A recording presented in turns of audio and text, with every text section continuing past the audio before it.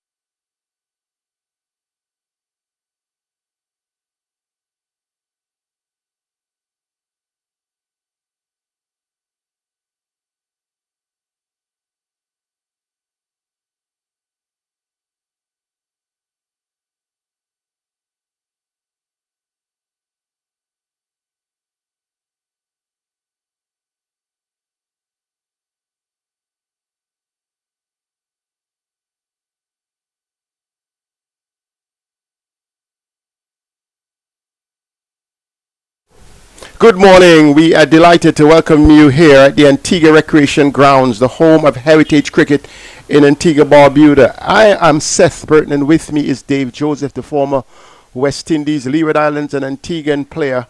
And we're here to bring you this match between the Guyana Harpy Eagles, who are flying high and would have entered the final of the West Indies for the championship. And they are playing against the West Indies Academy in preparation for the Academy Tour of Sri Lanka. Dave, it is bright sunshine and we're expecting some exceptional talent on display today. But before that, let's look at the toss.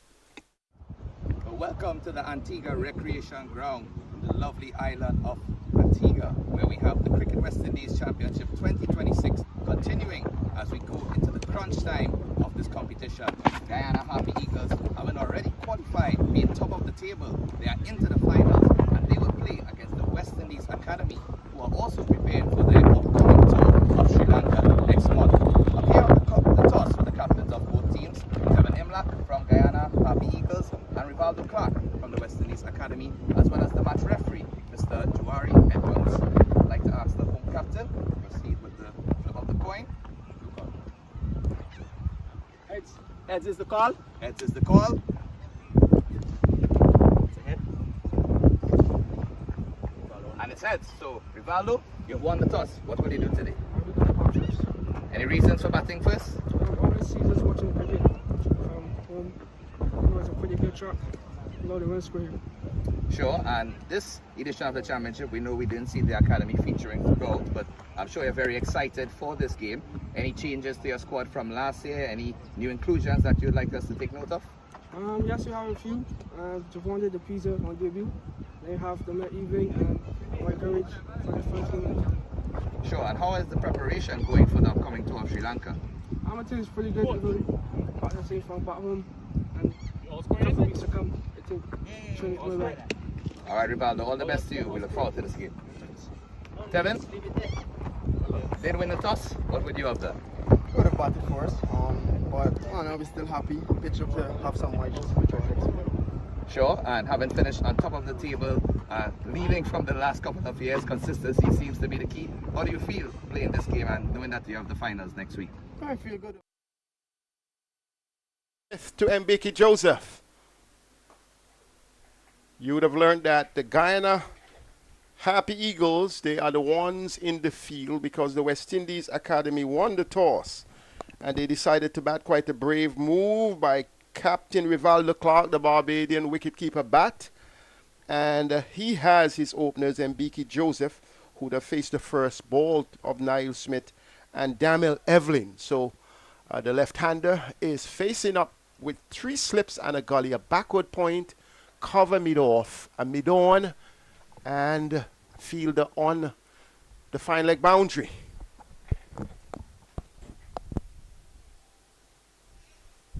Well, they get going. They are on the way. They have gotten off the mark. And Mbeki Joseph getting a single. Dave Joseph. That one was on the hips. It looks as though there is a little bounce, a little life for Niall Smith. Yeah, good morning, Seth. Good morning to your viewing and listening audience. Yeah, I had a look at the track this morning, and it seems like there's a little bit of moisture around, so we should expect some, some bounce, a bit of movement early on, and then we see where we go from there.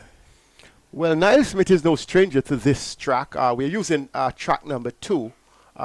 Previously, he bowled on track number 3, and he had 5 wickets. He had a 5-wicket haul in the match against the Windward Islands, so he would be expecting some early movement.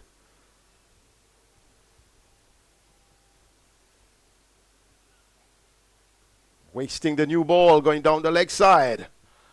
But he looks at his boots, so pretty much trying to test the pitch. Yeah, I was pretty impressed with Smith last game. I saw him against the Leewards. He bowled a decent line, decent length, and he bowled at least, 3 or 4 good spells. So I'm looking forward to see what he does today in terms of his consistency, against these youngsters from the West Indies Academy. Yes, this time for the right-hander though. Evelyn, they only have 2 slips, so quite a change. Perhaps tactically working him out.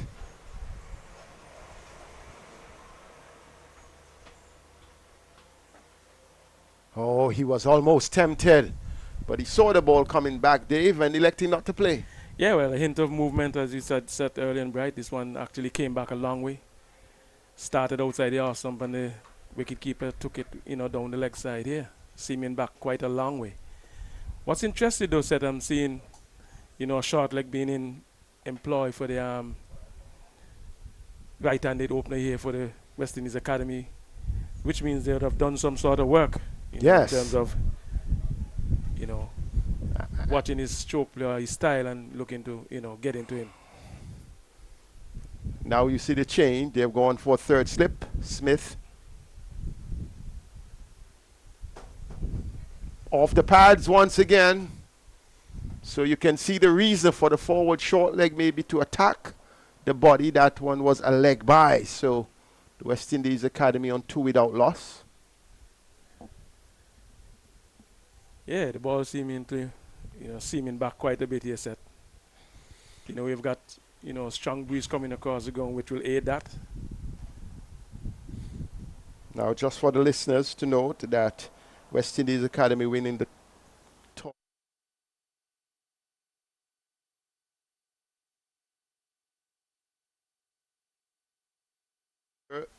So viewers, we apologize that the graphics is not up yet with the score, but we would have that done shortly. Good delivery. And we see Mbeki Joseph doing something with that. Just to give you a view before you come in, Dave, with the Academy winning the toss, they elected to leave out 3 players, Ryan Bandu, Shakid Parrish, and Jakeem Pollard. Pollard, well, you know who they are. I won't get into those who have been left out because that is another issue. But let's get to those who are in. Jamil Evelyn, he is opening the batting with Mbeki Joseph at the top. Then Mavendra Dinidal, Givanet Di Pisa, Carlon Bowen Tuckett, Rivaldo Clark, the captain, Amory Goodrich, Nathan Edward, Zishon Motara, Kelvin Pittman, Renico Smith. So Kelvin Pittman, who plays for the Leewards, has been given the opportunity, perhaps for the selectors to see him getting some work out, but he had been with the Leeward Islands Hurricanes during the season, and he has been now been converted to the West Indies Academy team. So well, obviously it's in preparation to heading down to Sri Lanka, set, so you need to have him, keep going and keep, stretching himself out for that tour. Surprise, surprise, surprise. Virasamy Permaul starting the attack from the Factory Road end. And they have gotten 2.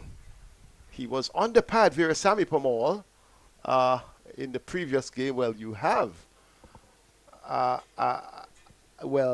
Kimo Paul, let's get back to the guy in the team. Kimo Paul was omitted from the 11. So the guy in the team not going for the senior medium pacer in Kimo Paul. So I guess it's evident why this move. We are seeing now a debut, 2 debutants. We'll get to that in the Guyana squad. So just to give you an idea, the debutants would be short mid-arm position, more or less, trying to get Evan Lewis to work the ball into that position area there, down the onside. Springs just going offline. Good take by Lenika Boucher. And you can see it's a plan by the Barbados team. They know that Evan Lewis is probably weak in that area, or maybe that even could be his favorite area of stroke play. And they're trying to force him into a false shot using that ball that is coming into his body. So good ploy so far, and you can see that the Barbados team, they would have studied the players that they're coming up against. Yeah. All these video analysts around the teams these days worked away nicely into the square leg area. Get a couple of runs, won't get a boundary. And straight away Evan Lewis is off the mark. That will give him some confidence. Would give him some confidence, but if I was the Barbados captain, I too would take a little bit of confidence from that. Because again, he was almost falling over. And that ball, even though it went squarer of the wicket this time and he was able to get runs, it did leave the bat in the air for a short while. And it you know, something like that, and he probably plays a little bit earlier, could bring Wickham into play. Evan Lewis, age 34 years old, looking to make a serious dent and make a statement to get into the test team. Second over of the day comes to an end. Lewis is 2 and Cooper is not. And with the test team needing a solid opening pair, somebody that will really be solid in that opening position, he has an opportunity in this match, and if they move on to the finals, to make a statement. So I think that he would be thinking that, you know, this is another opportunity. He said at the start of the tournament that he is coming back to red ball with the intention of trying to get back into the West Indies team, and so he has his own destiny in his hands. He has to play a solid innings that is going to remain in the minds of the selectors. Cephas Cooper, young player, only scored 34 runs so far from his 3 matches. A little tentative there, wasn't really sure whether he wanted to come forward or not, just sort of just groping on the crease there. Yeah, and that is what I've been saying, that Cooper has not come to the party in this. In the 3 matches against the Leeward Islands and again today, he has to justify the selection by or back up 10 runs, and also looking to build a partnership with his opening partner. Very keen. Cooper gets a wide delivery. No need for him to look at it. But he tends just outside that off stump, that he flashes at or plays at some of those deliveries that are closer to him outside the off stump. And we saw even the delivery before, that he was playing at it, the ball coming off the inner portion of the bat, almost going onto something that we've seen happen before. So he has to be mindful of that tendency, that he pushes at those balls, especially when they're close to him outside the off stump, without actually moving his feet in line. He's so far batted for 168 minutes this season. That's before this game. Faced 119 balls, so he just needs to just find that touch. Good line, good delivery, good take, everything. Good cricket all around. He's a knot, and that is something that always worry batsmen. You want to get off the mark, that dreadful number. And apart from that delivery that played off the inner portion of his bat, he's really not had too many deliveries on his bat. So I think that he would want to start to feel the ball onto his bat so that he can gain some confidence. Real pressure situation here for the young man. Cooper want to give Trinidad and Tobago Red Force a good start. Good line. Again, ball dying on its way to Boucher. I just think Denmore, based on my observation looking here, I know that Boucher would not have played here a lot of times at the Coolidge Cricket Ground, but he's going to have to lead as the wicket-keeper. I just think that he can take 3 steps up. Yeah, I think that he's a little bit, he should have assessed by now that this is not going to be one of those pitches that are going to have a great bounce and carry. So I believe that he could just adjust, even the slips could adjust a little bit, in my estimation. Well, you got the experience in the slips there of Ruston Chase and company that soon will make that adjustment. Cooper is gliding this past Joshua Bishop. Sort of lame effort there. Thought he dived before the ball, then more first boundary and first scoring shot to Cooper. He gets off the mark with a boundary. Yeah, Cooper would be happy with getting that boundary, but not the best of efforts we would have seen in that key position there at that point position, the captain would want somebody that he puts in that position to be a lot sharper. We speak about putting your best fielders in key positions, and I'm just wondering if Bishop is actually the best fielder to be in that key position.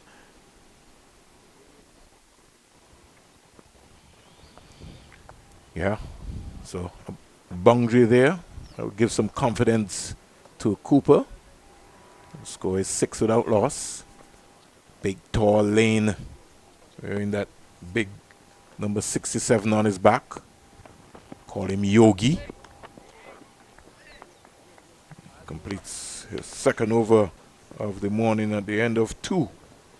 In the 3 overs so far, 6 without loss. Yeah, again, not a very good over in my estimation from Lane. Was a little bit, for me, too wide, much too wide, and allowing Cooper to be able to free his arms, even if it's just to glide that one down to third man. He wants to be a little bit more consistent, a little bit fuller, a little bit straighter for me, for Johan Lane, and he's taking a little bit of a time, in my estimation, to get his radar, get his rhythm under control. He still looks a little bit ragged at the start of this bowling spell. The big question, Denmore, and I'll have to ask you is which is the Lane's favorite end on target Springer's delivery? We won't know. We won't know. Well, I will tell you, I think his favorite end, and I know you're not going to agree with me, but I know most of his wickets following the academy, he really would have picked up a lot of his wickets from the major centre end here. But again, being the leading bowler in this attack, you know, captain would have given him the opportunity to come from the CIU road end today. Springer forcing Evan Lewis to just sneak this one into the outside. And that's what you want. You want to get Lane and Springer to be bowling wicket to wicket, attacking the stumps. A lot of batsmen then more early in their innings, especially in the top order, they're always nervous starters, and the ball can do anything. A new ball can do anything. Yeah, and this is why I was saying earlier that somebody like a Cooper needs a couple of balls coming off the middle of his bats, because I find that he is a nervous starter. But I think that if he gets a couple of deliveries that's coming out of the middle of his bat, if he start to maybe even run a couple of singles, turn over the strike, get some confidence, then he has the opportunity to make runs today. 3 slips go down for Cooper. Nervously. And he's driving that one sweetly. But a bigger effort there from Joshua Bishop this time. And he's been applauded by Kevin Wickham, saying, now you've woken up. Yeah, that's the kind of effort that the captain wants in those key positions. Like I said, where he's feeling is a very key position. And a stop like that from him would be, you know, a confidence booster for anybody. Remodeled Barbados team. He'll be the future for Barbados cricket. So too would be Joshua Bishop. These guys would have started at the West Indies Academy, graduated. You know, we would have then more seen a lot of Kevlin Anderson and Callum Boyne Tuckett.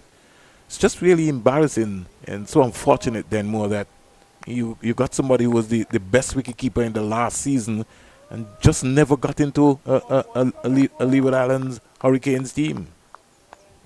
And again, a graduate coming out of the academy, shortened season. Good movement there, good control there. You know, I have a different opinion. When I mean, because I am of the opinion firmly that all the players who are leaving the academy need to be guided into all the franchises. So if Leeward Islands is not the place where Carlin Boyne Tuckett is going to get his opportunity, then he needs to go somewhere else. And if he needs to go somewhere else, that is probably in need of a better wicket keeper, somebody that is a good wicket keeper. So if it is that is the win words that need it, because I'm of the opinion WICB paying the bill, they should call the tune. Support you then more. Driven by Cooper, straight up to Craig Brathwaite. Because I think it's counterproductive that we spend money on them, having them in the academy. We give them all the training, and then we don't allow them the opportunity to ply their trade when they're finished. I think that one of the guarantees coming out of the academy should be that you're going to go into a franchise to continue whatever the development you would have gotten at the academy. You're going to be led into a franchise, or you're going to be placed into a franchise where you're going to be given opportunities.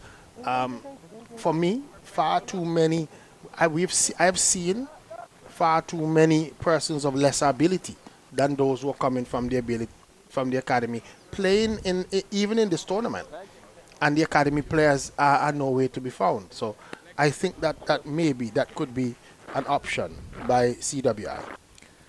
So Evan Lewis is just remarking his crease. This is the first time that he will be, for the morning session, that he'll be facing up to Ewan Lane. The flags in the northern end of this ground. The Barbados flag as Lane bounds away. Lewis is driving, but more or less really didn't lean into it. He was sort of caught, just hanging around into his crease, but got a very comfortable single in the end. Yeah, we know that in the last game, Evan Lewis got struck on that ankle before he even faced the ball at the ARG and had to retire hurt. Just seeing him after playing that drive, just sort of shaking that leg, maybe still having a little bit of an issue with that ankle. We saw it heavily strapped even before he got hit with the ball. So maybe that is the reason, could be why he wasn't as forceful into that drive. It was a good delivery by Lane, attacking the stumps. Something Denmore has been talking about. Ken, good leave here by Cooper, and then in his rehearsal, just saying, listen, he's trying to bowl the fourth stump line, so I don't need to. Gotta see Lane just attack the stumps, and as you rightly said, Denmore, he's gotta come at Cooper. Yeah, he has to let Cooper play a lot more. Cooper would be happy with those deliveries a little bit wider outside line of the off stump, where he can pick that line up early and leave alone. What Lane needs to do is to just ensure that he keeps Cooper honest by allowing him to play. Interesting contest on here. It's a lot better, and he's really received some major support from Kyle Mayers and Weston Chase, just allowing him and alerting him and saying, that's the line, that's what we want you to do. Remain focused. Coach Vasbert Drakes would have gone through the numbers along with Ryan Hines. It's so good to see my colleagues. Drake's a real true professional. Vasbert Drakes only played some 12 test matches for the West Indies during his time. He'll be nurturing somebody like Lane along down the onside, and just for a moment Cooper might have felt that he missed out there then more. Yeah, I think he actually did miss out, because that one was by the line. It was angled toward the leg side, and I thought that if he had gotten even a better glance onto that one, he could have gotten 4 down to this third man region, or if he had gotten into place quicker, should have really let Lane be punished for that poor delivery.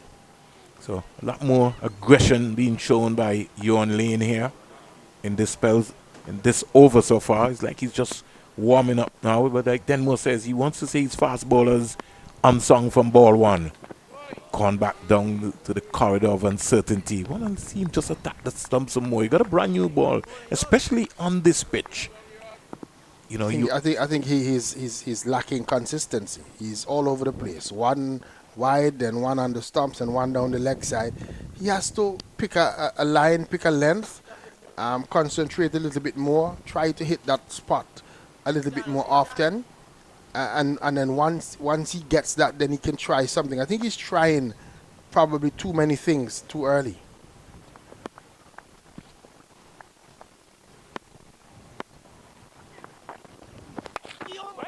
Squeezed away. Good work there again. Sharp work there from Joshua Bishop. Oh, you see the difference? That one was just about allowing Cooper to play. He was able to find, even though it went all along the ground, to Bishop in that gully, in that point position. again, once you get Cooper having to come forward, there's a little bit of uncertainty, and you can get results. So Lane has to concentrate on being consistent in that type of area.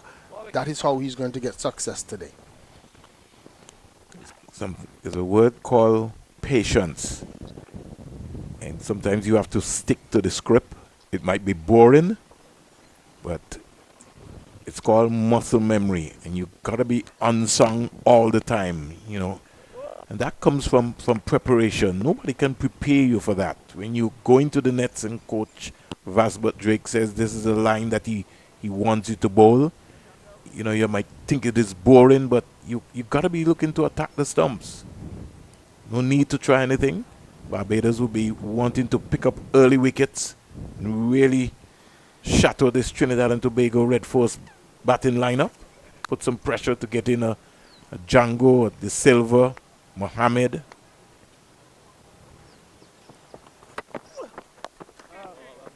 Another delivery here from Shamar Springer, played right there to Kevin Wickup.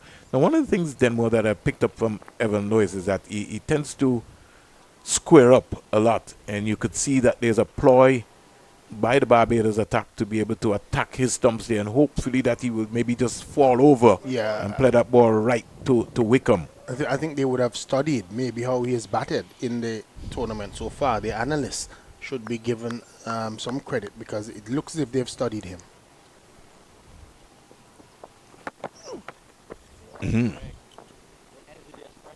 Exaggeration of movement there from that Springer delivery.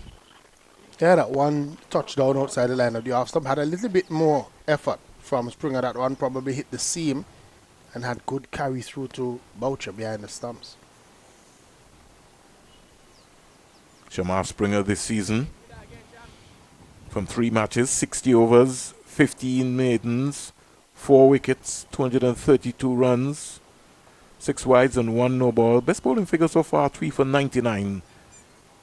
Well, he'd want to pick up a 5-er here.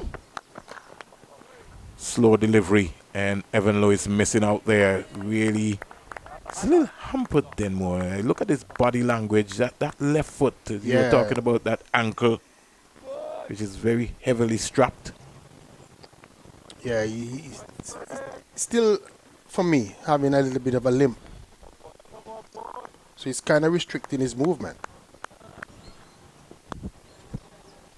But any day he could switch on, Evan Lewis. On the money.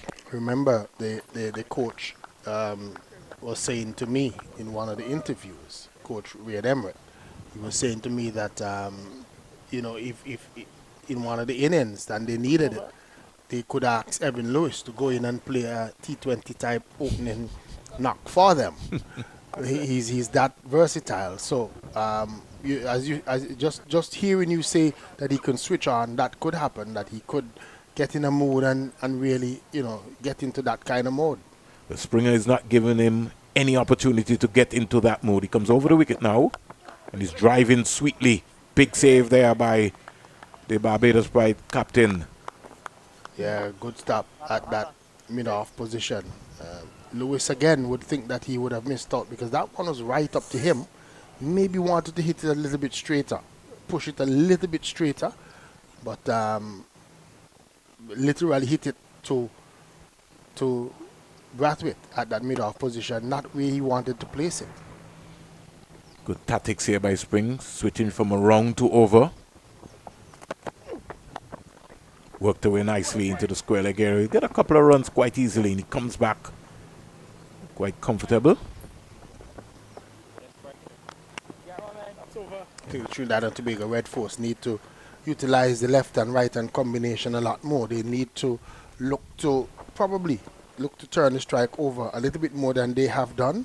But it's early days yet, just 6 overs gone. They're on 10 without loss, and they really need to build partnerships. I think that's going to be the difference today in this encounter. Lovely day for cricket. Breeze moving from east to west. We can see the flags just picking up nicely. Cricket West Indies Trinidad and Tobago, a very proud country. Barbados. We're going to have an early change, Springs, in the bowling. Kyle Mayers is being brought into the attack. You know what happens, right? He's somebody who always tends to find a way to come up with something special. He's bowled 32.4 overs. He's got 3 wickets so far. But he's a game changer as well. He's on the money here straight away to Cooper. And that's the versatility of a Barbados lineup. A Kyle Mayers, when you have someone like a Kyle Mayers in your lineup who could be able to just come and just get that ball to just dart around, swing around here on this track. And if you realize, Denmore, on the end here where Cooper is batting, it's got more grass. It's more grassed area. And Miles could be a handful.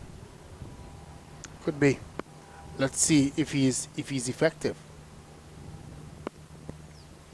Couple of birds just looking around onto the Coolidge outfield here.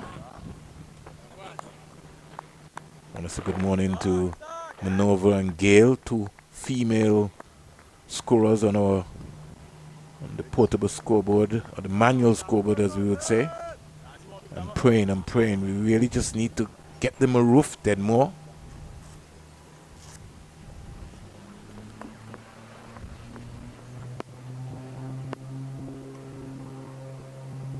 Cooper. 4. He can do that all day. Yeah. I think Cooper is not going to be playing at many of those. Yeah, they do need I'm just having a look with my binoculars, and they do need a roof. I would also say to them that they probably need to invest in one of those Richie Richardson broad hats, because I'm looking over there. They're wearing some nice little peaks, but not getting too much shade from the sun. I think I'm going to have to see if I can find a couple of Antigua and Barbuda Falcons hats. I don't know if I'll have extra large, because you realize that they would have some extra hair extensions. So don't think a medium will do for them. We'll have to get some extra large hats. Yeah, but I support you then more. And I'm looking, and that fancy hairdo that they have up today looks as if they're going out later. So maybe that's why they're not wearing the hat. They don't want to spoil the hair. hair. To spoil that hairdo. But we say good morning to them, and we appreciate the work that they do. Yeah, certainly. Electronic scoreboard is also up here at the Coolidge Cricket Ground. Here goes Kyle Mayers. He's squeezed away. Pass. Roston Chase down to the third man boundary for 4. I wouldn't be too disappointed with that if I was Kyle Mayers, because he got Cooper driving. And again, just if you look at the way that Cooper was driving at that one, just sort of just coming forward and pushing at it away from his body, and the ball even went in the direction of the slip. So not necessarily a bad thing. And what I've seen happen is that the slips have made the adjustment. They've just gotten a little bit tighter and maybe a little bit shorter. Something that we've been saying that they needed to do from the start. Just take a step up, and we've seen the man at third slip just come a little bit tighter. Kyle Mayers trying to whip that one away, Cooper. Rush into his pad, umpire Carl Tuckett just waving around there on his left leg by. End of the 7th over. Cooper is 8, Lewis is 6. Very quiet and comfortable start here at the Coolidge Cricket Ground, the home of Cricket West Indies. Just in case you've just joined us on the West Indies YouTube channel, live and louder, really producing an excellent day here. Let me just say good morning to Candice. First time that I'm working with Candice, and you know, Jason the Wiz and the entire team, Richard, Joel, Kadir, Raheem, Gordon. Such a wonderful team to work with, man. Once again, we just want to wish all the mothers all over the world a very happy Mother's Day. Springer. Ken, just as Denmore was saying, Cooper, he really doesn't, the stride is not big, Denmore. No, he takes just almost like a halfway. half stride. Yes. But he has a tendency that he drives away from, so he doesn't stay in the textbook type driving, his hands sort of go away from his body, which always makes him a candidate for catching the slip.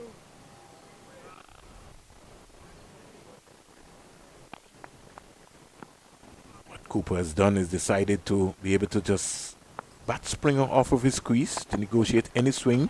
He's driving again sweetly. It's a lovely. The stride this That time one was a lot better. Yeah, a lot better.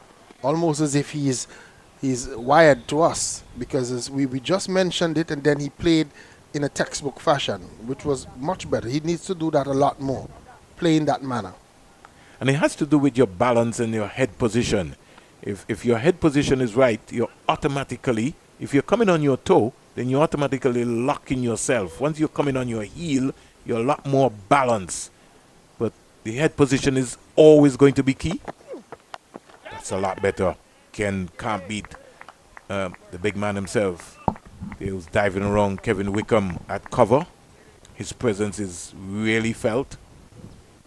Wickham has been the talking point of this season so far. And rightly so. Having scored 3 centuries in a row, anybody would be talking about him. I think he too has to be consistent. So he's going to be an important aspect of this Barbados attack innings, especially when they go to bat in this game.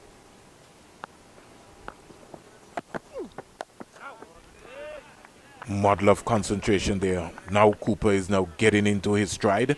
Could see a more bigger effort from him getting right onto that front foot. Yeah, but what he needs to do, if you notice that when he gets onto that front foot, though, even though he's playing defensively, he tends to still be pushing at the ball. So Viv would tell you that when you're going to play defensive like that, you want to just drop it, away so that you can have the possibility of a single instead of pushing it so that it carries so firmly to the fielders.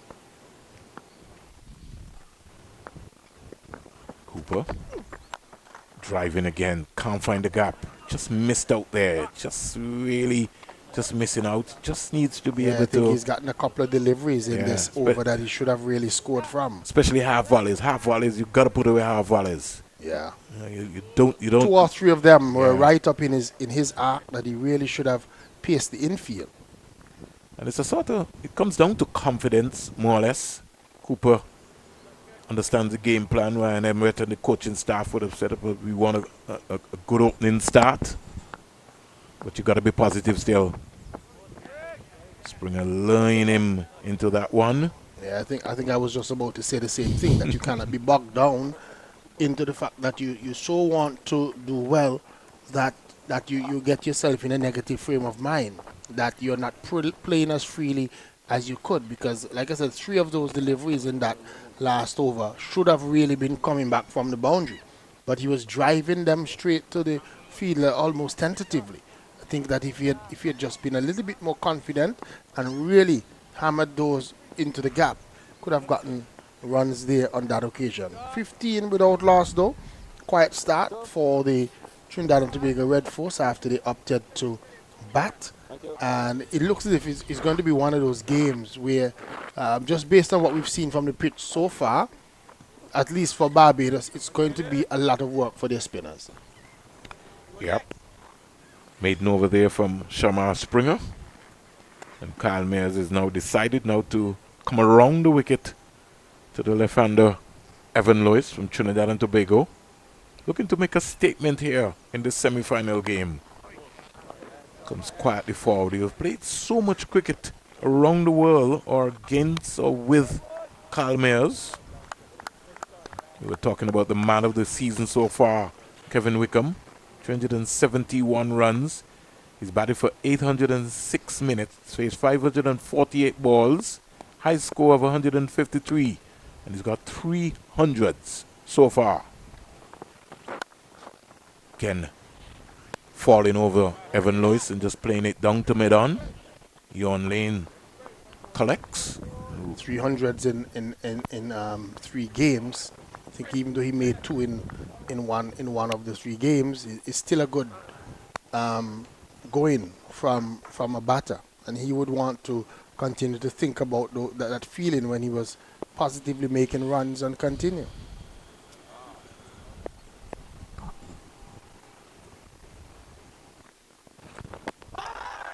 he felt like before, but I think he was hit outside the line, even though the stride was not that big.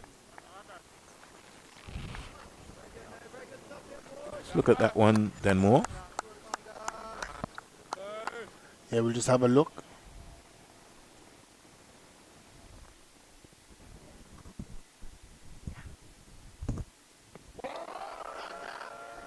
Very decent shout, I thought.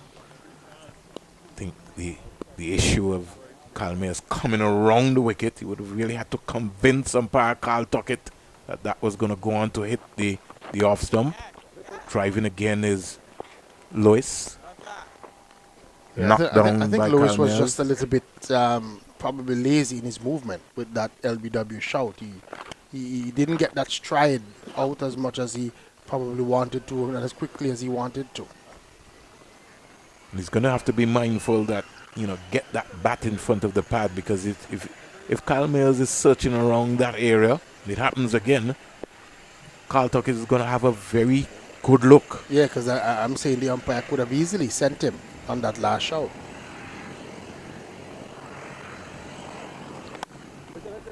Driving again.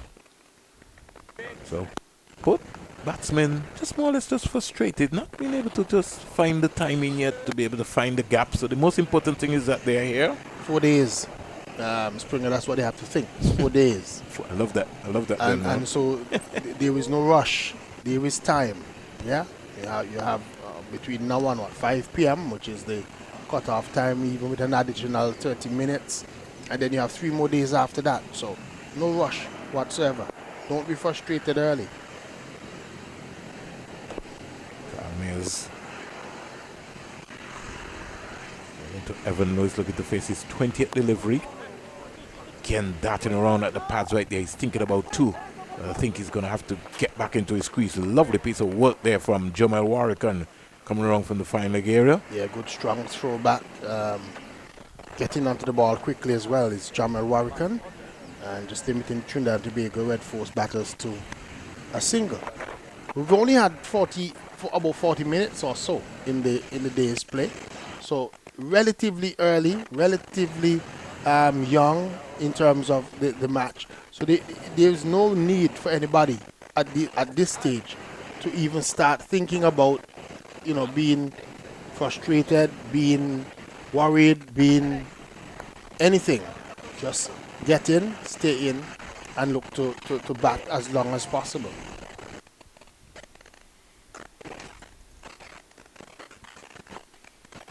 16 without loss.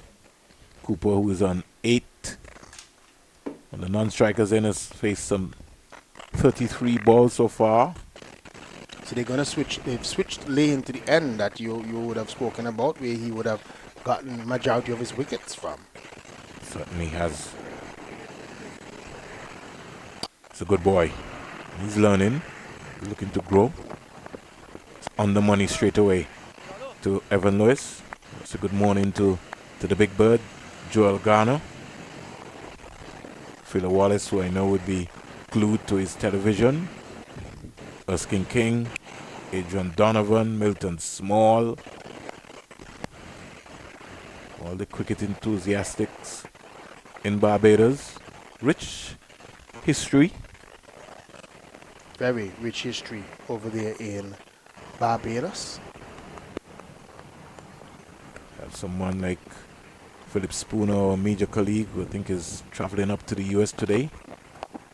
Again, right on the money. So here comes the man himself, Lane, who's bounding away. 2 deliveries so far from this end, but they've been 2 better deliveries than any we would have seen from him from the other end. Looks a lot more online, a lot more on target early on in his spell from this end.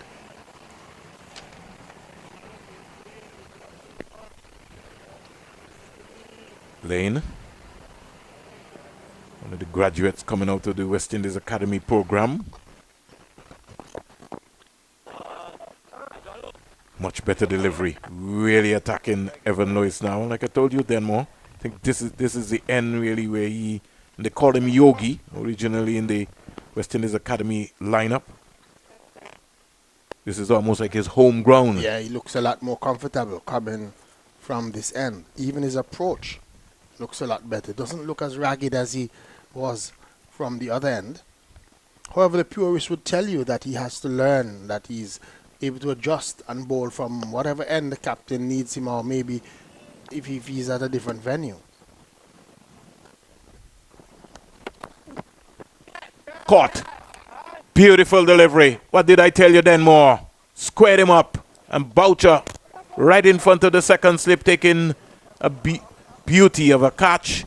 And Lane strikes for the Barbados Pride. And that one had a little bit more rev, a little bit more zip on it. That one hit the seam and drew Evan Lewis into the stroke. And beautiful, nice, thick outer edge. And good take by wicketkeeper Boucher. Perfect leg cutter, Denmore. Look at it. Touchdown. Squid him all up. Yeah. Really good bowling that from Lane. And he would be happy. And the captain would be happy that he has switched him to another end and has gotten immediate success.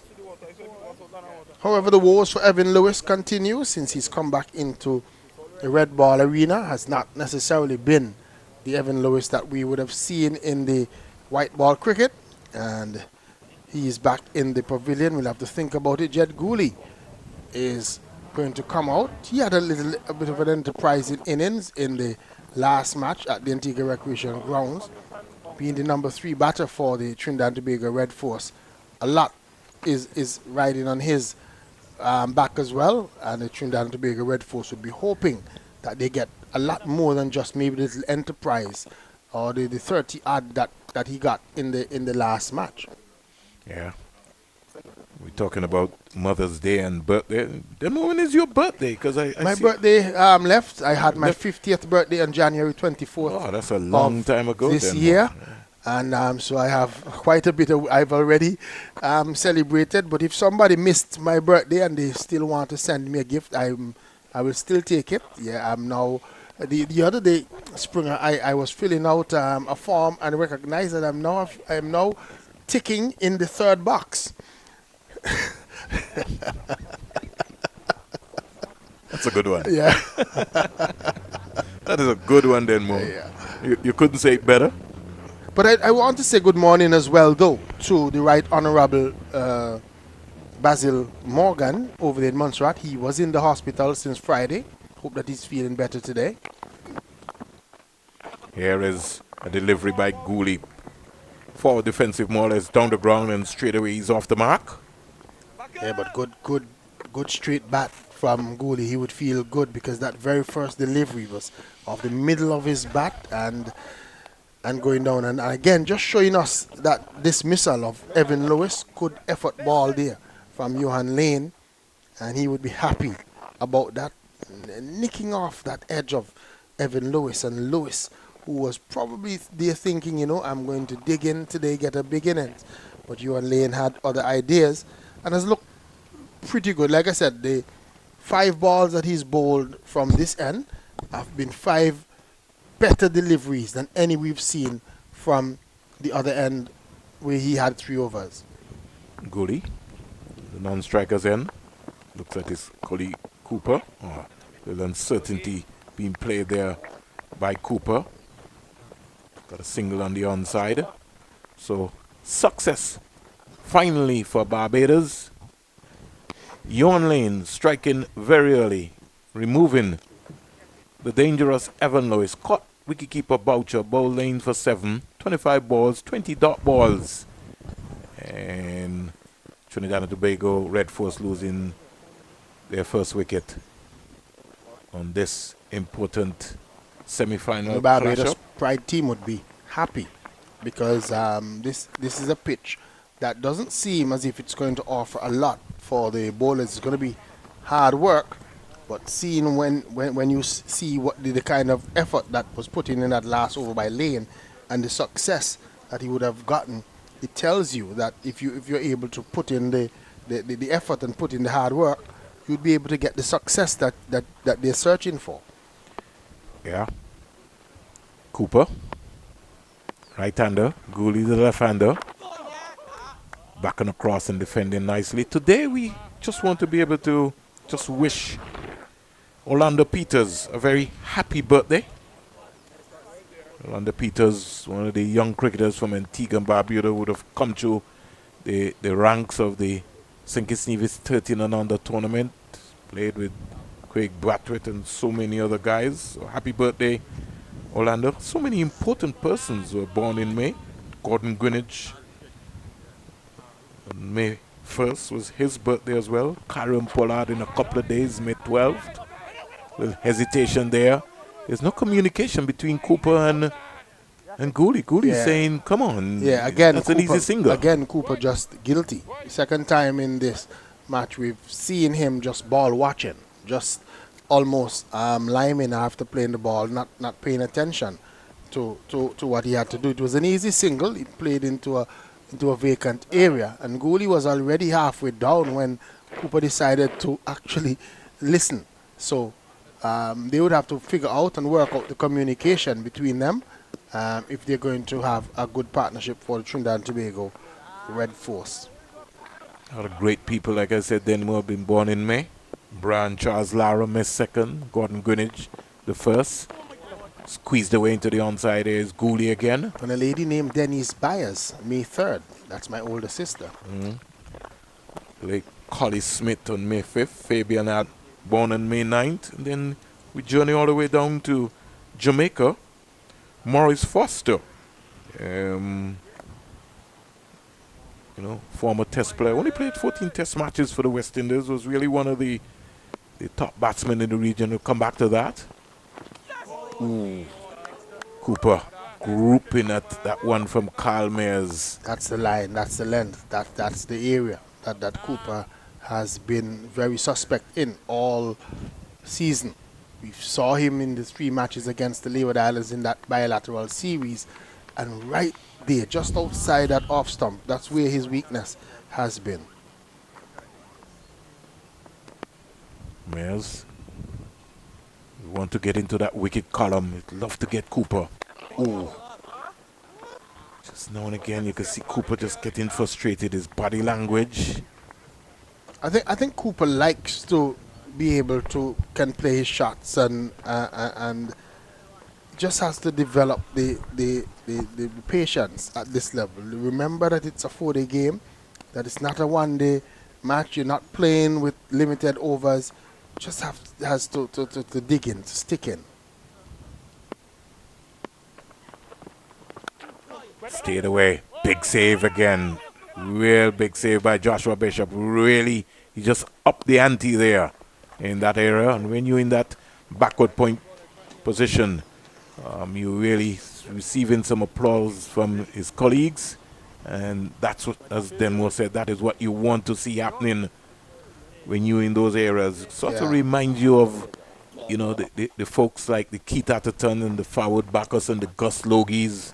Even on the women's side, the Andrew Dottin, they just occupy a wide area. And I think that too is important, especially when you want selectors to have a look at you, because they also look at how are you in the field, how are you a liability, are you an asset, are you just more than maybe the batting that you offer, or are you more than the bowling that you offer. So players have to also be mindful that is an all-round game, and they're marketing themselves. Like now, we're being streamed all over the world. People would be watching to see, the kind of effort that Bishop gives in the field. And all of these are things that can make or break you in terms of your career. So it's important that players understand their role and do it well when they're placed in certain positions. Trinidad and Tobago Red Force captain Joshua De Silva won the toss earlier and elected to bat first. Red Force looking for their first championship in 20 years. Good delivery there from Just looking at your pitch report, it looked a pretty dry pitch. I also just had a little bit of a word when I came in with the groundsman, and he said that they're playing today on pitch number 3, he told me. And he said it's a new pitch, one that we've not used in this tournament so far. And he wasn't necessarily certain how it will play, but he thinks it's going to be a good pitch. Here is goalie Ken looking for a single. Umpires today, Carl Tuckett and Dighton Butler. Match referee, Mr. Michael Ragonot, somebody who's been very much active, involved in football and cricket in the Caribbean, a good friend of Denmore Roberts. Very much so, very much so. A good guy, Michael Ragonot. Talking about birthdays, we also want to remember the late Conrad Hunt. So Conrad Hunt, he too celebrate with the 9th, another wide delivery here going down the onside. So Mayors brought some real good success for a number of persons. And sure, just in case we would have maybe missed anybody, we say happy birthday to you in a very big way.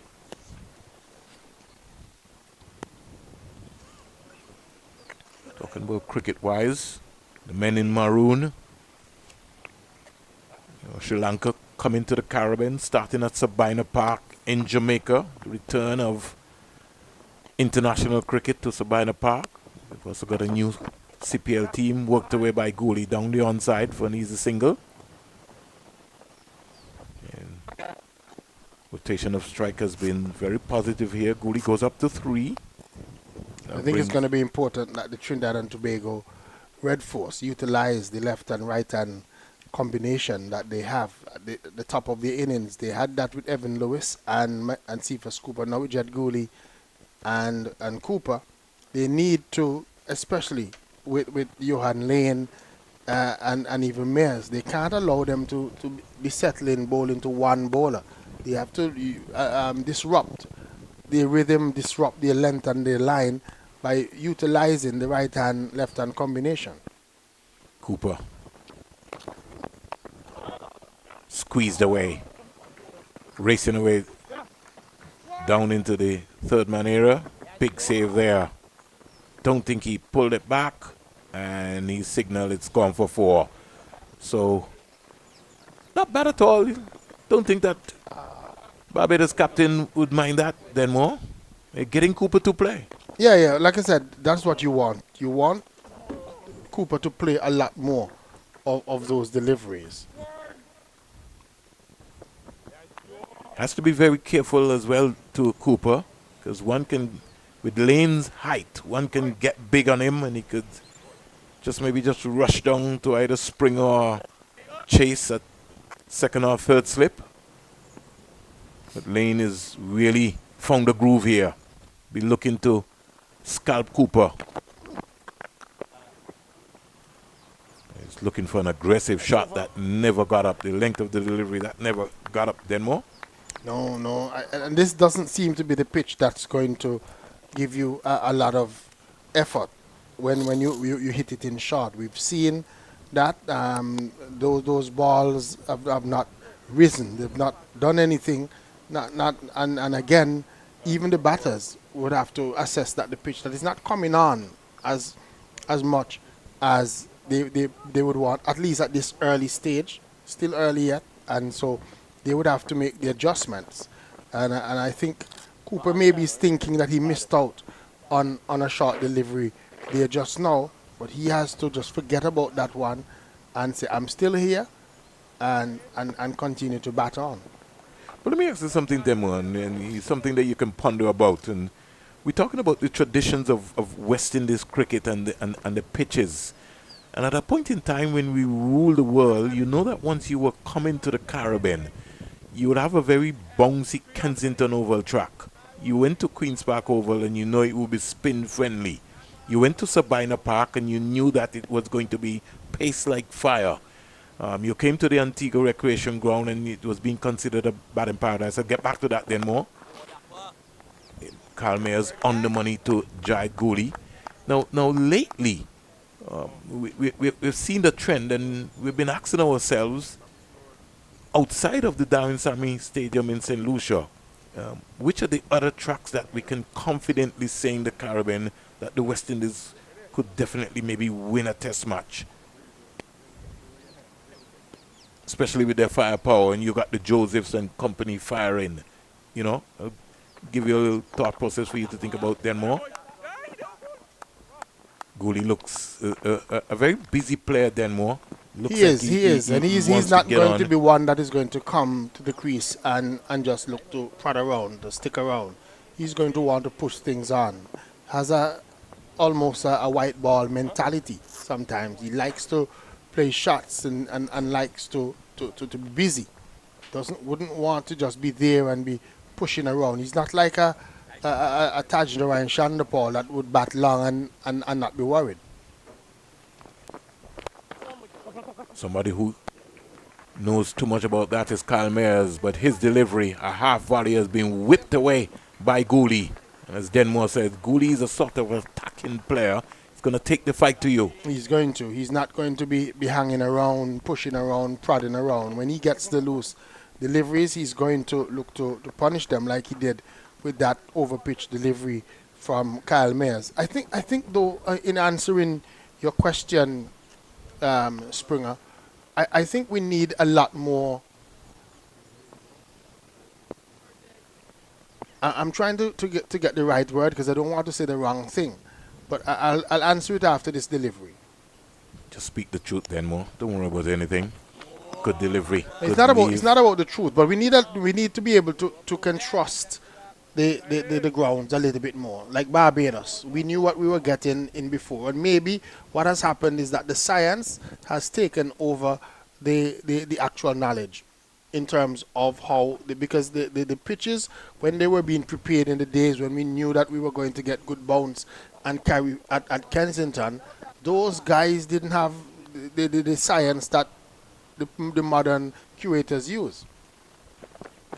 Very good point there raised by Denmore. I'll give you another assessment as well too, Denmore. And I think it also has a lot to do with the way we prepare our pitches now. Now, as a small boy coming up at Warner Park in St. Kitts, Denmore, you had a groundsman with the late Vincent Deming. And so when you went to the park at early in the mornings to go and train, sometimes Deming would have you roll in the pitch at early morning, 5 o'clock in the morning, 5:30. And you even had the prisoners who would come out and they would use the actual manual roller. Now we have a different system now, Denmore. We've got more or less the street rollers, which are rolling the pitches. I'll get back to that in a while. Cooper again going hard at the ball. Big save there by Shamar Springer. Just as Denmore said, he's somebody who wants to feel back onto the ball. Kyle Mayers looking at him for a moment there to says, what happens? You want to punch me away? A lot of movement taking place Denmore pretty early. A lot of water coming out, towels. It's been pretty hot out there this morning. Gooley's called for a towel just to change of gloves. It's going to be a hot day. It's going to be probably even a long day, we can say, here in Antigua and Barbados. We haven't seen rain around these parts, and in having a look at the weather report, it's not very good in terms of the possibility of any rain. So it's going to be a nice hot day. We hardly have any clouds overhead. So the players are going to have to find ways to hydrate themselves, and like we can see very early on in this game, we're already seeing spin coming into the attack just after 13 overs. So it's going to be one of those days when I think that spin, etc., is going to be different. But you are correct. I think the days when the manual rollers, those rollers that we pull, you had a light one and you had one that they call the heavy one. We used to even see sometimes to get a little bit more weight. People used to sit on the handle and all those kind of things. Those sort of methods produced better pitches because the curators, or the groundsmen as we call them, stayed away. Chase knew what kind of weight that they were working with, and the amount of times that they had to roll it and all that. Now with the street rollers, they drive over a couple of times. It looks nice and flat, but maybe does not work as well as how it used to before. Chase starts. Well, it's gone past Gooley. It's coming around the wicket, so it's extracting turn here. Raston Chase. He's on the money straight away. looking to apply some pressure on Gooley. This is going to be a good matchup. Gooley stands up and just punches it up to Springer at cover. So the Barbados pride captain Craig Brathwaite has already summed up the situation here and has straight away brought Chase into the attack, who's going to have a long bowl. Yeah, I think he's seeing that this is not going to be one of those pitches that the fast bowlers are going to be very effective on. I think that's why it was so confident being displayed by Joshua De Silva this morning when he won the toss and he decided that he was going to bat first. Didn't waste any time.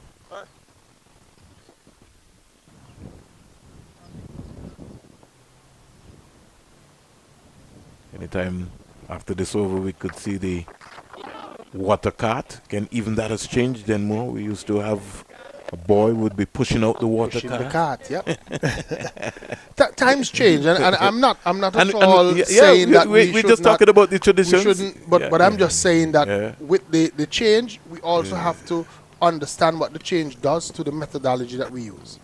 There we go. Nice leave there. So Chase starts with a maiden, and umpires, will they? Yes. So at the first hour of play, then more 14 overs have been bowled, very quiet. 30 for 1, the red force. Cooper is 13 from 42. Evan Lewis dismissed for 7 from 25, and Jai Gooley, very businesslike, 8 from 17. We will take our Dasani water break and come back.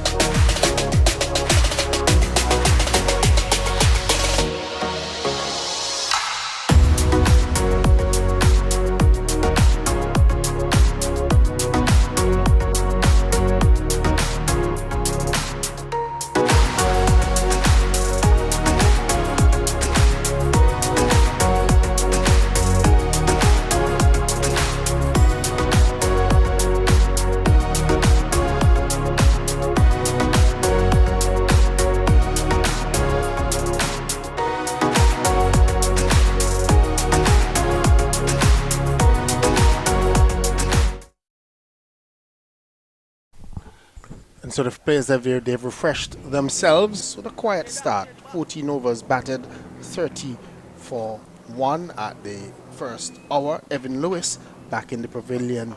Nice catch that's taken by the wicketkeeper Lenico Boucher from a good delivery from Johan Lane coming from the end, and we can just have a look at that wicket.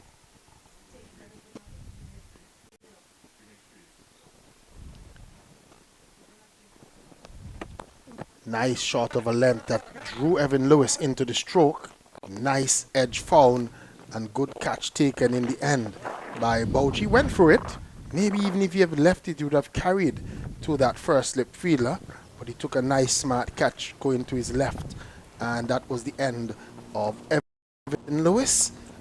Since Jid Gooley has come out and joined Cephas Cooper, they've put on a little bit of a partnership. Cephas Cooper has faced 42 deliveries for his 13, and Gooley has made a little breezy 8 from 17. But we're ready to go again. Looks as if it's going to be Kyle Mayers that is going to continue. Yeah, so Mayers starting. The wicketkeeper Boucher has now gone up to the stump now to put some pressure on Cephas Cooper. So Barbados has come out after the break and decided now, because of Cooper advancing first to Shamar Springer, and he decided that he's going to advance to Kyle Mayers as well. Boucher says, well, listen, you have to stay in the crease. Yeah, I think because the ball is not coming onto the bat as much as Cooper wants to, he's trying to probably just advance a little bit to give himself an opportunity to play. But good thinking from Boucher. And also, in terms of any swing, here is Cooper just back and just turning this into the square leg area. And he comes very quietly back for 2 comfortable runs. Very busy day at the VC Bird International Airport. We see a lot of some vehicles passing in front of us. Then what that look like your limo going there. Yeah. Certainly a spanking, shining light blue limo owned by Denmore. Looks good, looks good.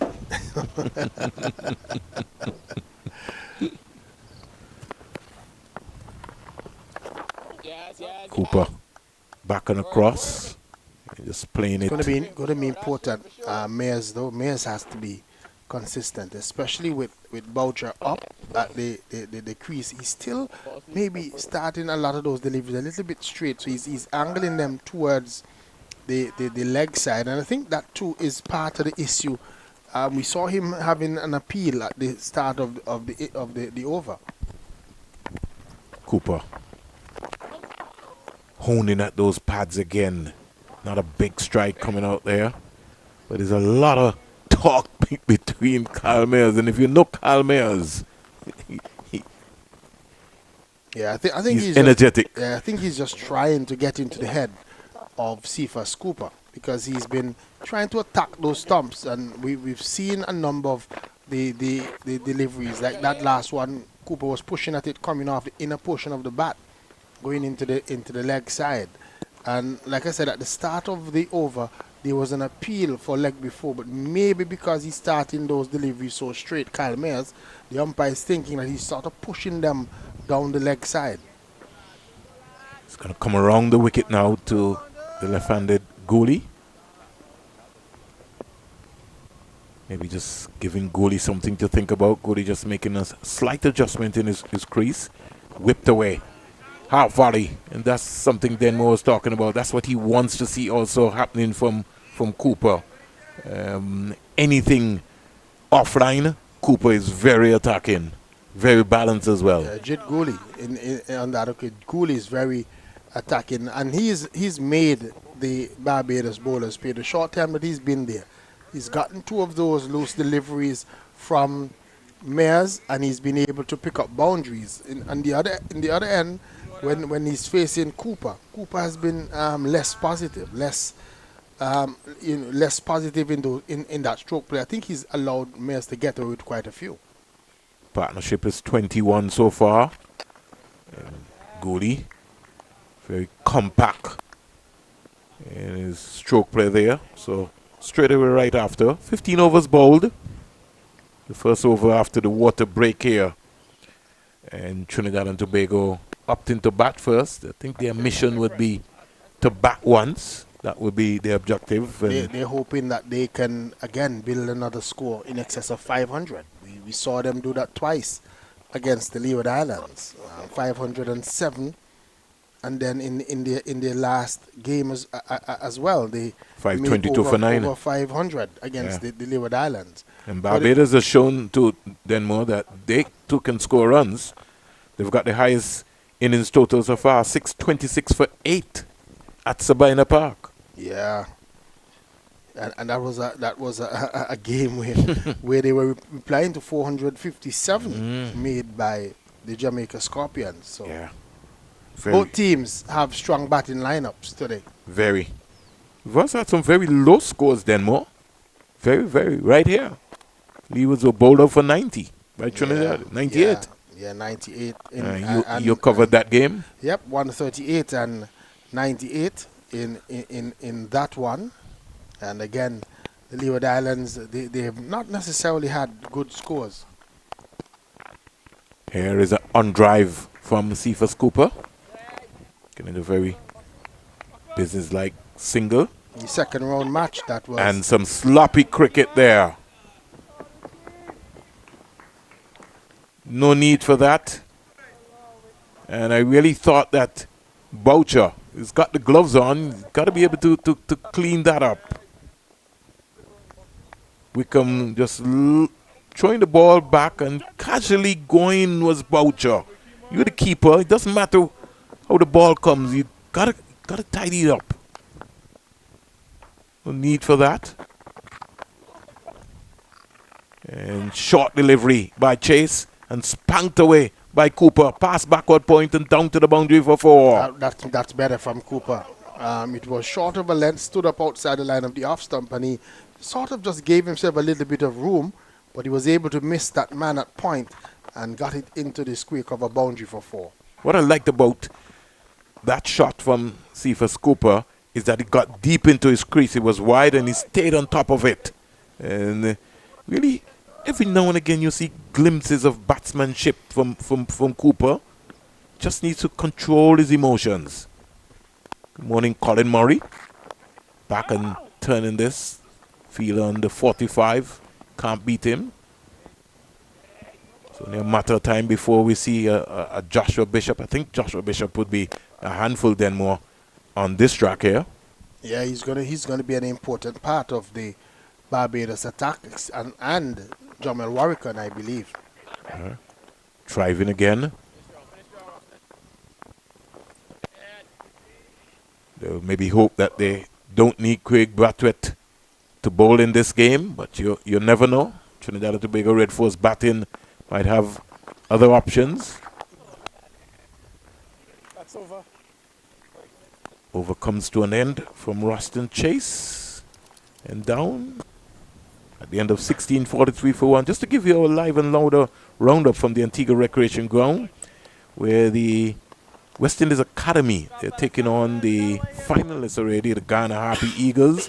West Indies Academy at the, so far in 17.3 overs, they're 84 for 1. And Becky Joseph is on. He's playing a white ball-esque innings there, Becky Joseph. He's been in cracking form there. And so far, the wicket taker has been Vasami Pamal, 8 overs, 2 majors, 33 runs, 1 wicket. And in fact, I think they might have just lost another wicket. We spoke too fast. And Becky Joseph, he's gone, bowl Luke Knott for 60. A little bit of luck there. Here is Gooley, caught in 2 minds there from a Springer delivery. And he was caught on the crease, the hands going, not the right foot coming out to the ball. And the length there from Shamar Springer sort of fooled him. It was a much more fuller length.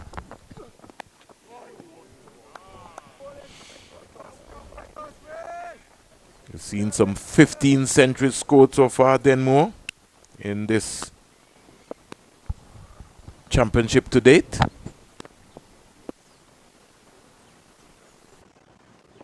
Including 2 double centuries. Joshua De Silva, 220 not out. Another delivery goes past Cooley. 203 by Django. And that was also not out. 203 not out by Django. No, Django. No, the Silva scored 220 not out. Not out. Yes, you're correct. No, sorry. Joshua De Silva scored 220. Amir Django's 200 is 203 not out. Not out. Yes, Joshua De Silva did get out. Among the runs again is the Barbados pride, Captain Craig Bartlett. He continues. It's just amazing that once he plays in the competition for the West Indies, he always tends to get 100. Missed out there by Kevin Wickham and gone for 4. A little bit unsighted there for a moment there. Put his body on the line, but the bubble past him and into the final boundary there. Delivery there from Shamar Springer, just round about middle and leg, and worked away nicely by Jai Cooley. Yeah, that one sort of sped up when it got into that area. That's where the practice pitches are. Yeah. Again wide. Again, I would like to advise Lenny Kaboucher that he has to take a step up. Ball tends to die from that end, so if he maybe can just step 5 meters up, the ball really won't be bouncing in front of him of that nature. It's just amazing, Denmo, how sometimes I look at the keepers these days, the modern day keepers. I just find sometimes that they're weak, Denmo, in terms of their core strength. They're always taking a shortcut. They've got their hands on their knees. Repetition. Yeah. And you know what has changed a lot of that, Denmo? The white ball version, the T10 and the T20. We just get somebody to just stand up and just collect the ball. Yeah. When you're not expected to have too many balls coming past the bat to wicket keepers, so they tend to take a lot more risk. And what it does is that when they get to this type of cricket, when they're going to be tested, periods where bowlers are like bowling a couple of overs to the wicket keeper, they tend to still want to cheat, and a lot of times get caught out. We saw that throughout this tournament with several of the keepers. I remember even in the last encounter when Jamal Hamilton was injured and Carlin Boyne Tuckett had to do a lot of the keeping. I felt at the time that too many balls dropped out of his gloves, and it was for the same reason, that he was trying to cheat a little bit, not going and staying down all the time, and like that new style where the hand is on their knee, and so on. Those are the little things that makes a difference. Chase continuing. Cooper is on driving, can't beat Shamar Springer, who's very close there at that mid-wicket area. The traditional mid-wicket position that we sometimes don't normally see these days, especially for the off-spinner. Slip go down. Cooper is coming right across. He's going to have to be very careful, Denmore. He has to be, and they have that short leg. Yes. They have that short leg in place, just for that very reason. Chase looking to wind him around again. He lost his shape there. The head position again by Cooper. Now he's rehearsing. Yeah, again, a little bit too anxious. One of the things that he's got to understand is that just allow the ball to come to you. You got to play it a lot later, quicker, faster, whipped away for 4. No one will get there into the deep backward square leg boundary. That's a badly line delivery by Chase. And that's a good shot. Got a badly line delivery from Ruston Chase, and he really made it pay. And was quick onto it, and very good execution. Chase. It's really more or less. That's been one thing about Cooper. Anything offline, then more, he's very quick on his feet. We saw him play battle line delivery by Chase, which is outside the off stump, and he hammered it past point, and this one just whipped that as well.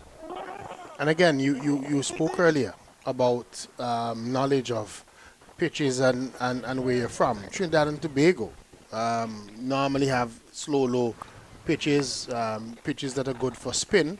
So you would expect that the Trinidad and Tobago batters would be a lot more adept at batting spin than maybe some of the others. Again, punched up to the offside. So Chase completes his over, takes his cap from Butler, the umpire. 50 comes up for the Trinidad and Tobago Red Force. 51 for 1. And Barbados Pride has used some 4 bowlers this morning. Barbados Pride has already established that it's going to be hard work for them, especially on this pitch here today. Pitch not coming on, not offering too much for the faster bowlers. Seems pretty easy for the batters, and so it's gonna be a situation where it's gonna be the team that is more patient, the bowlers that are able to just continue to maybe bowl at nagging line, at nagging length, and wait for the batters to make a mistake.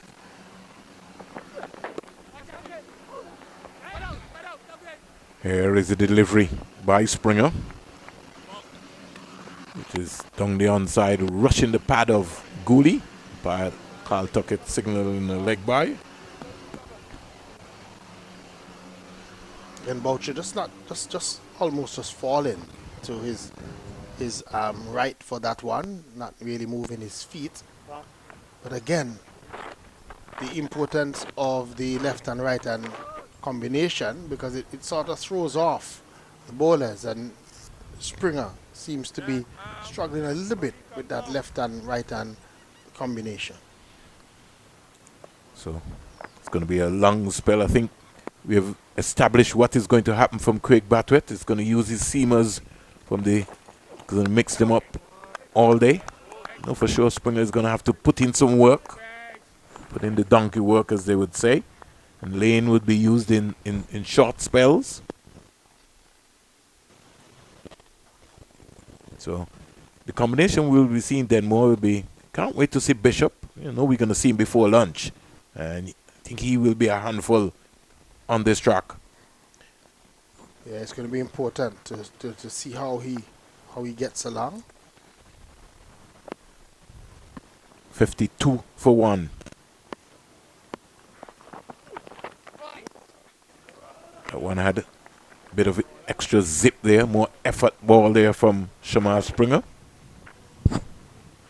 So it tells you that if the bowlers put in a little bit more effort, they are able to get something out of the pitch. Maybe for the morning so far, the Barbados bowlers have been a little bit too conservative. Then maybe they just need to run in and maybe bowl fast for a couple of overs and see what happens. I was having a conversation with Vinod Manchan the last game then when I was talking to him about the great man.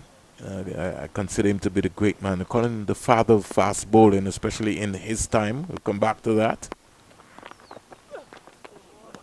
You know, as a small boy, Warner Park, you first start with Antigua and Barbuda playing against St. Kitts, and then you would maybe go over to the then Grove Park. And Andy Roberts came then more into those neck of the woods. And they were always considered to be tracks which were, as they would say, dead tracks. But Andy Roberts left Warner Park and left Grove Park with wickets all the time as a fast bowler. Again, just the effort that he would have put in. Turned away nicely by Cooper. A little stylish flair on it. Lane is after it. Will he get there? Don't think it will go all the way. It's gone. Down the hill for 4. Springer looks at Lane as if like, you could have done a lot better by stopping that.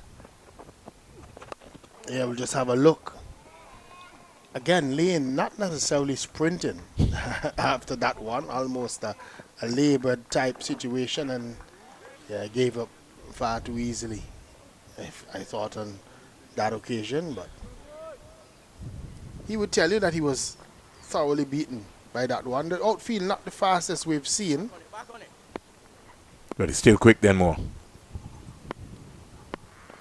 That boundary will give Cooper some confidence. It's going in stature. He's really, I think we're good for Gooley just keeping him down. It's gone to 30, 56 for 1. Gooley's 16, so Cooper has put in the hard work so far. And that's what happens sometimes when you bat for a long time. People tend to forget you. And that's what you have to do. That's what Cooper needs to do. Just get in and continue to grind away at it. He'll build an innings, build. Sooner, before you know it, he's on 50, and next thing he creeps up to 100, almost unnoticed. In the last game, that is what the Trinidad and Tobago Red Force did very well in their 522. Before you knew it, that batters were creeping up. They kept the scoreboard ticking over, not necessarily hitting too many boundaries, but they kept picking up the ones and the twos.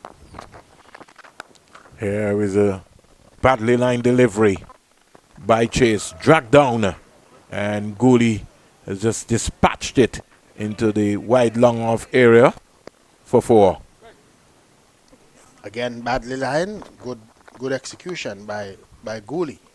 He's been on top of anything bad that he's gotten in this inning so far. Any bad deliveries that he's received, he's been able to put them away, and again another aggressive stroke. Picks up a boundary. Here goes Chase on the money again. Maybe just like to see Chase. I know he's got his tactics coming around the wicket. I just like to see him just come over the wicket, just to Gooley, tuck him up some more, give him something to think about. That's a good one into Hartley Reid.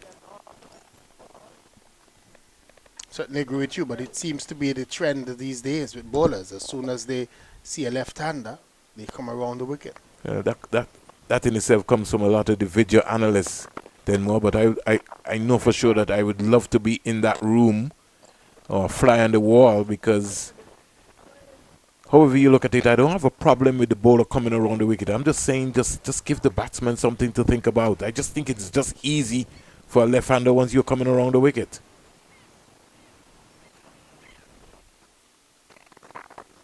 And a lot of people sometimes like to say, oh, look there, Denmore got the wicket. So what are you talking about? But I'm just saying just mix it up on certain days. Very pack offside field here for the off-spinner Roston Chase. In fact, it's more or less a 5-4 field, more balance than anything else. That's good flight, good control here. What you don't want to happen is for people to think that you're predictable. Yeah, you go. That they can just predict what is going to happen. Left hand, they're going to come around the wicket and they plan for you. So a lot of the times we also have to, especially in the days now, yes, you're talking about the analysts and so on, as we're just looking at some beautiful photos here from around Antigua. That looks to be in the Jolly Harbour area. Yeah, that's your area. You didn't tell the producer that you own one of those yachts? Oh, come on. I know you're the mayor of Liberty area, you know, Denmore Roberts, but it's been wrong for a long time. More frustration here for Craig Batwet. Akeem Jordan is coming out onto the field. Looks like Mosley is gone off maybe to get some treatment. Second time we've seen Mosley go off for the morning. And behind of us, we just had maybe one of the top jets just touch down. Yeah, one of those midday flights. Springer forcing, and the bounce not consistent there for Cephas Cooper, so you'll have to maybe make an adjustment. It is not a track then more where you're going to see extravagant shots being played. It's going to be more or less a grafting track. Yeah, it looks so. It seems pretty slow, the track. Not the balls are not coming onto the bat maybe as well as we saw them last time we were at the Antigua Recreation Grounds. That was an absolute batsman's paradise. Driven sweetly by Cooper for 4. That's a lovely shot. He didn't want to move, and then for a moment he says, let me just make sure I run. Yeah, because like I said earlier, the outfield seems a little bit heavy. It's not as fast as we would have seen at ARG and maybe even at the Sir Vivian Richards Stadium. But that is what the patience does for you. When you wait and you stay with it and you get deliveries like that one, you can still score runs. So that is what Cooper has to do. He has to stay patient, stay with it, and he will get his opportunities. Yeah. Cricket is such a funny old game. Such a funny old game. Back and across. So all of a sudden, Denmore, things are tottering at the Antigua Recreation Ground. The West Indies Academy now are 102 for 4. So they've lost Joseph Lucanat for 60, Evelyn for 11 to Permal, DePeasy Permal for 3, Colin Boyne Tuckett bowled Lucanat for 1, and Rivaldo Clark has just come to the crease. So all of a sudden, from an excellent start, they're tottering. And that game, 102 for 4. Yeah, and they've lost an important wicket. They Colin Boyne Tuckett, somebody who probably would have been looking to try and get a good score. Maybe also get into the mines. Didn't get an opportunity for the Leeward Islands. I would have been hoping that maybe I get an opportunity now for the academy opportunity, but he's back in the pavilion. So the Pisa too is an aggressive type of batter, but he's also back in the pavilion. Yeah. Here is Cooper driving sweetly to cover for 4. Oh, that had some class on it. Lovely shot by Cooper. Same type I was talking about earlier. When he got those types of deliveries, he was less confident. He's been in now for a while, so he's playing with a lot more confidence. And that was a beautiful stroke to watch. That was beautiful. You know what I loved about that, Denmore? The high elbow. Yeah. And his relaxation. 51 partnership has come off. 52 of 67 deliveries. And I think Springer is going to really have to peg Cooper back. Really. He's just too friendly. He just advanced there. Lack of pace.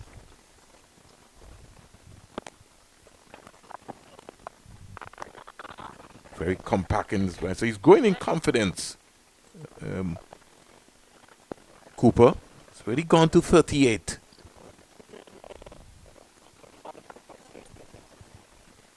Has to continue though. Has to continue to fight, continue to bat. Not get carried away. Yes, he's gotten a couple of loose deliveries. He's been able to put them away. But he also has to understand the bigger picture that he's going to need to bat on. Maybe look to get a score for himself. So important how he approaches his innings or continues to approach his innings. Breezy, I think. 50 partnership between these two. And again, it has come in because Jet Gooley has looked very positive from the get-go. And it has also taken off a lot of the pressure of Cephas Cooper and has allowed him to become a lot more confident in his batting. 8-4 so far from his 38 from 68 balls. 57 dot balls so far. Cooper, important 20. Has come with 4 boundaries already. He's already batted for 50 minutes. Gooley, he's a big, tall guy. Sort of has a left-hander. Very powerful guy. And he hits the ball. Can clear any ground. Back and across and defending nicely. Now he's going to have to be very careful. There's a helmet that has come out now. And that's why I now feel that Rushton Chase now can afford to now come from around to over. Because he's now got the support. He's got a slip. He's got a short leg, a silly point. Looking to attack Gooley. Can Gooley just picking up that line?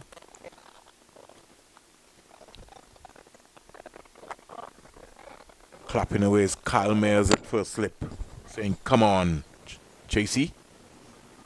Get that one. See the shortcut here being taken here by Boucher. See, when I was coaching Denmore, conversation with Chase, you'd have to go down and practice to stay down as long as possible.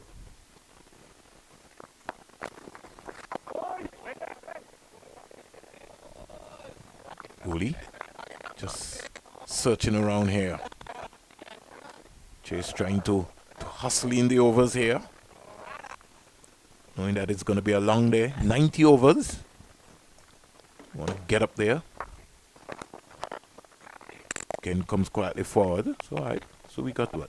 One delivery. Just like to see Chase just switch it up. come from around to over, get that ball to just bounce and angle going across the left-hander.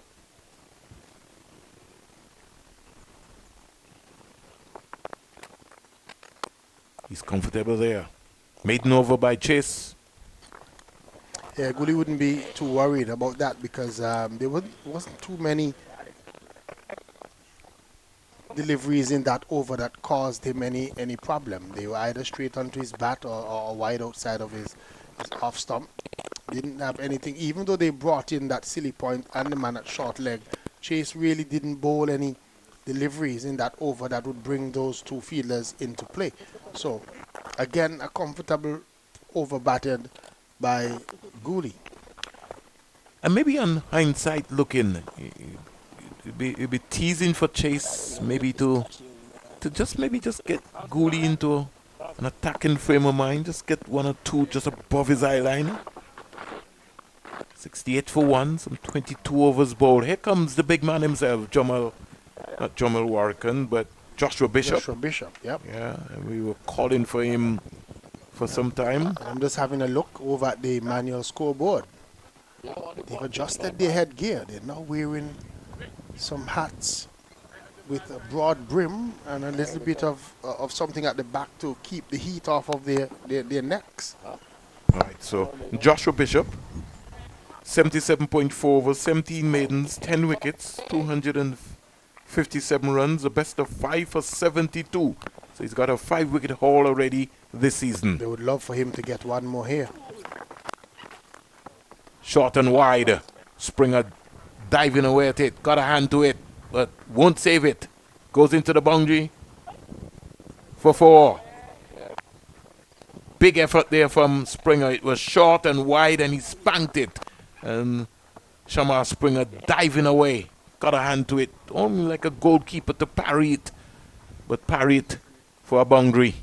So Yeah, Cooper took picking up his 9th. Took a lot of the pace off of that one, but it was a poor delivery to start. Goes back again, looking to break down backward point. Can't beat Kevin Wickham. Cooper just getting a little bit more explosive than more. He's growing in confidence. Got 9 boundaries already. He still have to tempo himself. Short and wide again. Craig Brathwaite has pushed Springer back onto the sweeper area because they recognize now that Cooper is moving into overdrive. He will have to understand then more. He's done all the hard work. He cannot afford to get out now before lunch. Cooper. Yeah, he has to stay in. Has to look to get to that half century and then think, you know, I need 100. I haven't gotten one all season. This is the opportunity. Easy pitch. Doesn't seem to be doing anything out of the ordinary. Here is a delivery being played quietly by Cephas Cooper, playing the ball as late as possible, not looking to try anything.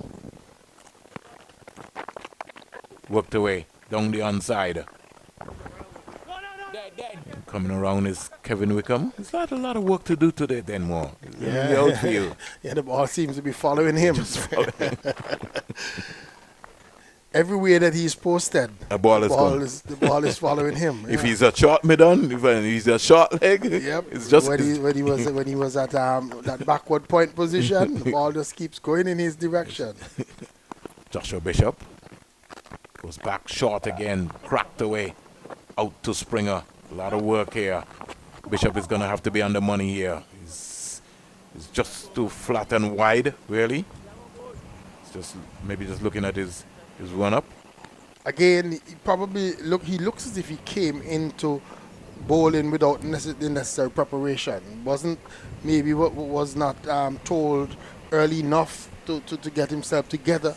So he almost looks as if he's trying to find his way in bowling. And again, this is what I'm talking about. The readiness. Bowlers should be ready that when they're called upon by their captain, that they come right in and are able to immediately get into the attack and immediately be impactful. There is not room for a bowler to have a couple of overs where they come on and and basically loosen up. The first two deliveries that we saw of the over, the first one was packed away for 4, and we saw another one in the over. So not the type of way that Bishop would want to start.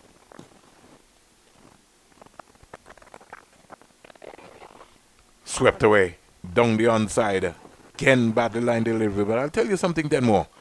I'd maybe prefer to have Joshua Bishop bowl from the media center end and get Chase to bowl from the CIU road end. And the simple reason then more is because they've got some more grass from that end, really. And maybe just get Chase to maybe, exploit that area. Don't know if Craig Brathwaite maybe might be listening to me, but it might be something that he can kind of think about. 79 for 1. He has to think about all the possibilities, because it looks as if it's going to be a hard pitch to get wickets on. I think if they just bowl the right areas then more. Now, every now and again, Cooper gives you the impression then more that he's in a hurry to go somewhere. And that is what I said earlier, that patience is going to be the winner in that battle there between Cooper and the bowlers.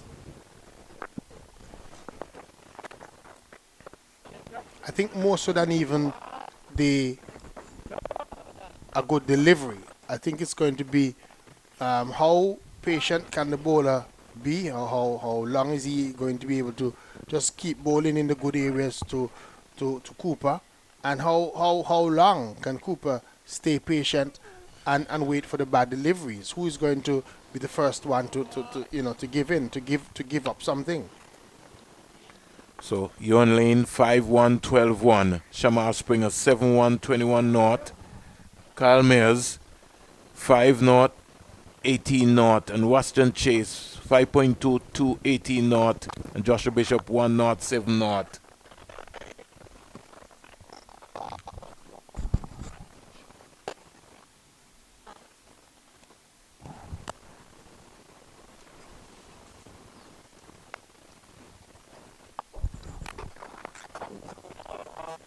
Comes quietly forward.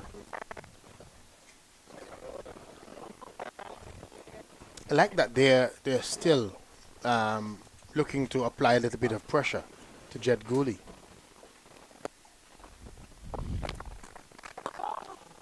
Knocked down delivery. So over comes to an end. And at the end of 24, Trinidad and Tobago Red Force are large and in control. They're 80 for 1. Yeah, they would be happy with this position. They lost Evan Lewis.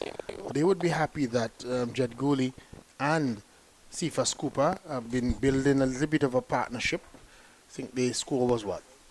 16? When they lost the first wicket. Let me just check my scorecard. And yeah, they lost the first wicket at 16. 16, correct. And they've since taken the score up to 80, so good partnership this by the Trinidad and Tobago Red Force. And by our watch, we're maybe about 14 minutes away from lunch. Joshua Bishop. The Red Force would want to go into the lunch and interval, maybe scoring another 10 runs or so, not giving away a wicket, just making sure that they consolidate on the good position that they're in so far. Joshua Bishop on the money straight away. Maybe just like this, maybe just see him Craig Brathwaite just sneak a silly point in front of Cephas Cooper. Just get it above his eye line. Back and punching it out to the outside. But I guess because Bishop didn't start well, Cooper maybe 50 to the young man as he just punched that into the offside. He is waving to his colleagues in the dressing room, and Joyt Gooley just comes down and says to him, take it easy. 79 balls, 10 fours, a strike rate of 63.29. He's done all the hard work then more. He now has to think about lunch. He has done all the hard work in the morning session. And he just needs to continue from here on in. Congratulations to him. I think this is his best score so far for the in season. The season.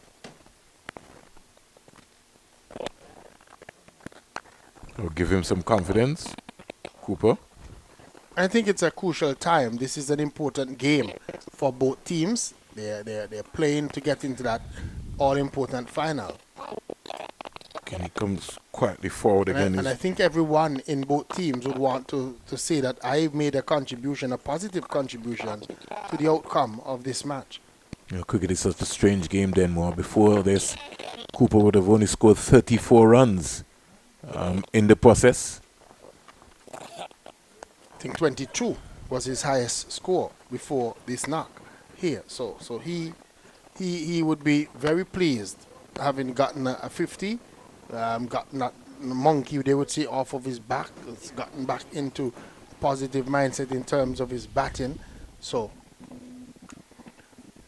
good job by him, and just acknowledging his teammates, and he would be pretty happy, and they would be happy for him as well, because I think that Trinidad and Tobago would need more contributions from their top order. We know Django got the double century. We know Captain Da Silva got a double century. We know Hines got a century.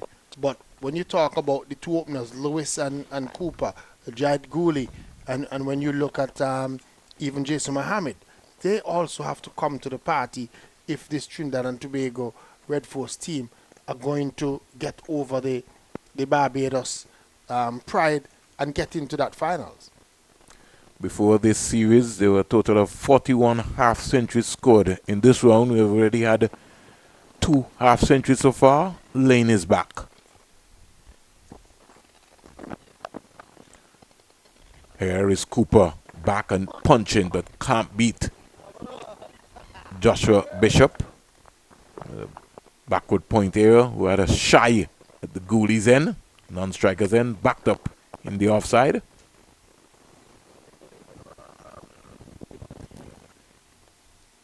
Craig Brathwaite pulling out all of the stops, searching for wickets. He's not let up at all. Can the big man Lane deliver on his home ground? Short and wide and spanked away past backward point for 4. That is a poor delivery by Lane. Yeah, he got away with the previous one, that it was hit straight to the fielder. This time, just playing it a lot better and missing the man, missing that fielder, and getting it out to that square cover boundary for 4. Similar delivery, but this time, better execution from Cephas Cooper. So his 11th boundary, Cooper, growing in confidence. Cricket can't be that hard if you really focus and concentrate on what the task is. Everything becomes a lot more easy. He's faced 81 balls so far, 11 fours. He's batted for 107 minutes. Cephas Cooper going in confidence. Just has to keep looking at the scoreboard and recognize his role. He's back and pulling this one for 4. Didn't get up, but he was on top of it. Nothing delivery by Lane and put away.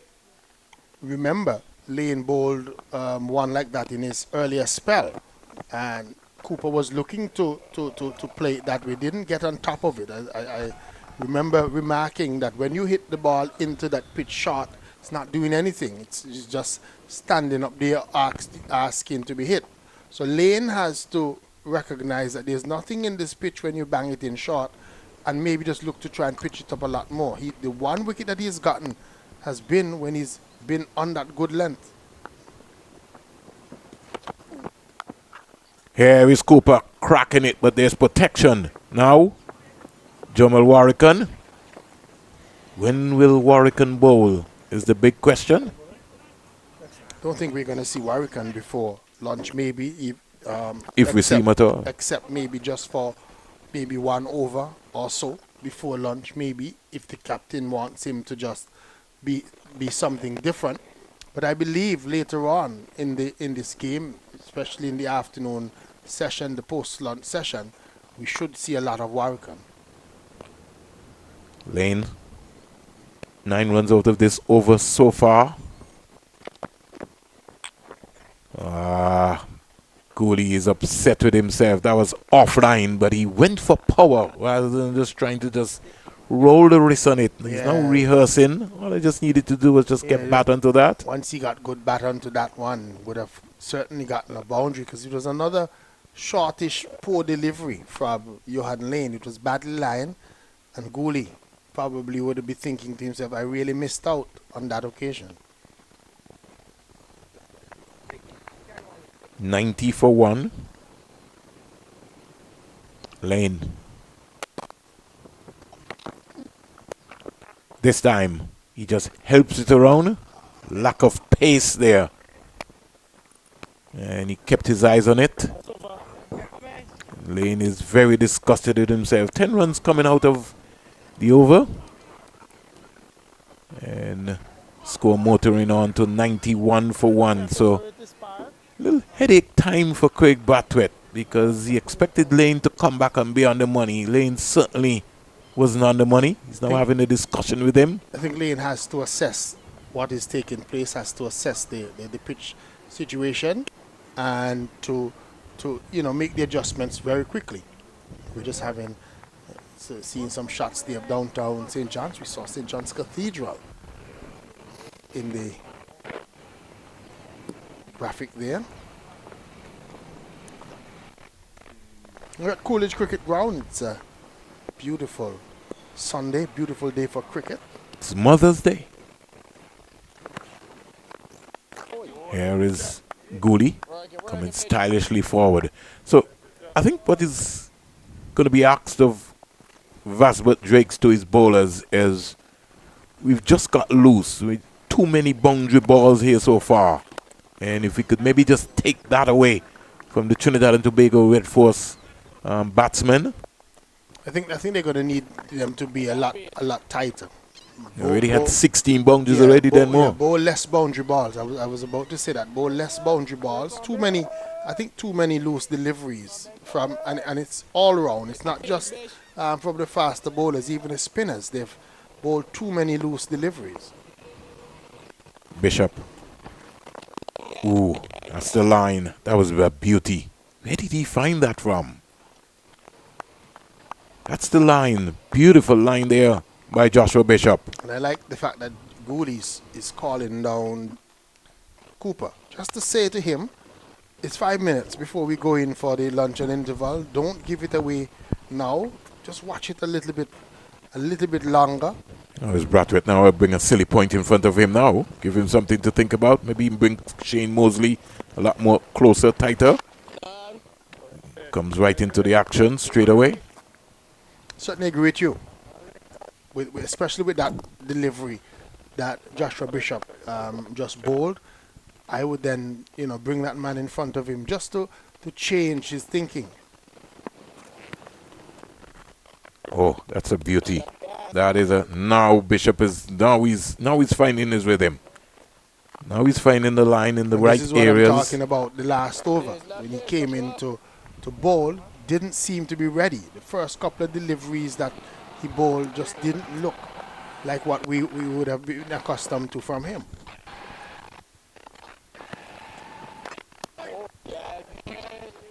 Over comes to an end, and at the end of it, the partnership so far has yielded 76 from 104 deliveries.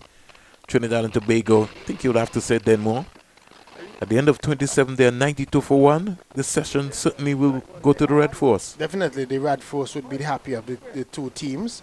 Maybe the only thing that the Barbados Pride would be happy about is the overweight seems to be pretty decent in this first session of play, getting in almost 30 overs in the session. This would be over number 28, and by my watch we have maybe another 4 minutes or so, so they might be able to get in one more if Johan Lane bowls this over quickly.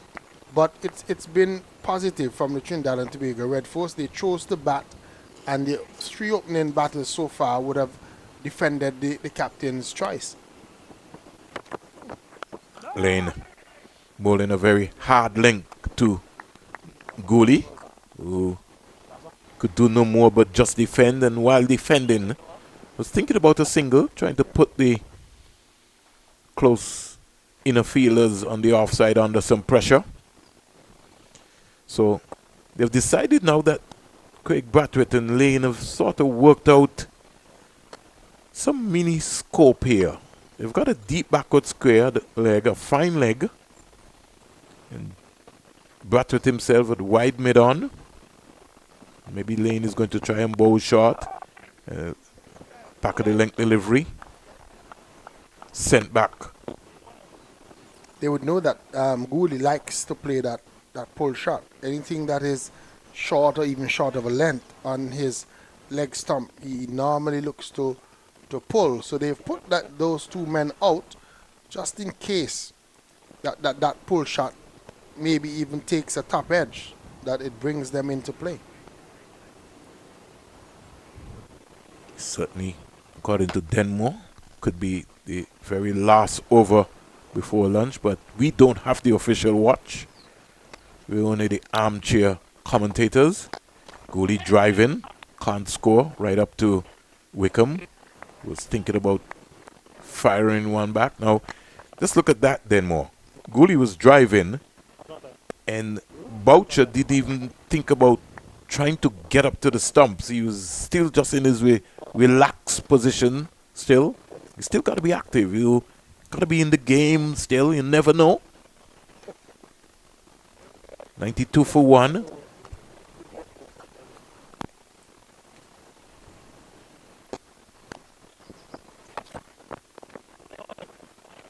Delivery which is squaring up Gooley, but he's playing with soft hands as it died away down into the slip cordon. Cooper, recognizing that he wants to go to lunch, calls down Gooley as well. Yeah, just making sure that this is going to be probably the last two deliveries. These are going to be the last two deliveries before the lunch and interval. Well, this should be. It should be. we don't wearing the official watches. We don't have Carl Tuckett's watch. Right, but just making sure that they still think about it going into lunch. Very good move. Good communication between the two batsmen. Driven again. This is a much better over here so far than more by Lane. Yeah, that whatever was said to him at the end of the last over seemed to have worked. It has calmed him down. He has reduced his pace a little bit. And bowled a lot more fuller. But he's improved his line and his length. Just find too many times our young bowlers are just trying too many things. And I think because of the quality of cricket, then more that maybe they play before they get to this level. They almost get wickets so easy. Here's the delivery, just carted away. It's gone all the way for 6. The reason why they had those two men out there was for that very shot. But Johan Lane banged it into the pitch, and again, nothing happening with those short deliveries. And Gooley was onto that one very quickly, and T20-esque just hammered it over that square leg region for a maximum 6 runs to take us into lunch. So at lunch here, after the Trinidad and Tobago Red Force captain Joshua De Silva called right this morning and elected to bat first, Cephas Cooper is not out 59 from 87 deliveries, 12 fours. He's so far batted for 117 minutes. Evan Lewis caught Boucher ball lane for 7. He faced some 25 balls, batted for 39 minutes. Jait Gooley, he's really been really attractive so far. 29 from 56 balls, 4 fours, and 1 maximum, 76 minutes at the crease. Trinidad and Tobago lost their first wicket, 1 for 16. Evan Lewis in 9.4 overs. The bowling figures so far for the Barbados Pride. Ewan Lane, 7 overs, 1 maiden, 28 runs, 1 wicket. Shamar Springer, 7 overs, 1 maiden, 21 runs, no wicket. Carl Mayers, 5 overs, no maidens, 18 runs, no wicket. Ruston Chase, 6 overs, 2 maidens, 19 runs, no wicket. Joshua Bishop, 3 overs, no maidens, 9 runs, no wicket. Then more, just before I go to my live and now the roundup, who would you give the morning session to? Morning session definitely belongs to the Trinidad and Tobago Red Force. I would give it also to Cephas Cooper because he came in at the opening position under pressure having not scored many runs for the season, and he's leaving at lunch unbeaten on 59, his best score for the season. But he battled through some periods where he had to really tough it out. When I say tough it out, he had to really, stick in and pitch not coming on.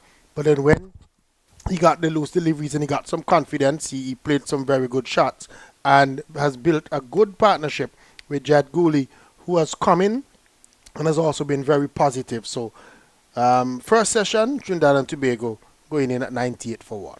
And our live and louder roundup from the Antigua Recreation Ground has seen the West Indies Academy at lunch 149 for 5, 149 for 5, and Becky Joseph scoring 60, Damiel Evelyn 11, Mavinja Dinral 45, Javante DePizzi 3, Callum Boyne Tuckett 1, Rivaldo Clark the captain for this game, 26 not out, Nathan Edwards is a not out. The wicket taker so far for Team Ghana, Richie Looknott, 8 overs, no maiden, 37 runs, 3 wickets. And for Sammy Pamal, always among the wickets, 15 overs, 2 maidens, 62 runs, 2 wickets.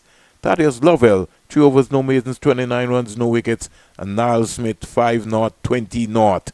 We will take our luncheon break here, and when you hear the voices of Denmore Roberts and Vernon A. Springer, it will be in 35 minutes' time. Let me just say thanks again to Candice and to Jason for holding down the fort and the entire team here. Lunch here on day 1 at the Coolidge Cricket Ground.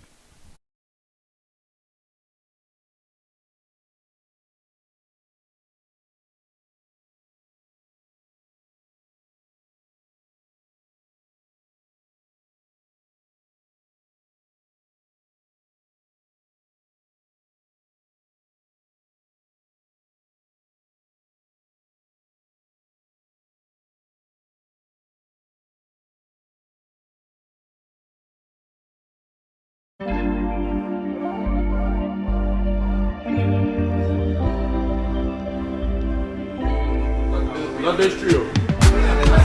No.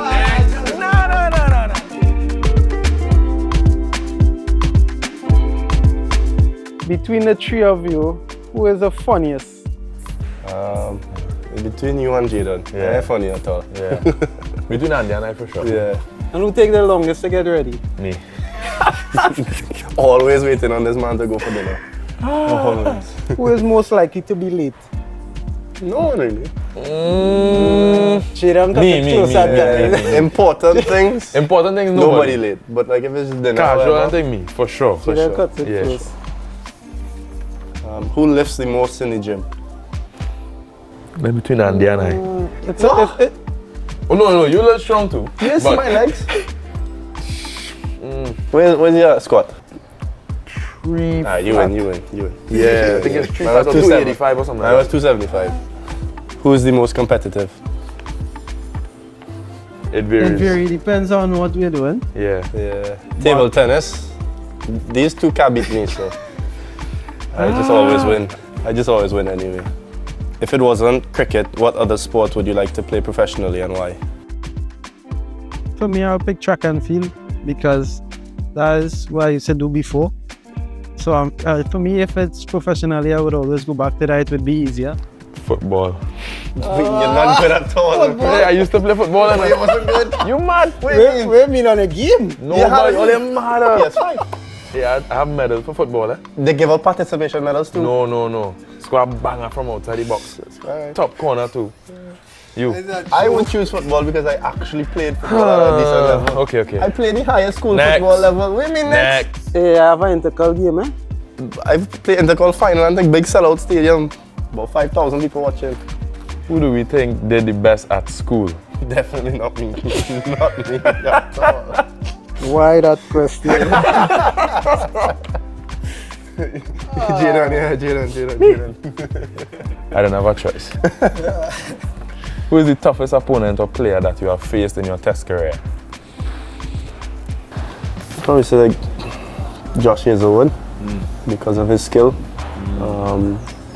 Yeah, I think he was one of the toughest bowlers I've had to face so far. Can I say it's just about enjoying the battle this far for me. Only one man I can call. Drew. What Ben Duckett? Nah. He only do it for one game. Drew do it for 6 games, you know. From the Caribbean to England. It have to be Drew. Drew. Gives you nightmares? Nah, he's not giving me nightmares. It's just... He's making you think a little bit. Yeah. He's making it hard work. He's making it hard work, yeah. Who is the teacher's pet? The whole team. Alright. Nobody. Nah, if we go in batting coach, the teacher's pet for the batting coach is Kevin Hodge. Oh yeah. Full stop. Full stop. Yeah, my Conversation done. Nobody else. It ain't nobody else. Conversation done. Kevin Hodge. For sure. For batting coach. Full stop. This next one, real interesting. Who is the best dancer? In the whole team. Michael Louis.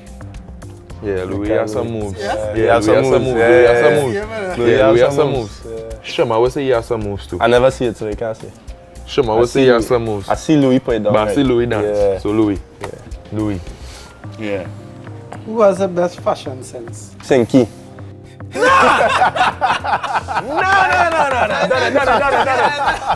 Next. Cut. Nah, you're doing that for spite. You're doing that for spite. Casey has the best Casey fresh when Casey always fresh, yeah. Alright, this one I can probably say Sinky. Who is the loudest? We don't need to ask Sinky. That's the man, that's the man. Kevin Sinclair. Kevin Sinclair. Come on, man. Gotta be that way. I'm gonna tell you out, man. This is an easy one. Who has the worst taste in music? Don't say me, eh? If you only say me. So who else gonna call again? I don't know, it's not me. You are the worst taste. You listen to country music, bro. What's wrong with country music?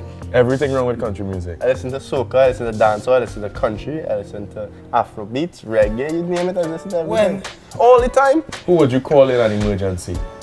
Anyone out of the two? Yeah, anybody. Yeah, anyone out of these two? Yeah, Anybody here. definitely. Yeah. Anyone. And who deals the best with pressure? I think one name that stands is just Craig. Craig for sure. Yeah, Craig does Yeah. be real calm. You No can matter never the tell if he's situation, taking yeah. on anything or not. Yeah. Can't tell what he's thinking, he's just... Yeah. So yeah, Craig. Easily Craig. What has been the most memorable moment in your test career so far? You go first. I would like to say my test 100, but I think beating Australia in Australia is probably most memorable. As a team, personally, it would obviously be test 100, but I think beating Australia, especially in the Gabba, where it's their fortress. For me, it had to be my first 5-wicket haul. And not even the 5-wicket haul, it's just the fact that we win the game. And how we win the game was close. That is the most memorable thing for me. Yeah, I remember watching you jumping.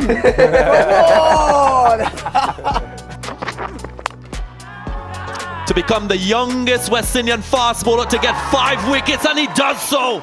For me, it's my first test wicket. It came off my second ball of my first over. So that is something I cherish as well. And we have a picture with that one. Yeah. Hands up. Who is the most naturally talented cricketer?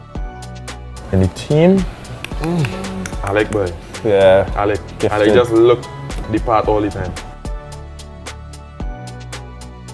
Discuss the friendship that we have with each other on and off the field. Well, I can speak from when I started, because I didn't know any of them personally when I now started. I started playing cricket with Josh at probably 19, 20 years old, and we just created that bond when we played together for Trinidad in the first class setup, and then we all came together with West Indies, and the friendship just grew and grew, and we went on tours together, and every time we had to go for lunch, breakfast or dinner, we moved together and we sit near each other on the bus as well. Yeah, I agree. It was something just natural. It was just natural from the beginning. You know, we fight, how we could say it, we go to war together, so we always just lean on each other when it's that time. But it's something that's come natural. We know each other, so like on the field, I would know Jaden bowl a bad over or something. I'd try and cheer him up a little bit. I'd know Andy's emotions when it's not going his way. Yeah, it's a nice feeling to have two of your best friends on the team at the same time. So.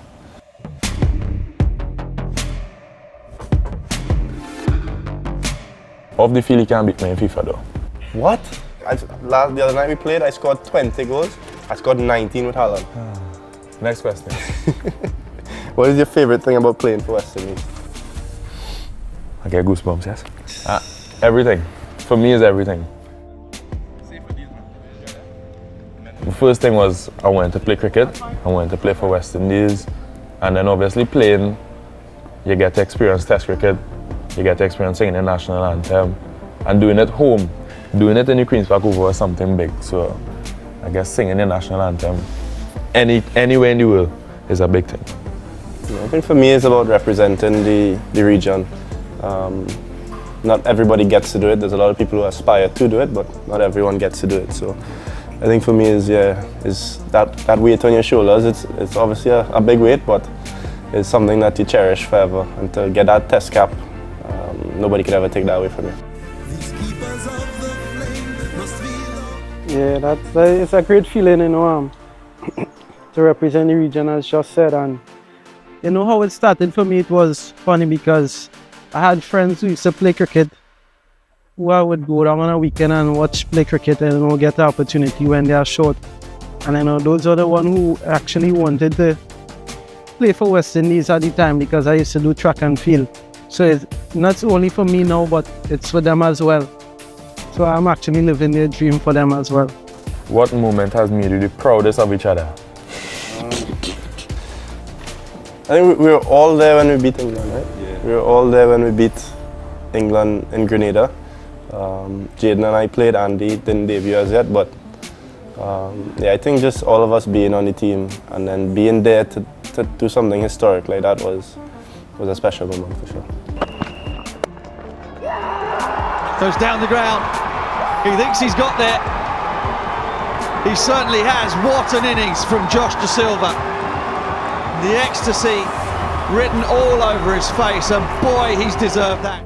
The way we celebrate and enjoy each other's success, that's something I cherish. That's something I definitely enjoy. For me,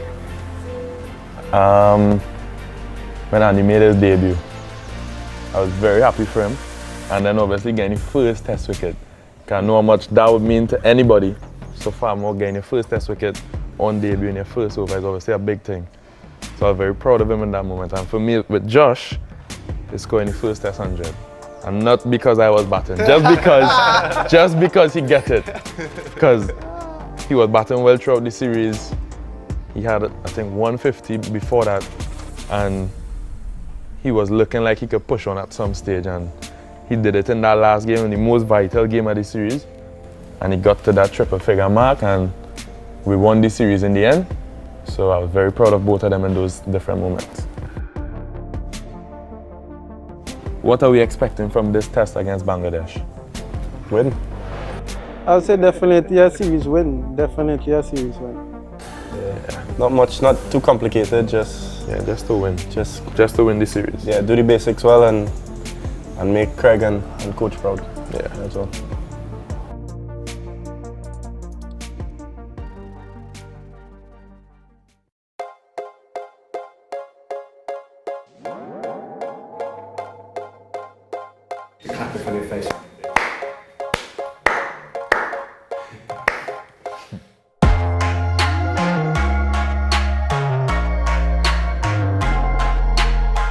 But to play 85 test matches in a row, you know, it means a lot. I have to be extremely thankful to be able to be fit. Obviously, God bless me, you know, for no injuries in that period. But to play 85 games in a row is hard work. You know, you got to be mentally tough. It's knowing where you got to improve, because oppositions always come, you know, at different ways throughout your career, and it's just knowing what to do, how to improve as a player, you know, I mean, up to this day is the same thing. But hard work for sure, and dedication and discipline is very, very important. And obviously to pass Sir Garfield Sobers, you know, that's almost unimaginable, to be honest.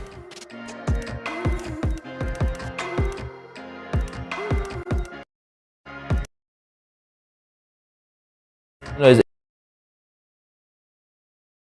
it's a sense, it's an honor. You know, I mean, Sir Garfield Silva is a legend of the game.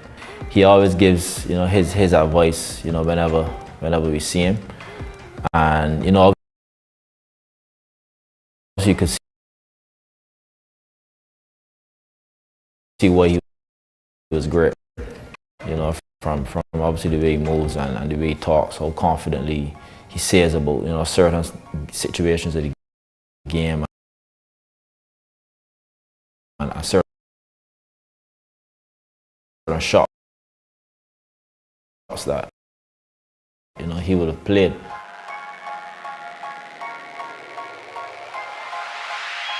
Obviously, injury could happen at any point for any player. Albeit batting is a lot easier on the body compared to fast bowlers. You know, so to be on the park for all 85, I got to be thankful, you know, for being blessed with, you know, the strength to be fit for every game. That's one, and then obviously performance, you know, comes into play.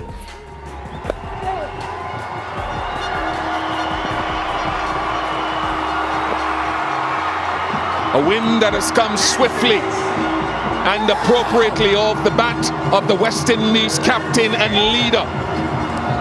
And he has given them a series victory. Would have loved to be playing, you know, T20s and stuff around the world, but you know, that's not how it worked out for me.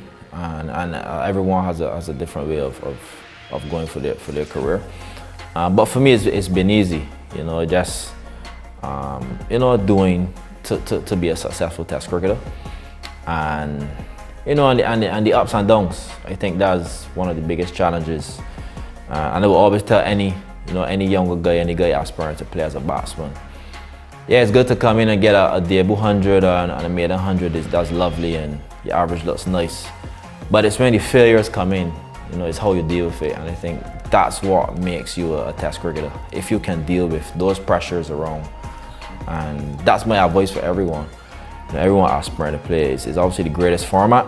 You know, it's where legends are born, and I would say I'm extremely thankful to have been playing for this period.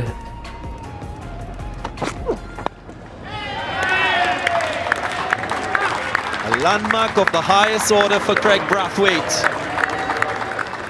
Test century number 9. He becomes the 18th West Indies Test captain to score one. I remember the 100 I made against South Africa when they were number 1. You know, at that age as well for me, you know, being 24, 25, I mean, for me that was amazing. The 100 in Australia, you know, a couple of years ago, I mean, they were number 1, and for me that was amazing.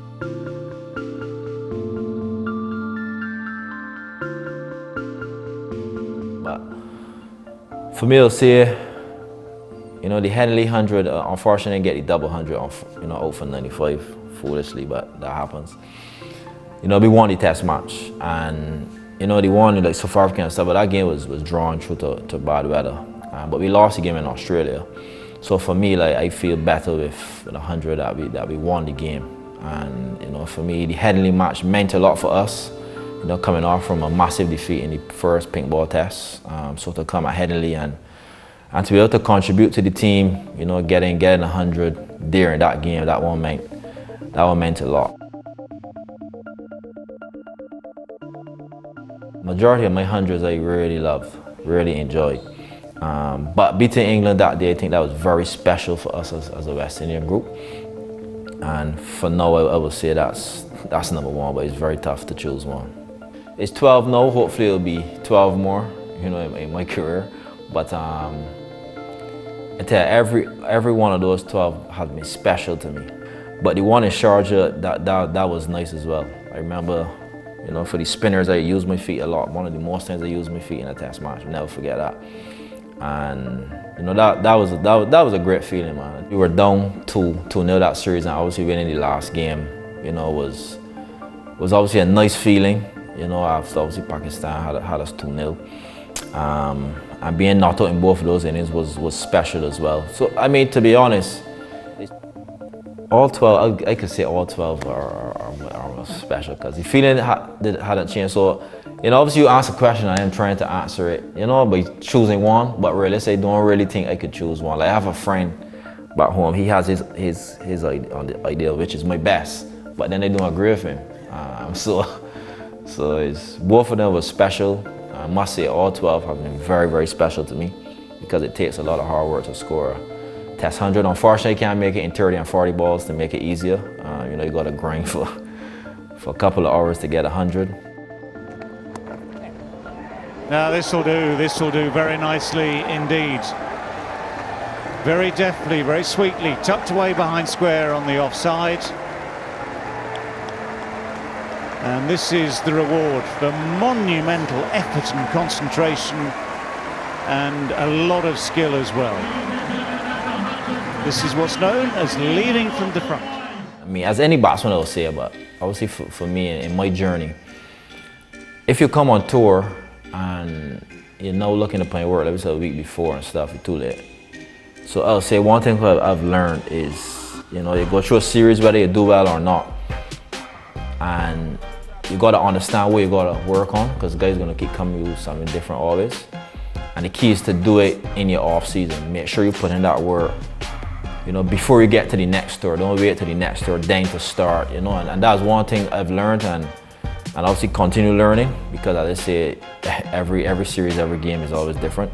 One thing I'll say is putting in that hard work, you know, off season before a series starts, putting you in a better position, you know, to be able to score runs.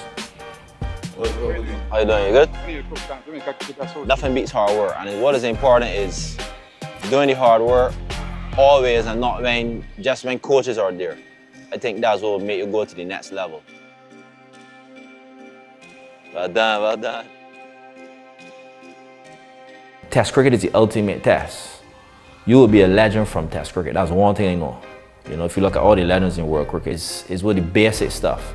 And once you can do that, then you can play any cricket in the world, T20, T10, T5, whichever you want to play. So once you have that foundation from playing Test cricket, you know, it will set you up to play every cricket in the world. Alzarri Joseph is one for me. He loves Test cricket. He loves Test cricket, and obviously he's being IPL and everything, CPL, everything, and he's still here. And that's one example that I could give the guys to follow. You know, he does it, and obviously I hope he plays a lot more Test matches as well with a lot of success. But that's a great example that you balance both. You can do it.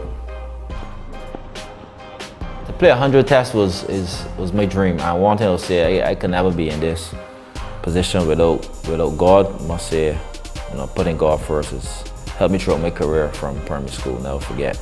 And obviously my two grandparents who, you know, are not with me now, but you know, they've done a lot for me, you know, through their prayers and stuff. I would never be in this position without them.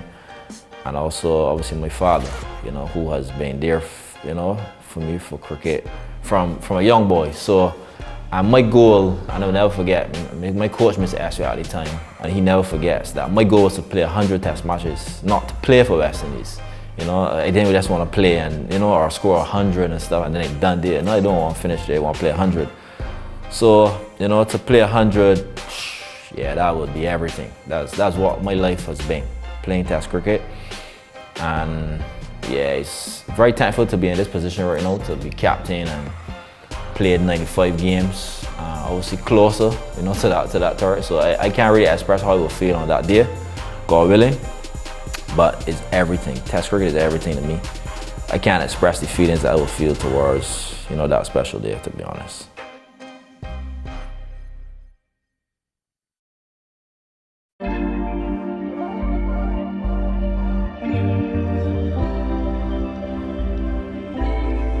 Not this trio.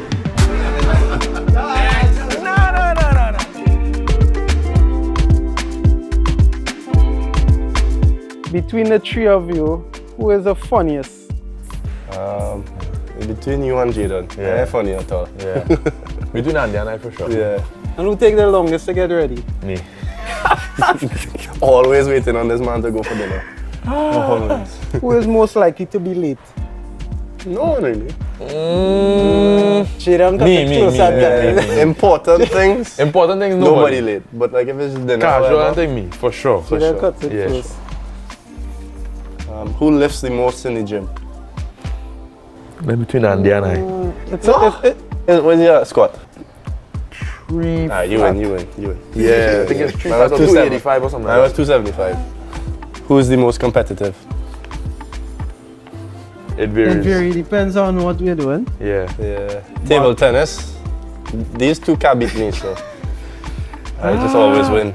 I just always win anyway. If it wasn't cricket, what other sport would you like to play professionally and why? For me, I'll pick track and field because that is what I used to do before. So for me, if it's professionally, I would always go back to that. It would be easier. Football. You're not good at all. Hey, I used to play football and it wasn't good. You mad? We've been on a game. No, all them mad. Yes, fine. Yeah, I have medals for football. They give out participation medals too? No. Squad banger from outside the box. Right. Top corner too. You. I would choose football because I actually played football at a decent level. Okay. I played the higher school football level. What do you mean next? Yeah, I have an intercol game, eh? I've played intercol final and like big sellout stadium. About 5,000 people watching. Who do we think did the best at school? Definitely not me. Not me at all. Why that question? Jaden. I don't have a choice. Who is the toughest opponent or player that you have faced in your test career? Probably say like Josh Hazelwood because of his skill. Yeah, I think he was one of the toughest bowlers I've had to face so far. Can I say it's just about enjoying the battle this far for me. Only one man I could call. Joe Root. What Ben Duckett? Nah. He only do it for one game. Joe Root do it for 6 games, you know. From the Caribbean to England. It have to be Joe Root. Joe Root. Gives you nightmares? Nah, he's not giving me nightmares. It's just... He's making you think a little bit. Yeah. He's making it hard work. Yeah.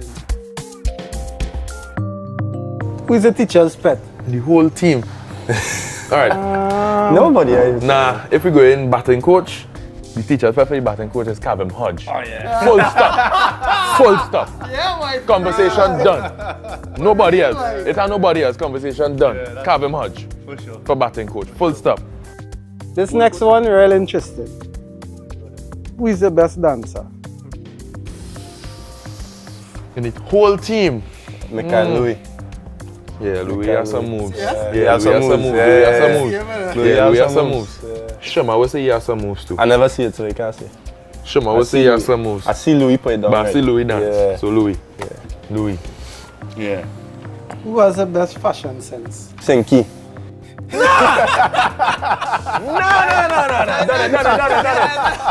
Next. Cut.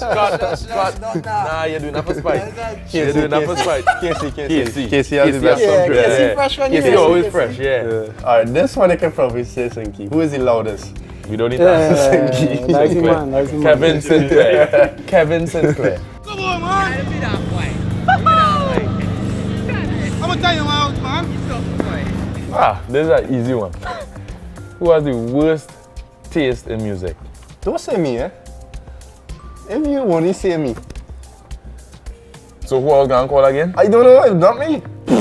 You are the worst taste. You listen to country music, bro. What's wrong with country music? Everything wrong with country music. I listen to soca, I listen to dancehall, I listen to country, I listen to Afrobeats, reggae, you name it, I listen to everything. When? All the time. Who would you call in an emergency? Anyone out of the two? Yeah, anybody. Yeah, anyone out of these two? Yeah, Anybody here. definitely. Yeah. Anyone. And who deals the best with pressure? I think one name that stands is just Craig. Craig for sure. Yeah, Craig does be real calm. You can never tell if he's taking on anything or not. Yeah. Can't tell what he's thinking, he's just... Yeah. So yeah, Craig. Easily Craig. What has been the most memorable moment in your test career so far? You go first. I would like to say my test 100, but I think beating Australia in Australia is probably most memorable. As a team, personally, it would obviously be test 100, but I think beating Australia, especially in the Gabba, where it's their fortress. For me, it had to be my first 5-wicket haul.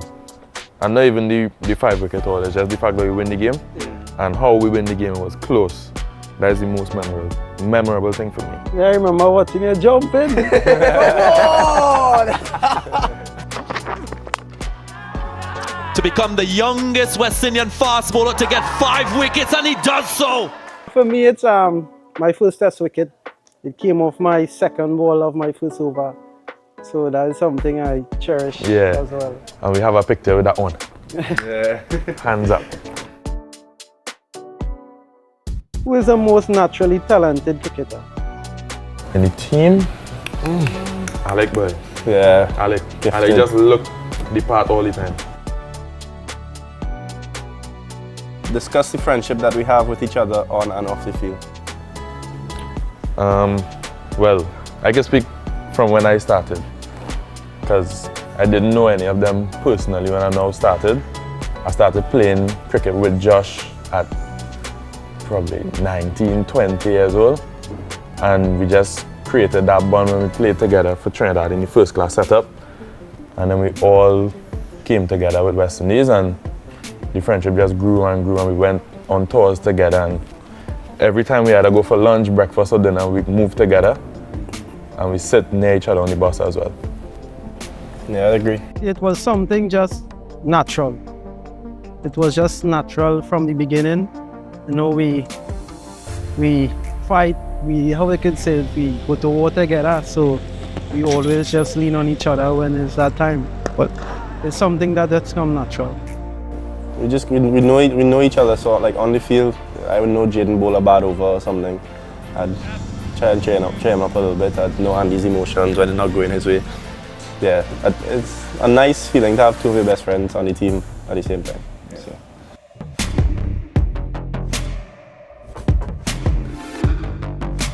Off the field, you can't beat me in FIFA though. What?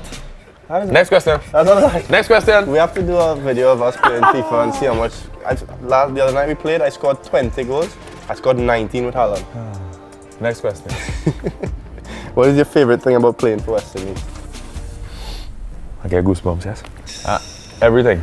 For me, is everything. The first thing was I wanted to play cricket. I wanted to play for West Indies. And then obviously playing, you get to experience test cricket. You get to experience singing the national anthem. And doing it home. Doing it in the Queen's Park Oval was something big. So I guess singing the national anthem anywhere in the world is a big thing. I think for me it's about representing the region. Not everybody gets to do it. There's a lot of people who aspire to do it, but not everyone gets to do it. So I think for me is that weight on your shoulders. It's obviously a big weight, but it's something that you cherish forever, and to get that test cap.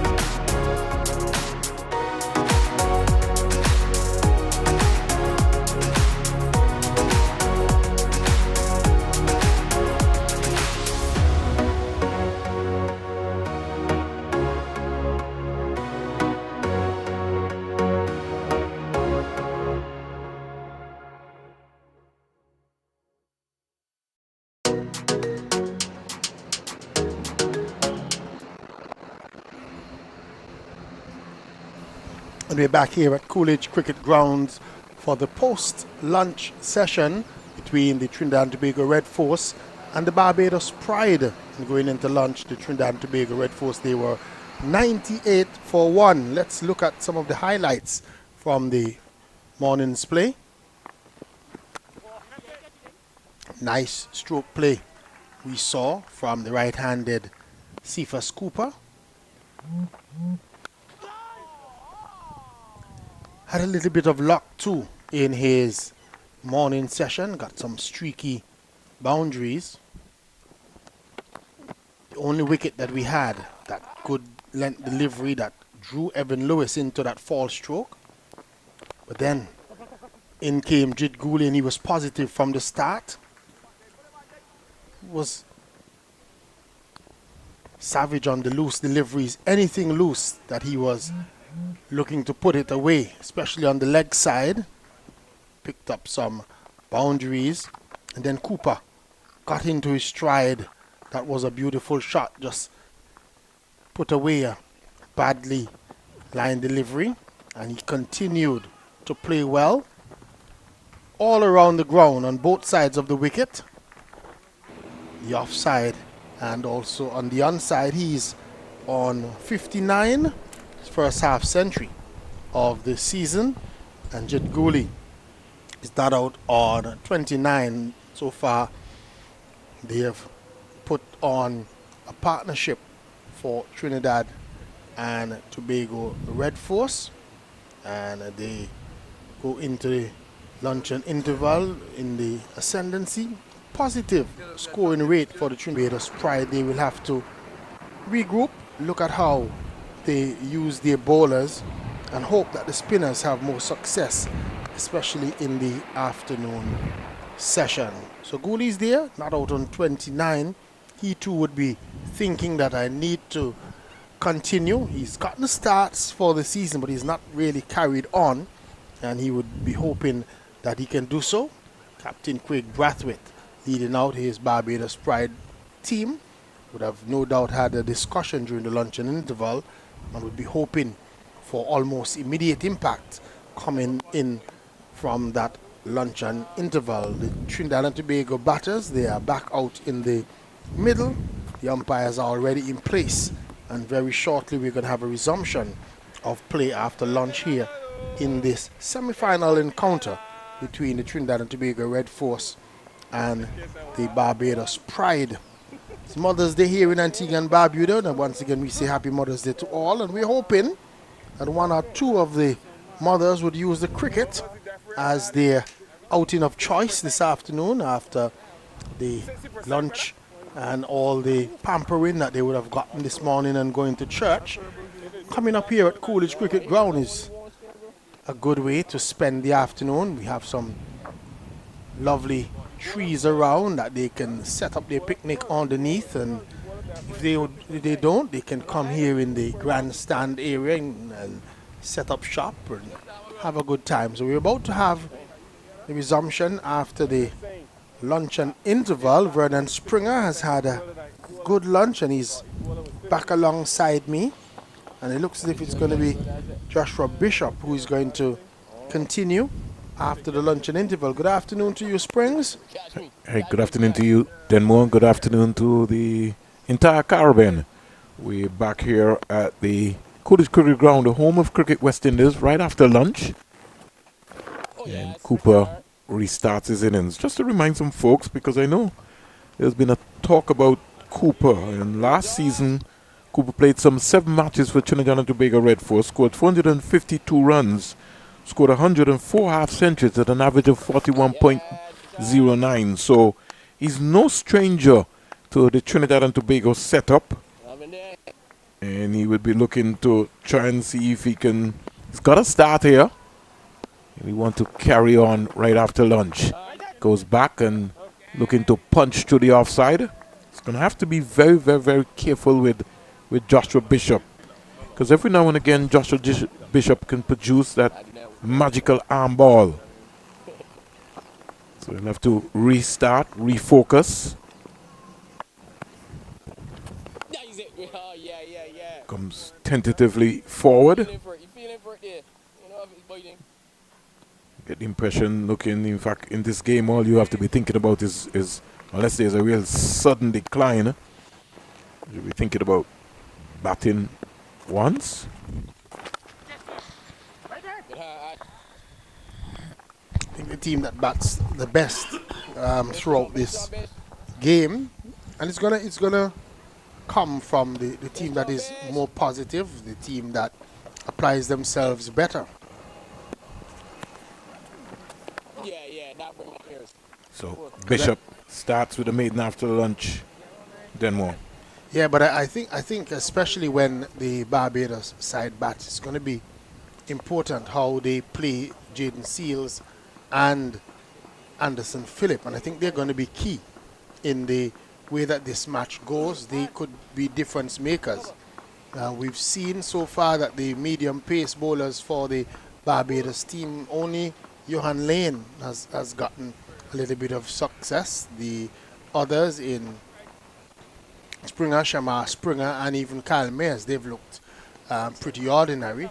But I expect that maybe tomorrow, when the pitch dries out a little bit more, maybe when it's a little bit harder, it might be even better for the bowlers to bowl. So I believe Trinidad and Tobago would be hoping that with their decision to bat first, that they're going to be able to get a good total put on the board, and as you say, probably look to bat once. Yeah, and if you look at the two bowling lineups, we'll come back to that then more. Springer starts with a delivery down the onside. He comes down and has a few choice words with Gooley, who says, the next time you come into my area, I'm going to swick you up and hit you into the CWI headquarters. When you were saying looking at the two bowling attack, when you look at the Barbados bowlers, you have Young Lane, you have Shamar Springer, who has had more success in playing white ball cricket than with the red ball cricket. More of a medium pace bowlers.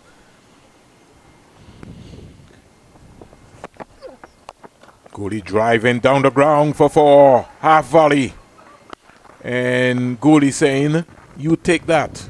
There's something that Gooley has done since he has come in. He's looked positive, and he's not allowed the Barbados bowlers to bowl anything bad to him and get away with it. And on that occasion, it was right up half volley length from Shamar Springer, and he just eased down on it and drove it straight for 4. I was saying that with the Trinidad and Tobago lineup, when you have Jaden Seals and Anderson Phillip, and then you have that little X factor, which is that skiddy, slingy action of Hines, I think Trinidad might have the better bowling attack. Couldn't help but... In terms of the faster bowlers. Well, we got 30 wickets between Seals and Anderson Phillip, for sure. So you're on the money then more. You can't take that away. And they really would have to be... And Seals has missed a game. Yeah. So had Seals maybe not missed the game, who knows what it would have been in the context. You got Anderson Phillip, 83.2 overs, 16 maidens, 70 wickets. Jaden Seals, 59.3, 23 maidens, 13 wickets. So 30 between them. We'll come back to that. Model of defense there from that Springer delivery. Gooley. But I think though that what Terence Hines has done well for the Trinidad and Tobago team this season is that he's been the partnership breaker. When they've gotten into situations where partnerships are being built, they bring him in, and with that little slingy, sliddy action where he gets his ball to sort of slide on,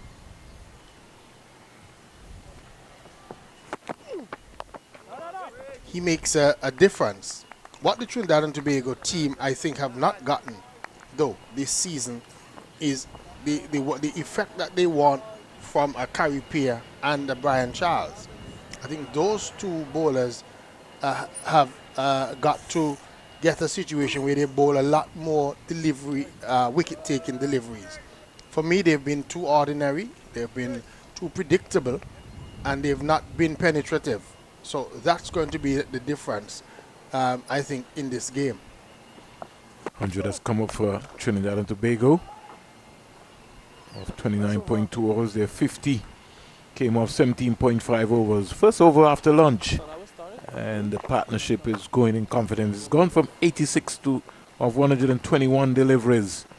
And Trinidad and Tobago Red Force, they are 102 for 1 here at the Coolidge Cricket Ground, the home of Cricket West Indies. Almost again like a warm-up over coming from Shamar Springer in that one. We didn't see any real energy, any real effort in his run-up. He just almost ambled in and was almost as if he's trying to find back his rhythm or get warmed again. Something that I've been stressing, that the bowlers need to be ready. Because what happened is like what we saw in that last over. Because he wasn't in good rhythm, he wasn't really up to speed, he gave away that boundary. So Bishop will start, and he starts on the money straight away. Remember last season, Bishop played some 7 matches for the West Indies Academy, ended with 33 wickets, bowled 255.3 overs, 42 maidens, 849 runs. Best bowling figures of 7 for 85. Barbados Pride would need him to even get 5 today. He's already got a 5-wicket haul so far this season. There's a ball deck.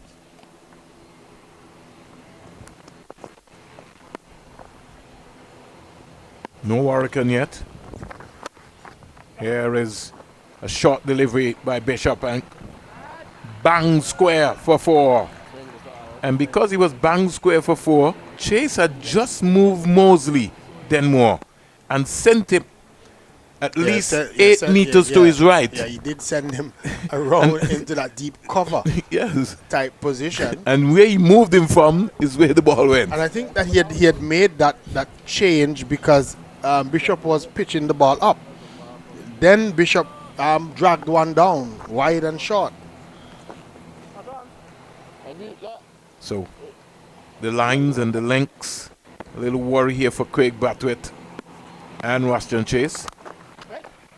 Easy on the eyes. Every now and again you could see some class about Cooper. What I like with Trinidad and Tobago Red Force though is that they've stuck with Cooper even though he's had what I consider to be an ordinary season. Goes back and cracks that out into the offside. And I've been one that has said, Springer, that I believe in teams, there are some players sometimes that need a little bit of a run just to see if they have what it takes, if they're the real thing. And I think sometimes we get carried away too easily, too early in dropping some players. Yes, if after a period of time the players don't match up, yes, I am for changing. But like what is happening here with Trinidad and Tobago, they brought him as the opener, and whether or not they got the opening that they wanted from him, they were able to stick with him, and now he's coming good. Well, if you score 400 and add runs last season, then more, sometimes you expect it to go through a lean patch. And as you rightly said, sometimes you look around to see how a batsman got out. You know, he could have maybe left the Trinidad and Tobago Red Force trials in good form, came to Antigua and Barbuda and maybe got some soft dismissals, but is really paying back now, as you would say. 64 from 98, and what I would want for him to continue to do now is to turn this now into a big score. Yeah, he can't just make another half century. Yeah, he has to refocus, continue to try and bat well, not give his hand away, especially cheaply, especially you know, in a soft manner. So now is the time. Now is going to be critical because especially when you have breaks, after a lunch break, after a tea break, even after a drinks break, you tend, the concentration tends to shut off a little bit, and that makes a lot of players vulnerable. So now is going to be the time when Cooper has to get back into that touch, into that focus, into that mindset that he was this morning, and carry on. Turn the 64 now into 100. Springer just having a discussion with Brathwaite to strengthen this the offside area. Kevin Wickham now comes into a short catching extra cover, more or less. Cooper is back and across to a good length delivery from Springer. When you look at how Springer, just watch the way that he runs in, almost just a casual run in, as compared to when we get late in this match to see Anderson Phillip sprinting in. A difference in terms of the energy level, in terms of even just the look. I would love to see somebody like a Springer also just sprinting a little bit more, maybe even just try and bowl a little faster for a couple of overs and see what happens. Springer. It's a good line. That's the area I think he really wants to hit more consistently. Every now and again, Cooper tends to grope at those balls just on or about outside the line of the off stump.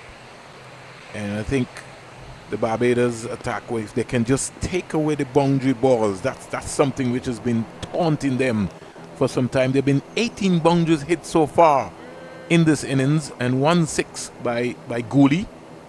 And Barbados, they started well, especially when they were bowling to Lewis and Gooley early. Once Lewis got out and Gooley came in, then the entire tempo changed. You can't almost give away 100 runs in boundaries in the first 2 hours of a game.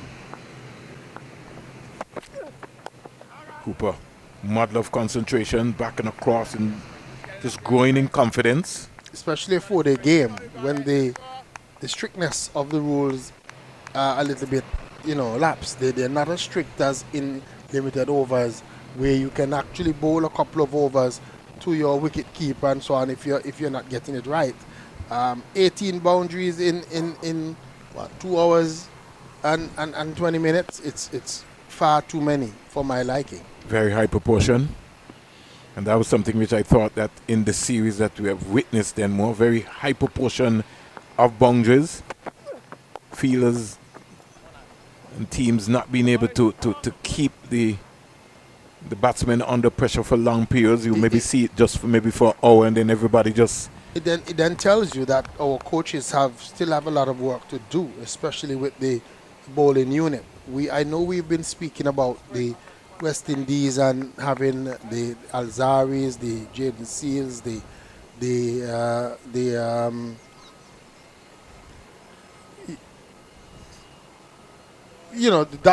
Shamar Josephs of this world and having what appears to be a good bowling attack. But we also need to make sure that the other bowlers and so on, that they are a lot more consistent. I find that they are not tight enough.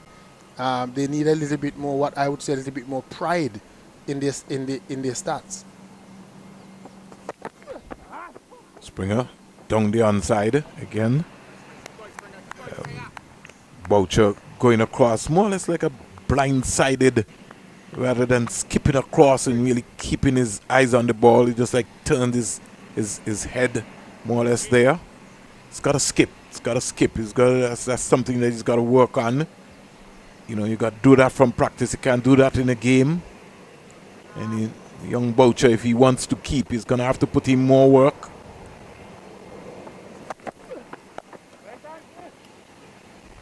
As the higher you go, then more, the harder wicket keeping becomes. Certainly. And it's a situation where these players have to do the work. They have to put in the work on their own. They are being paid. It's being played in a professional manner these days. They are professionals, and they have to understand what needs to be done and what is required at this level. And they have to make the personal choice to ensure that they improve themselves, that they are the ones that work on their game. Understand the type of cricket that you're playing and the work that is needed and get it done. It's amazing that you said that, Denmore, because the amount of data and information that is available to the players, most of these teams have a video analyst, so we're not short of data.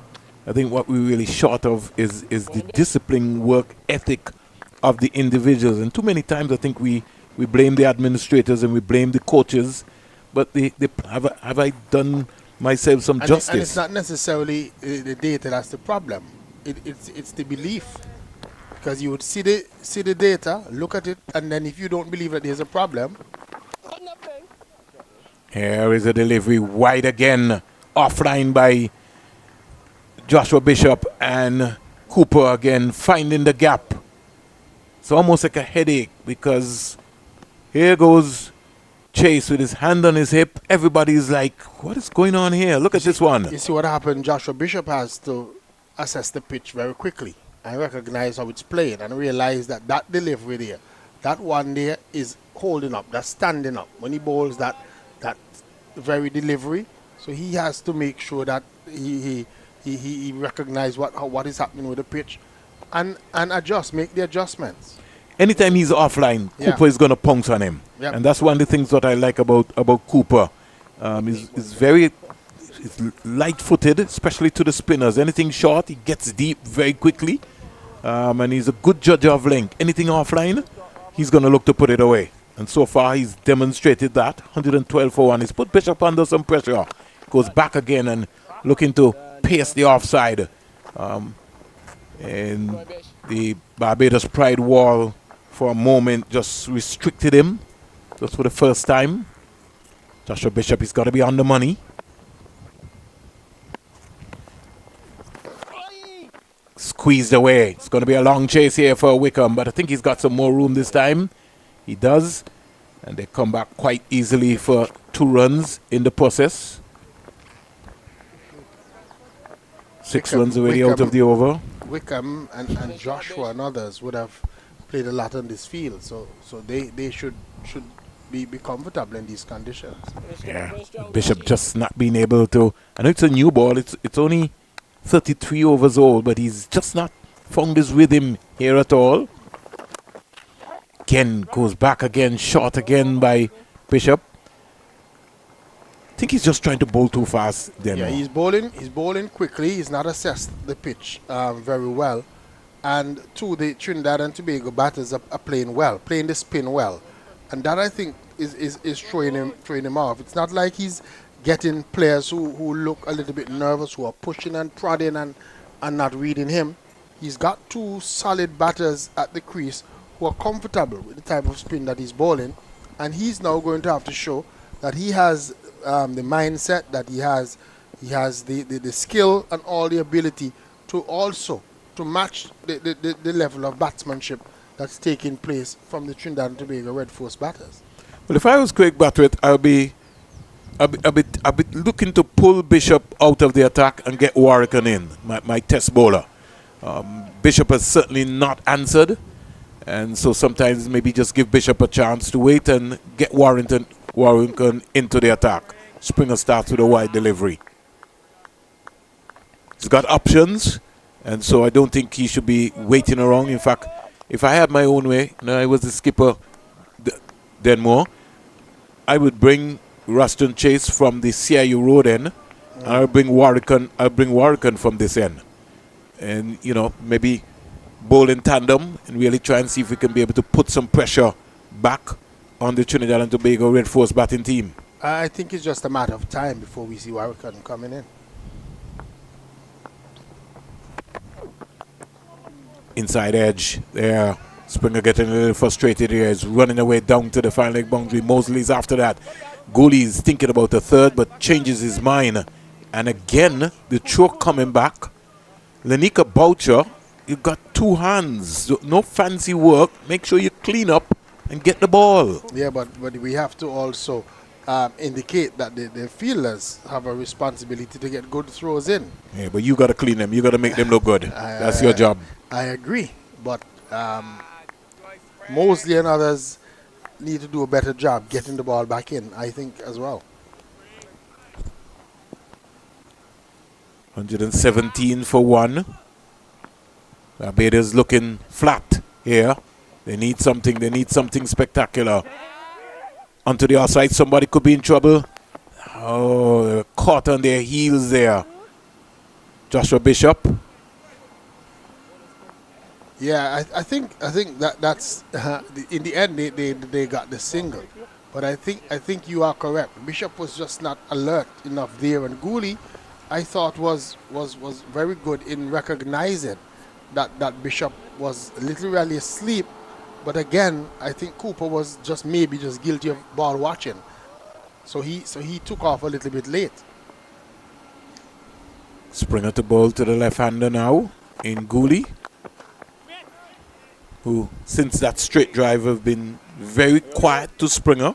It's been the Cooper show here at the Coolidge Cricket Ground. I would love to see Shamar Springer just try and put a little bit more effort. It's almost as if he's just floating in those medium pace deliveries. I would love to see him hit the pitch a lot harder, especially against Gooley. So the groundsman just for a moment getting around, but I was a little surprised Denmore because it seems to be a very sunny day, but you never know these days, Denmore. There's a P for caught behind, he's out caught behind. Gooley will be very disappointed. The faintest of edges, Denmore. A little casually. Gooley looks at the bat and he says, oh my. Good decision by Butler. Appeal went up. Boucher sculpts another one. Springer strikes. Yeah, and again, Gooley would be disappointed with that. And again, getting into the 30s and then getting out. You were just mentioning that since he drove that first one for 4, he's been very quiet since. And it just lost concentration a bit. It was a delivery down the leg side, really not a delivery you should be getting out to. Looks. I think he looked at his bat and I think he got something on it. Maybe from our indication. Maybe from our indication. Yeah, it doesn't look that way. Onto the pad, maybe. Yeah. But the umpire was positive though. But that's the luck of the draw sometimes. Jason Mohammed comes out and he's due for some runs really in the context of Trinidad and Tobago. And you're talking about last season's performance from Jason Mohammed. 679 runs, 1,115 balls faced, 400s, a high score of 204 not out. And you know what's amazing, Denmore? He's never played Test cricket for the West Indies. That's what I'm saying, that with all of that last season, didn't get a look in from the selectors. And I would have been very disappointed if I was Jason Mohammed. But he has to come out today and play a role. I'm a little bit surprised that the Trinidad and Tobago Red Force did not maintain the left and right hand combination by sending Amir Django ahead of Jason Mohammed. But I think they want him to come in and to get in and to look to get a score. So opportunity here for Jason Mohammed. But Shamar Springer would be happy. He's gotten a wicket. I would love still to see him give a little bit more effort though. A little bit more, Shamar, a little bit faster. So 118 for 2. Mohammed this season has really not lit up the competition. But his last innings, though, he played some really magnificent shots. When you're around this competition for some time, then more, somebody of his caliber, you expect a Jason Mohammed at some point in time to switch on. Over comes to an end, 34 bowled. And at the end of it, Trinidad and Tobago Red Force, they're large and in control. They won 18 for 2. Cooper, 75 from 111 deliveries. Jason Mohammed, before this game, only scored 67 runs. High score of 47. 168 minutes at the crease, 100 balls. So, from last season to now, by only having 67 runs, with your highest score being 47, I think he sets a very high benchmark, and he'd really want to go a lot better. Had 7 fours in that knock of 47 against the Leeward Islands down at the ARGR 42 deliveries. He was beginning to roll back the years. He was really looking good in that one. And I think it was a tremendous catch taken by Kareem Gore. I think it was he took one diving at gully that got rid of Jason Mohammed. So, just as we called it demo, here comes Warwick.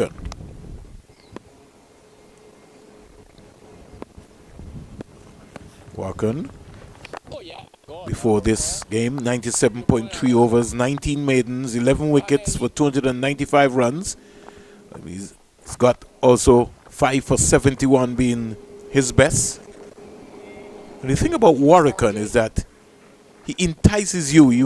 He's somebody that can frustrate you to the point because he bowls wicket to wicket consistently. He's not going to try anything. He keeps it simple. Sometimes when you look at the context that, you know, he's got 75 test wickets, you sometimes for a moment wonder like how he has not maybe played more test matches. But I guess sometimes it depends on the conditions and the area where we are playing. Ooh, almost thought that he had gone through Cooper's defense there. That's the difference in terms of Warwick to Joshua Bishop, who really you would have to consider the Coolidge Cricket Ground to be the home for Joshua Bishop. And I think though too, with your comment about Warwick and probably not playing more, I think as we've been saying, that the higher you go, the more is expected. And I think that at the test level, a lot of the other teams have probably worked out Warwick, worked out that he is not going to be somebody that tries something or does anything, and they've been able to neutralize him. Very good point there, Mo. Good flight there. That's a beautiful delivery there. That's good. I think what he needs to do if he's going to be effective at the next level, he's going to have to work on you know, some other things, trying a couple of other things. Can't just remain monotonous, or else he's not going to be effective.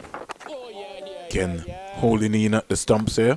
When he's bowling against probably players who are less ability of playing spin, what he does is effective. But when he gets against players who will bat spin all day,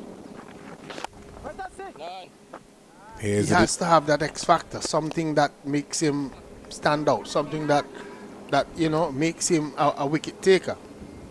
So delivery being tried to be squeezed into the offside, didn't get any runs here in the end. So Warwick's first over in the process has just cost him 1 run. So Warwick starts quietly. Cooper, all eyes on him. 76, Mohammed North. West Indies Academy, 189 for 6 in the 42nd over of that match, playing against the Guyana Harpy Eagles, and that's a practice match, we would say, in preparation for the Harpy Eagles to get into the finals, where they will meet the winner or the team that has the better outcome in this encounter between the Barbados Pride and the Trinidad and Tobago Red Force.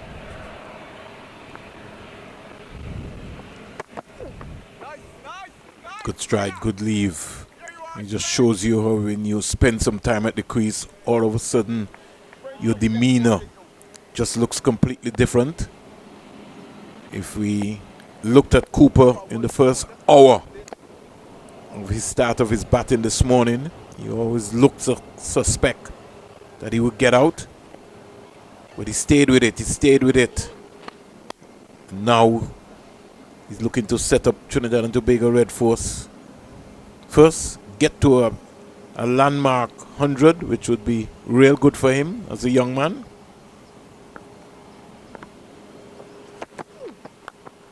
Ken losing his shape there. I think there was going to be a crucial stage in this match, especially with the partnership broken between Jet Gooley and Cephas Cooper.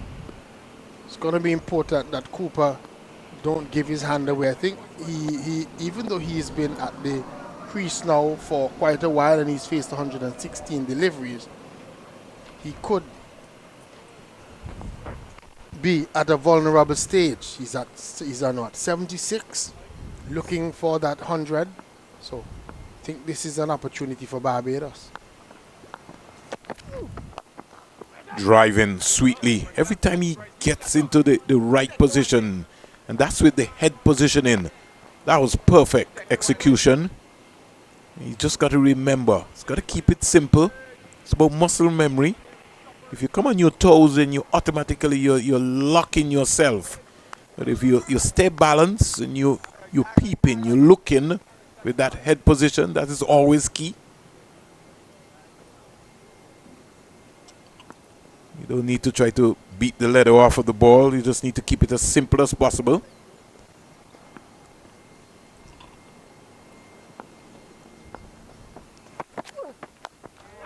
Squeeze away into the offside. A little hesitation.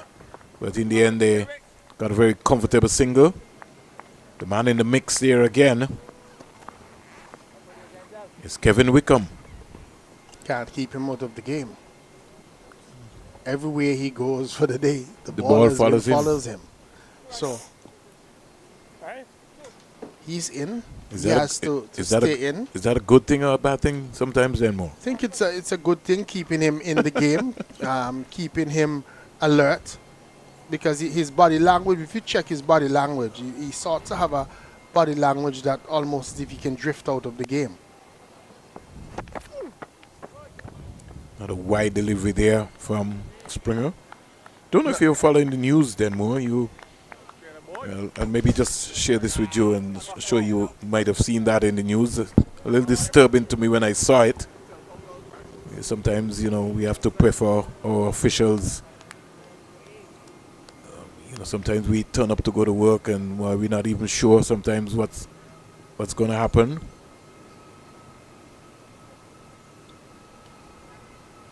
Springer. He wants more wickets. Jason Mohammed. None of us are immune. Springer to crime and all what happens. Even yesterday I was reading, and last evening I went to the barber shop, and my barber was extremely cautious in letting me in and letting me out, just because of how the situations are. We understand that right here in Antigua and Barbuda yesterday, the people went in a barber shop during the daylight hours. So we have to be so mindful, be so careful, and just encourage folks to avoid certain situations and hope that those people that have the guns and all of that they look to put them away.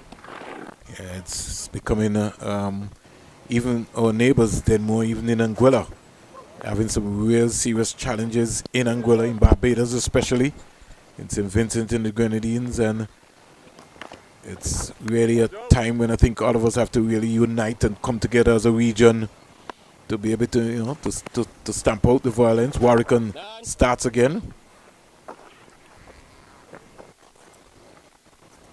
Certainly agree with that. We have to find where all those illegal guns are coming from and try to plug that situation. I remember one time then when my grandfather told me that one thing you can't do is that you can't guard the almighty sea water. I couldn't understand what he was talking about, really, You're so right. I never could have understood until when I became real, and then I said, okay, now I understand. Because, you'd hear all this different talk on the radios. Oh, they need to put this in the middle. And he says, okay, what you do? Yeah, it's impossible. It's impossible. One boat, 1 point, as the Coast Guard, and you have so many other areas, so many miles to cover. It's literally impossible.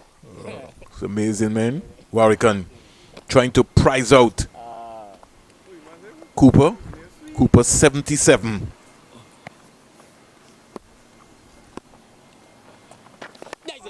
I think what is going to be important here is the patience that Cooper maintains against Warwick, because Warwick, as we've seen since he's come on, he's been right on target. He's not bowled any loose deliveries. We haven't seen him give Cooper anything to free his arms. Yeah, unlike Joshua Bishop. Unlike what we saw with Joshua Bishop, where every over he was giving him 1 or 2 of those deliveries, short and wide, outside the half stump, allowing Cooper to play shots. Now, Warwick is is immediately on target. Aiming for those pads, I can tell you that. That's the thing about Warwican. Flighted. Cooper is driving sweetly down the ground. It's a very easy single in the process. I don't think Warwican would be too worried about a single. Because again, he's getting Cooper to play and not playing by freeing his arms and getting him freely, allowing him to have to literally force it away. 121 for 2. Well, what Warwican is going to bear here is a pressurized situation then more. He's going to be somebody who's going to be honing in at those pads, which means now that Cooper has to have a new mindset in terms of how he's approaching, unlike Joshua Bishop, who tend to maybe bowl where he can be able to cut. With Warwican, he's going to have to look to be able to, that one that he got the single for is because Warwican just flighted it a little bit. Yeah. Yes. And Warwican is hoping it's a you miss I hit situation with those deliveries that are angled aimed towards the pads. So Springer is out and Lane is back.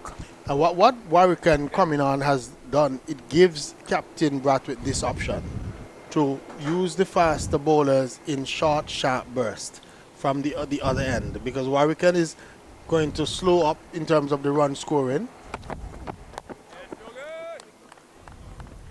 And then he'll be able to bring back somebody like a Lane, who is back now, to give him a short, sharp burst, maybe 2-3 quick overs, to try and see if he can prize a wicket from the other end. Because what is going to happen if they can't score at the end of Warwican, you will find that they will be more inclined to take more risk from the other end against the other bowlers. So Lane is going to have to be on the money. I would like to see him bowl a fuller length, especially on this track. That's it. That's the area that he wants to bowl. Even though I still feel that he could adjust that length, because Mohammed is comfortable playing that ball back of the length. I'd like to see him bowl a more fuller length, get Mohammed to more or less just drive, get him off balance. Mohammed and Cooper are still, anything that's short of a length, both batsmen can be more or less comfortable. He's going to have to be on the money here. Is Lane. Cooper, 78. That one just hit just outside there and really took off.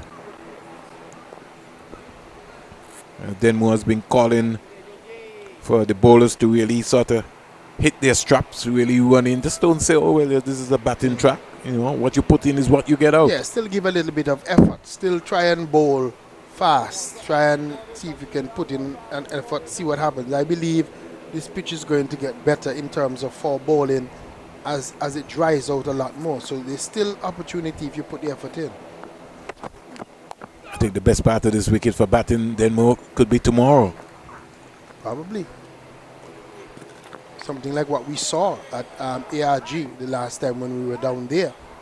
That the first of the game started 15 minutes late because there was a little bit of concern about moisture and preparation moisture and that little bit of sweating that takes place when you remove the covers. And because we had an overcast morning, the covers were removed a little bit later than normal, but it really flattened out into a beautiful wicket where batsmen could play their shots and bowlers were not left out because they had opportunities. If they really bent their backs and put in the effort, they too were getting wickets. Mohammed is not. He's out caught. Squared him up. What a beauty. Just as I was talking about it then more. Bowled at fuller length. And Mohammed caught on the crease. Lane has struck for the Barbados pride. And this is what I was talking about. With Warwican at the other end, tightening the screw, it gives them an opportunity. Look at that one, just a little bit more effort. A little bit more effort. Remember the one before bounced and went through quite well to wicketkeeper Boucher. And that one, just starting a little bit straighter and looking to turn the bat was Mohammed, and took a leading edge that just looped into the gully region. Easy catch. Yeah, and I could tell you, Jason Mohammed goes back quietly in the process. Trinidad and Tobago losing their third wicket. He's going back for a golden duck. And so Barbados would be smiling very well in the process.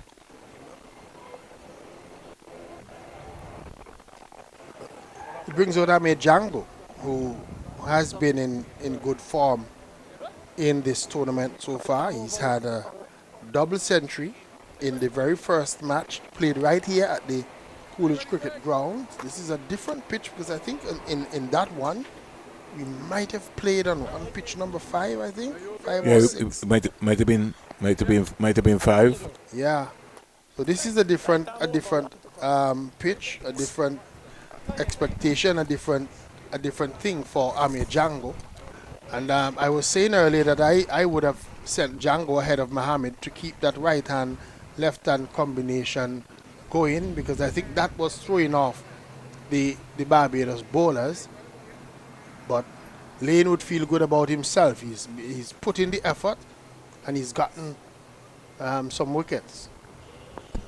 So Amir Django, servant of the game, played for the Leeward Islands Hurricanes a couple of seasons as well.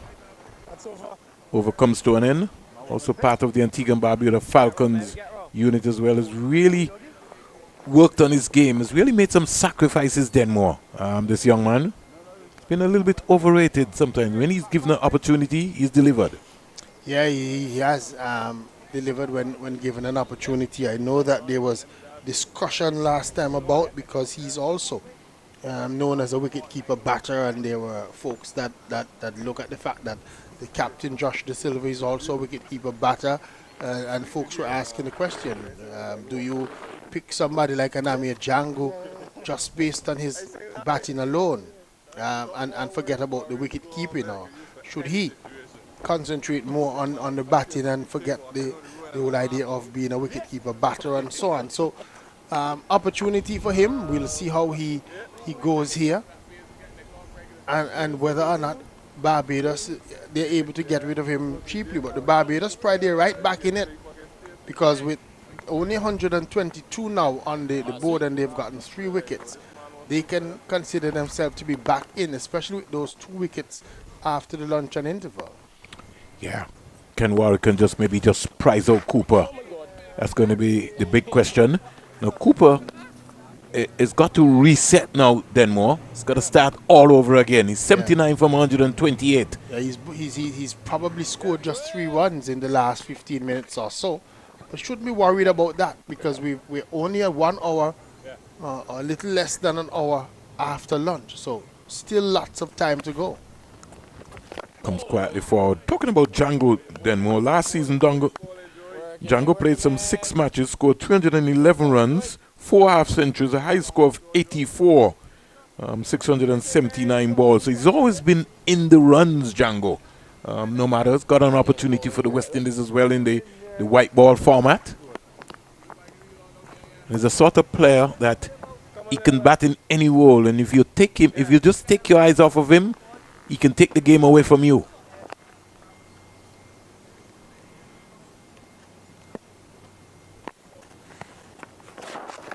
Worked away.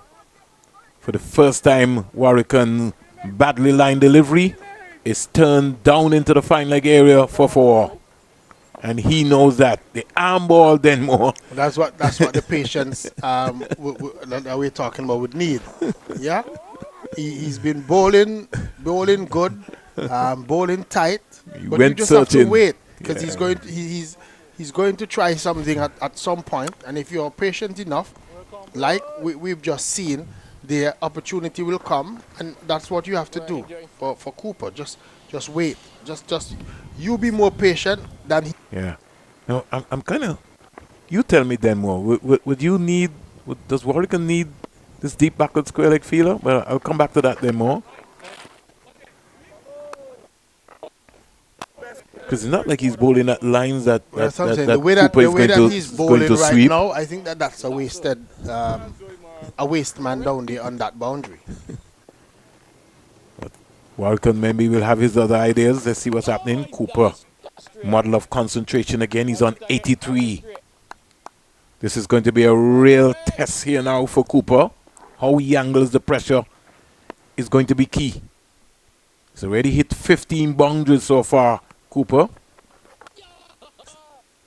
That man that's on deep square leg, I would prefer him to be probably even up in a leg slip position. Somewhere closer to the bat to apply a little bit more pressure to the batters. But the over has come to an end. Trinidad and Tobago Red Force, they have to reset now. Django is not out on naught. Cephas Cooper has gotten into the 80s. He's 17 short of a century. He's now on 83. And opportunity for Django and for Cephas Cooper to try and build another partnership for the Trinidad and Tobago Red Force. So Jedediah Blades just coming off there again. Mosley coming off the field again. Then more. This is maybe about the third time for the day. Yeah, there's something definitely wrong with him. Hope he didn't have a stomach bug or something. Django is not. Hustling him there is Lane. Sometimes that, and we know in this day and age, players just want to be in the best possible health. They don't want to be on the field if they're not feeling 100%. See the coach Ryan Hines. That's the second time now I've seen him going around now to speak to Warwickon. Maybe he's just saying to him, listen, you don't need to try anything. You just need to be on the money. Just build that pressure. Ryan Hines himself being a left arm spinner during his period of time. Django is off the mark with that delivery. Worked into the onside. Hines would have played some 15 test matches for the West Indies. Highest test score of 84 within the process.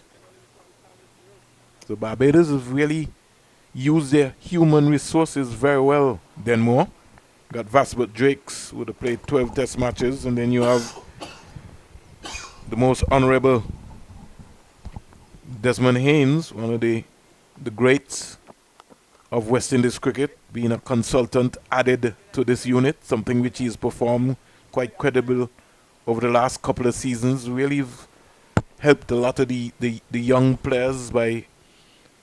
And I think it's important that past players, not just maybe included, but they need to also make sure that they get themselves trained in coaching, especially if they want to be a part of, so that they can contribute positively to the development of the players to come. Desi himself is really easily one of the top coaches. Then more, he would have also had his level 3 certificate in the process. Here is a short delivery. Why would Lane go off script, off plan then more? Something I would never really understand. Well, he's been given that man in the deep mid-wicket region. Maybe they're just trying to unsettle Amir Django. Well, if you're going to bowl a short ball, then more, it has to be a short ball. If it's not going for the badge, then more, then forget about it. I agree. Yeah. I don't like people to be telling me they're going to bowl a bumper and then blame it on the track. You know, you got to make up your mind what you want to do.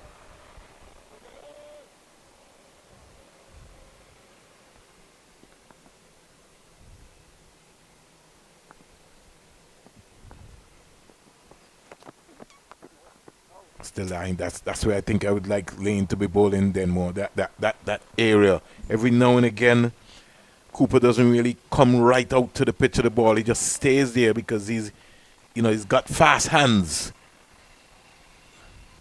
I was just about to say that Cooper uses more of his hands a lot in playing those shots than actually looking to move his feet, getting that stride out. Has a tendency to play away from his body. He's batted well so far. He's just going in confidence. Ooh. He will say to Lane, I played inside the line of that one. Yeah. that would be the claim. But Lane shouldn't feel badly about that one, because that was, again, a little bit of an effort just on about that off stump, shaping away from the right-hander, and that should give him a little bit of encouragement. Let's see, Craig Brathwaite, who has just gone off. Hakeem Jordan. I was surprised that, well, when I look at the Barbados lineup, it maybe might have been difficult for him to get into this team, but it's just only a couple of seasons ago, Denmore. Hakeem Jordan was close to be playing for the West Indies. Again, how times change, how important it is when you given an opportunity that you take it with both hands, because in the world of sport, a day, a year can make all of the difference. Now, I know Brathwaite has had a headache. His tendency to use his spinners from the CIA road end. When Chase comes back will be an interesting question. Chase looks like he fancies himself to bowl from this end, but I'd really like to see Chase bowling from the CIA road end, and maybe have Warrican come from this end. Django, who plays spin bowling very well, just comes quietly forward.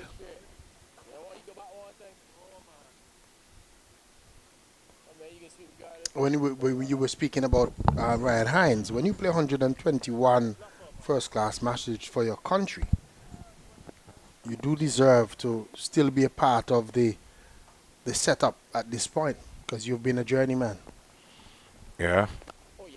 Again, he comes quietly forward in the process. Warrican just picking up that one in the meantime. Remember, there was a time when Ryan Hines was in and out in the Barbados squad almost religiously, when folks thought that he might not ever get a chance at the West Indies setup.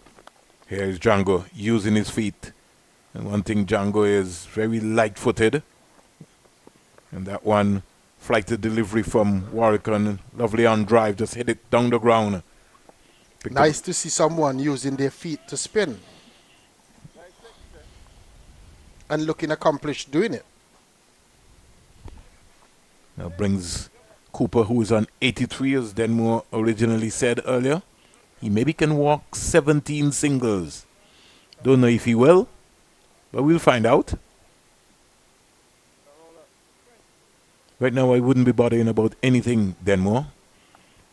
I'll be looking up the V. They brought in that leg slip that I was talking about, but they've still sent that man back out on the deep square leg boundary. I think that's a defensive position there, Denmore. I don't know how you feel. I'd have maybe brought that man up under 45. If not, I would... Looking to make some changes. He's now asking Warrican to bowl a new line. Maybe flight it out. That came off of something, Denmore. Might have been bat. Yeah, we got 2 runs in the process. Yeah, he was sweeping, was Cooper, and that man had leg slip. Just sticking a hand out. Probably doing well, saving a couple of runs. Bring Jordan up more or less into the square leg on the 45. That's just my thought process, but let me see what Warrican is working on. He's been the man.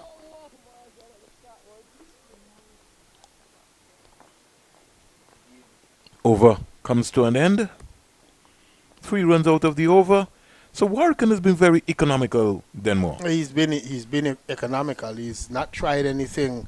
We've probably seen 2 or 3 deliveries in his entire spell that has not been where he wants them to be.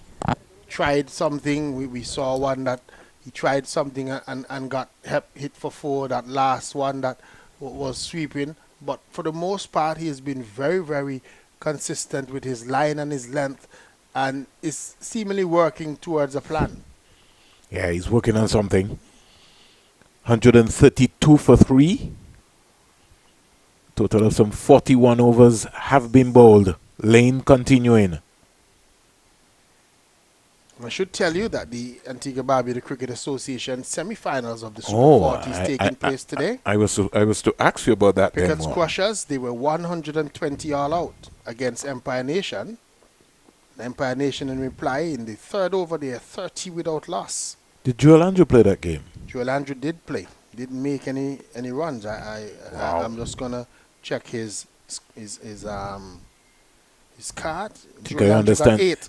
I think I understand the other day Pigots only had 8 persons. Yeah. 8, 9 somewhere in that contest. Couldn't figure that out at all then more. Yeah, Joel Andrew making 8 of 11 deliveries, had 2 4s in his knock. No, a lot of their players, the Kadeem Warners and Henrys, and they've gone to England. Gone to England, yep. Full toss. Punched away. Square for 4 by Django. Can't bowl that to Django, especially a man who's in form. Poor delivery, given the treatment that it deserves. So Lane missing the mark there. Got to be on the money. Again, just releasing that pressure. After he would have done all that hard work, got to make Django work for his runs. Yep. And in the other match, the other semi-finals, PIC Insurance Liberta Blackhawks, they made 145 all out against CMW New Winchops Lions. Checking the scorecard, Raheem Cornwall got 32. They didn't bat their 40 overs, only 29.2 overs the Blackhawks faced. And you don't have Kofi James, who's in Trinidad playing. Trinidad to play. So the CMW New Winchops Lions need 146 for victory. Did Azari play? Let me look. Azari Joseph, yes, 4 overs, no maidens, 18 runs, 1 wicket in his spell there. And 4 wickets for Randall Boston in that match. A wicket each for Jedediah Martin, Demari Benter, 2 for Cameron Pennyfeather, and 1 for Nino Henry. So the defending champion, CMW New Winchops Lions, need 146 for victory to get into the second final of this year. Already the 2-day champions, and they just need 146 to get into the finals of the Super 40, which they are the defending champions. Down the onside. Just before that delivery, Django was able to pick up a single. I think he's trying a little bit too hard, though. He's lost the plot. Yeah, Johan Lane needs to settle back down. And again, this is where I was talking earlier about the left and right hand combination. I think that's what's throwing him off. When he was bowling to both Cooper and Mohammed, he had 2 right-handers at the crease. But now that Django has come out, it has thrown his line and length and his rhythm off. Here is Cooper cracking that for 4. That's a beauty. That was hit with authority by Cooper. Oh, his 16th boundary. He got on top of that and cracked it. Probably one of his better ones, because that one got to the boundary very quickly. It was timed well from Cooper. He got on top of it. It was short of a length and wide, and he really hammered into that one and picked up a beautiful boundary here. And Lane has been roughed up a little bit in this over. Certainly so far.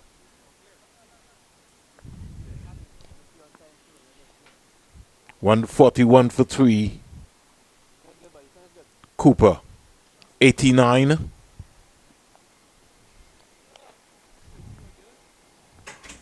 We're just coming up first hour after the luncheon break. Short delivery banged in. And Cooper saying, next time I will hit you over square leg. So First hour after lunch, Trinidad and Tobago Red Force 141 for 3. They've lost Gooley, caught Boucher, Bow Springer for 33, and Mohammed caught Drake's Bowlane for naught. But the man of the moment so far, Cephas Cooper, not out 89, 141 balls, 16 boundaries to date. And the bowling figure so far, Johan Lane, 10 overs, 1 maiden, 41 runs, 2 wickets. Shamar Springer, 11 overs, 1 maiden, 30 runs, 1 wicket. Carl Mayers, we haven't seen him since lunch, 5 naught, 18 naught. Chase, 6 2, 19 naught. Bishop, 6 1, 21 naught. And Warwickon, who's bowled after lunch, 4 naught, 9 naught. We'll take our Dasani water break, and Trinidad and Tobago large and in control, 141 for 3.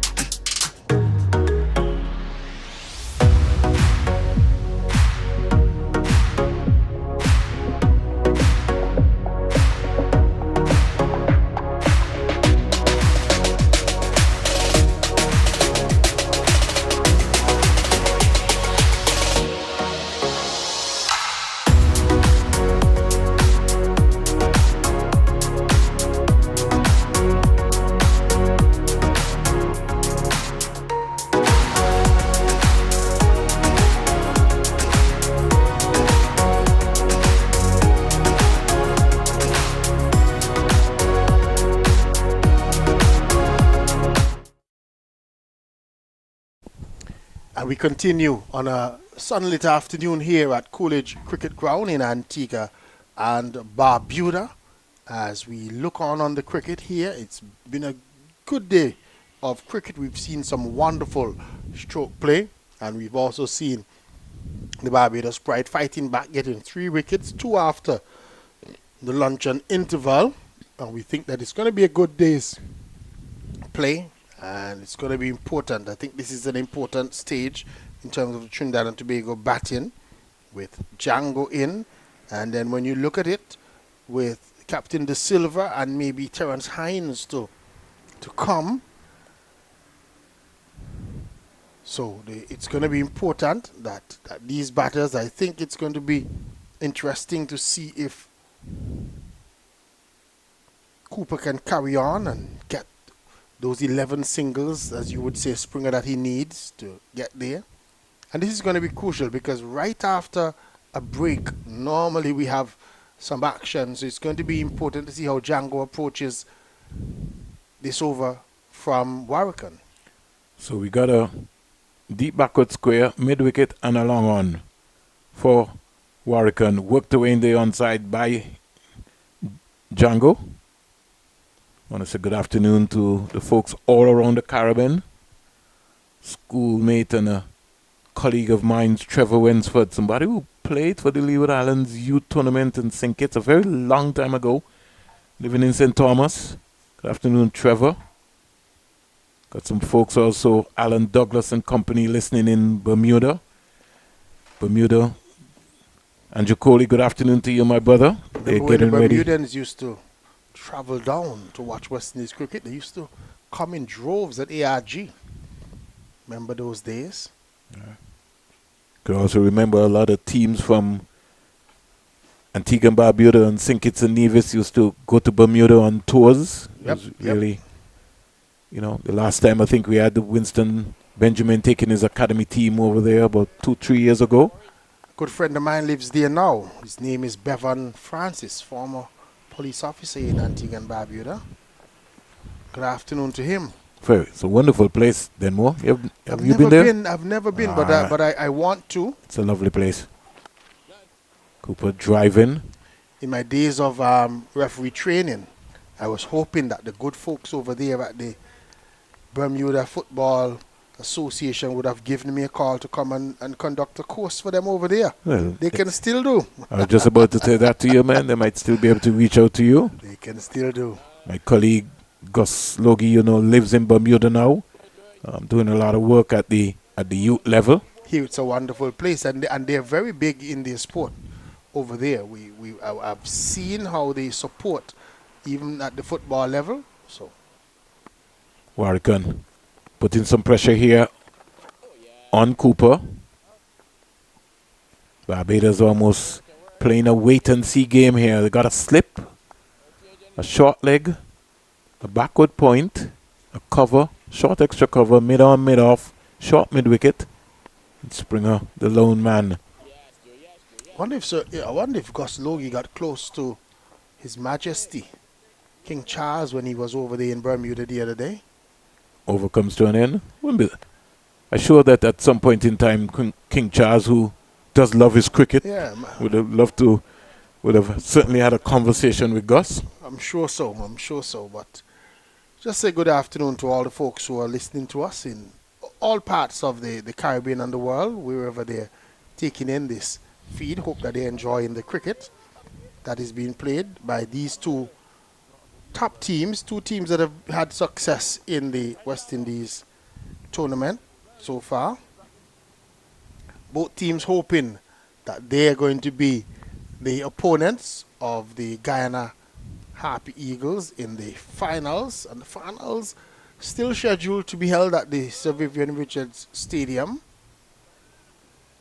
starting next Sunday right here in Antigua and Barbuda. It's a different type of tournament.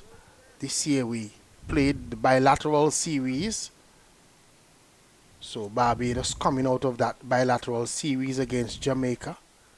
Jamaica, I think, won the first first match of that series.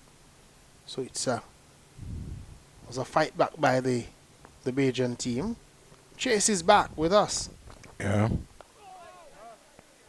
Just want to say good afternoon to my colleague Roland Cox and Jason Mohammed. I know you got north. I don't want to say that you got a golden duck. But I know it seems to be a very long one. You had to journey all the way back. Maybe have to go to the records and see when was the last time that Mohammed might have maybe scored a duck. But then more my colleague did feel that, hey, maybe Django should have come out maybe before Jason Mohammed. Yeah, I think so. I think that Trinidad and Tobago should have been looking to keep that left and right hand combination. Here is Django driving. They just need right now to be as tight as possible. If this Barbados Pride bowling unit could just take away the boundary balls from the Trinidad and Tobago Red Force, I think they could look to build some pressure. Here's a wide delivery, hanked away by Amir Django for 4. Another boundary. You were just speaking about taking away that boundary ball, and then right on cue, Chase drops one wide and short outside the line of the off stump, giving Django that opportunity to play it square of the wicket. Picked up 4. Runs continue to pile on here. 146 now for 3. Still some ways to go, though. The Trinidad and Tobago team would be thinking that they would need to get something much more than 200-300. They would be hoping maybe 400-500 runs would be enough, something to give their bowlers something to work at.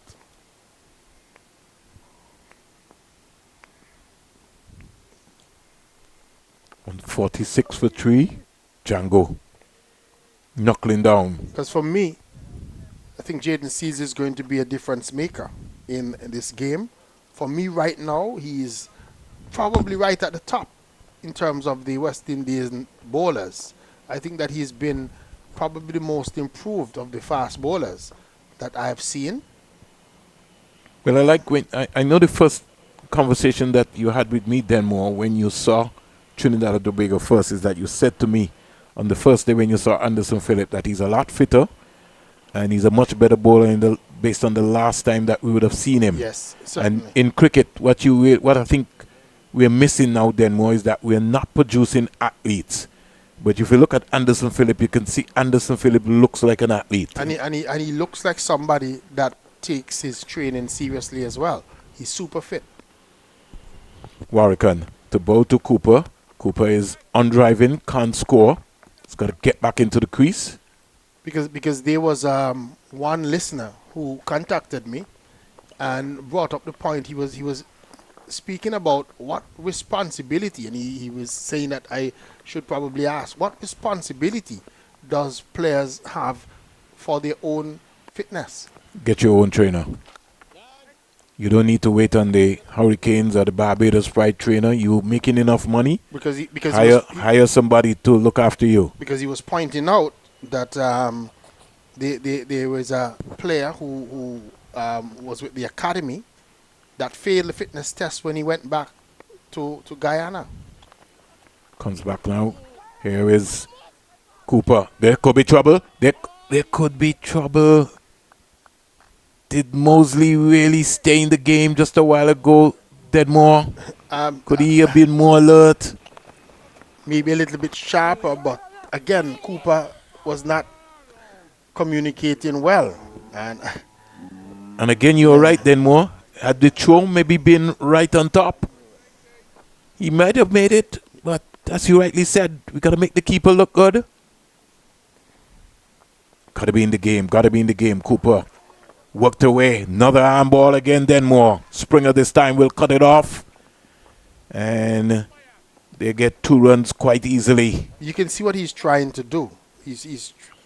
Remember I spoke about that same ball and him having that leg slip, because I saw that was what he's trying to do. Get them to overbalance, maybe get them to play that ball coming off the inner portion of the bat again. But going past that man at leg slip, but I'm still not understanding, unless it's for that reason of cutting it off if it gets past there. What is that man down on the deep square leg region's purpose? Well, that man then can come into the 45 position, which is almost just maybe 10, 12 meters on the right side of the umpire. Yeah, I think he's wasted. I think he's wasted out on the boundary. He would come around and he would cut that ball off. Correct. Because what Warrican is trying to do, the arm ball is what he's trying to trap Cooper on the crease. Cooper, a little impatience running in there, but if he gets 100, it will be certainly a well-deserved 100. Over comes to an end, and one thing for sure, Warrican is getting through his overs very quickly. And he's helping the Barbados. 1.5 maybe off after the lunch and interval, and we've already had half of the 90 overs bowled so far by the Barbados team. They've had pretty good over rate going so far. 45 overs bowled already.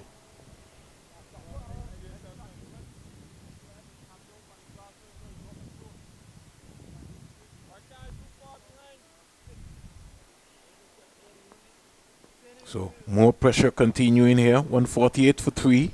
Django 14. Will face up to Chase.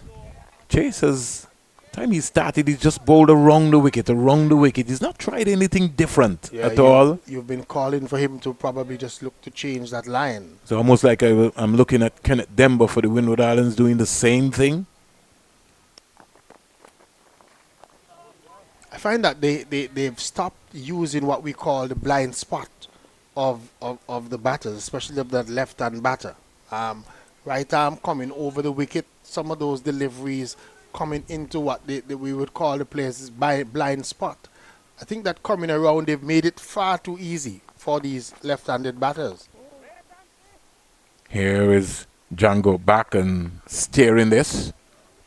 Joshua Bishop sliding around there from backward point area. And the good thing that Joshua Bishop has become so dangerous with now Denmore is that he can also throw the ball with his right hand as well too, which catches you off guard. Short, and Django is back and working it. Ambidextrous fielder. Good to have. Something like a Kadim Henry. Yep, something good to have. Chase trying to pick a wicket up. Flighted. Stroke beautifully down the ground. Very easy single to lane. And one thing about Django, he's very light on his feet then more. Anytime anything is tossed up, he's in a very comfortable space to use his feet, and he stays over the ball. I said it earlier, it's refreshing to see someone using their feet to spin and looking comfortable doing it. Looks as if it's something that he has practiced. It's very natural to him. So it's not looking awkward like we've seen with some people, doesn't? Lovely on drive again by Cooper, putting some pressure on the lane. They were thinking about a single and changed their mind very quickly. Over comes to an end. 149 for 3, 46 overs bowled there. We're just looking at the English Harbour area where Denmore owns one of the yachts there. Candice, so don't worry, keep that shot out. I'll be able to tell you which yacht Denmore owns. Well, that's a beautiful part of the country to be in. Nice work, Candice. Beautiful. Really, really beautiful there. Showcasing Antigua and Barbuda. Blessed with 365 beaches, and in a leap year, you can certainly find one. Yeah. If you need one, we can find an additional one for you. Because there's one called Mal Bay that a lot of people don't know of. So, a little bit of cat and mouse game going on here. Somebody trying to test the mindset of Django. Here is a delivery which is punched down to lane by Django. Again, just using his feet very well. 150 up for Trinidad and Tobago Red Force. Yeah, coming in 46.1 overs, the 150.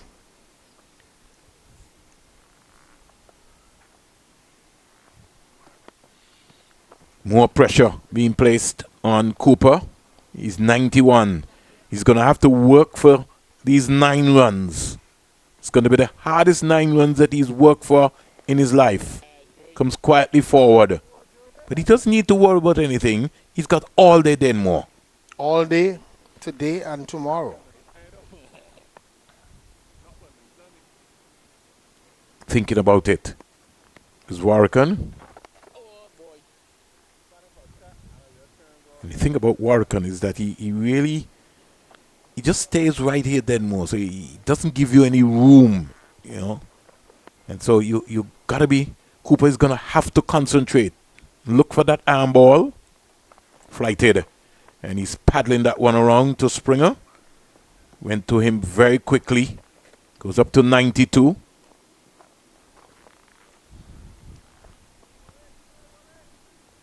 Plays that shot pretty well. The sweep shot. Looks through it and executes it very well and kept it all along the ground. Saying good afternoon to Norman, who is coaching Barbados. Won't be able to. Good afternoon to you, Norman. 50 for Barbados Pride came off 17.5 overs. The 100 off 29.2 and the 150 off 46.1. Partnership so far is 29. Django has really looked assertive. Over comes to an end. 47 bowled. 151 for 3. Cooper 92. Django 16. Yeah, Trinidad and Tobago having to do a little bit of repair work here after that partnership between Jid Gooley and Cephas Cooper was broken, and then Jason Mohammed not adding to the scorer's trouble, coming in and making a knot. Now they have a little bit of rebuilding to do between Amir Django and Cephas Cooper, and they're hoping that this is going to be another big partnership that is going to put them in a very positive way in this game. However, Ruston Chase and co will be hoping that first of all that they can starve out Cephas Cooper a lot more, letting him work very hard for these 8 runs if he's going to get to that century, or even possibly dismiss him before he gets there. I want to say good evening to some folks in the United Kingdom. Jean, her son, company, they're coming to Antigua and Barbuda tomorrow, then more for a holiday. They're going to be here for about at least 2-3 weeks. I want to say good evening as well to my aunt who lives in Leicester, England. Lucilla Francis is her name. She's been over there in England for many years. Springer, she left here in the 80s. Which area said she lived in? Denmark? Leicester. Oh, okay. I was a Leeds man. Spent a lot of time in Leeds. Well, I went to university down just down the road in Nottingham. Spent some time on Cycle Road there in Nottingham. I did my coaching course, went to the Yorkshire Cricket School. Here is Django driving again up the cover. It's an interesting period of time being in England, because at that point in time, Richie Richardson was at Yorkshire. So you had the likes of Darren Gough and company, Tony Bory, Howard Williams, a lot of the folks, Claude Davis, a lot of the folks still in that area.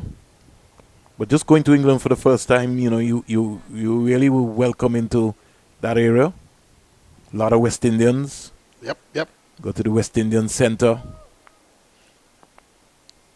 I think at one point in time we had a chance to go to the Leicester Carnival, because that also, Django almost caught in 2 minds there. Then more, he looked like he wanted to use his feet and then change his mind.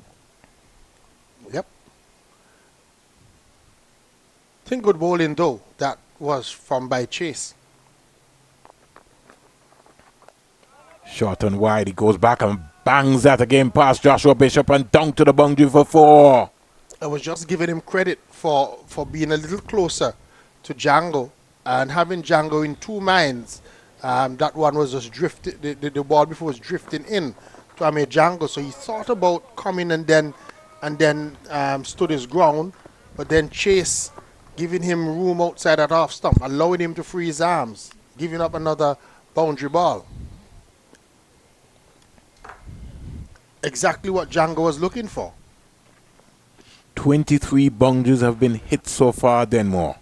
16 from Cooper, 5 from Gooley, and Django's moved into action. That's his 2nd boundary that he's hit so far since he's come in.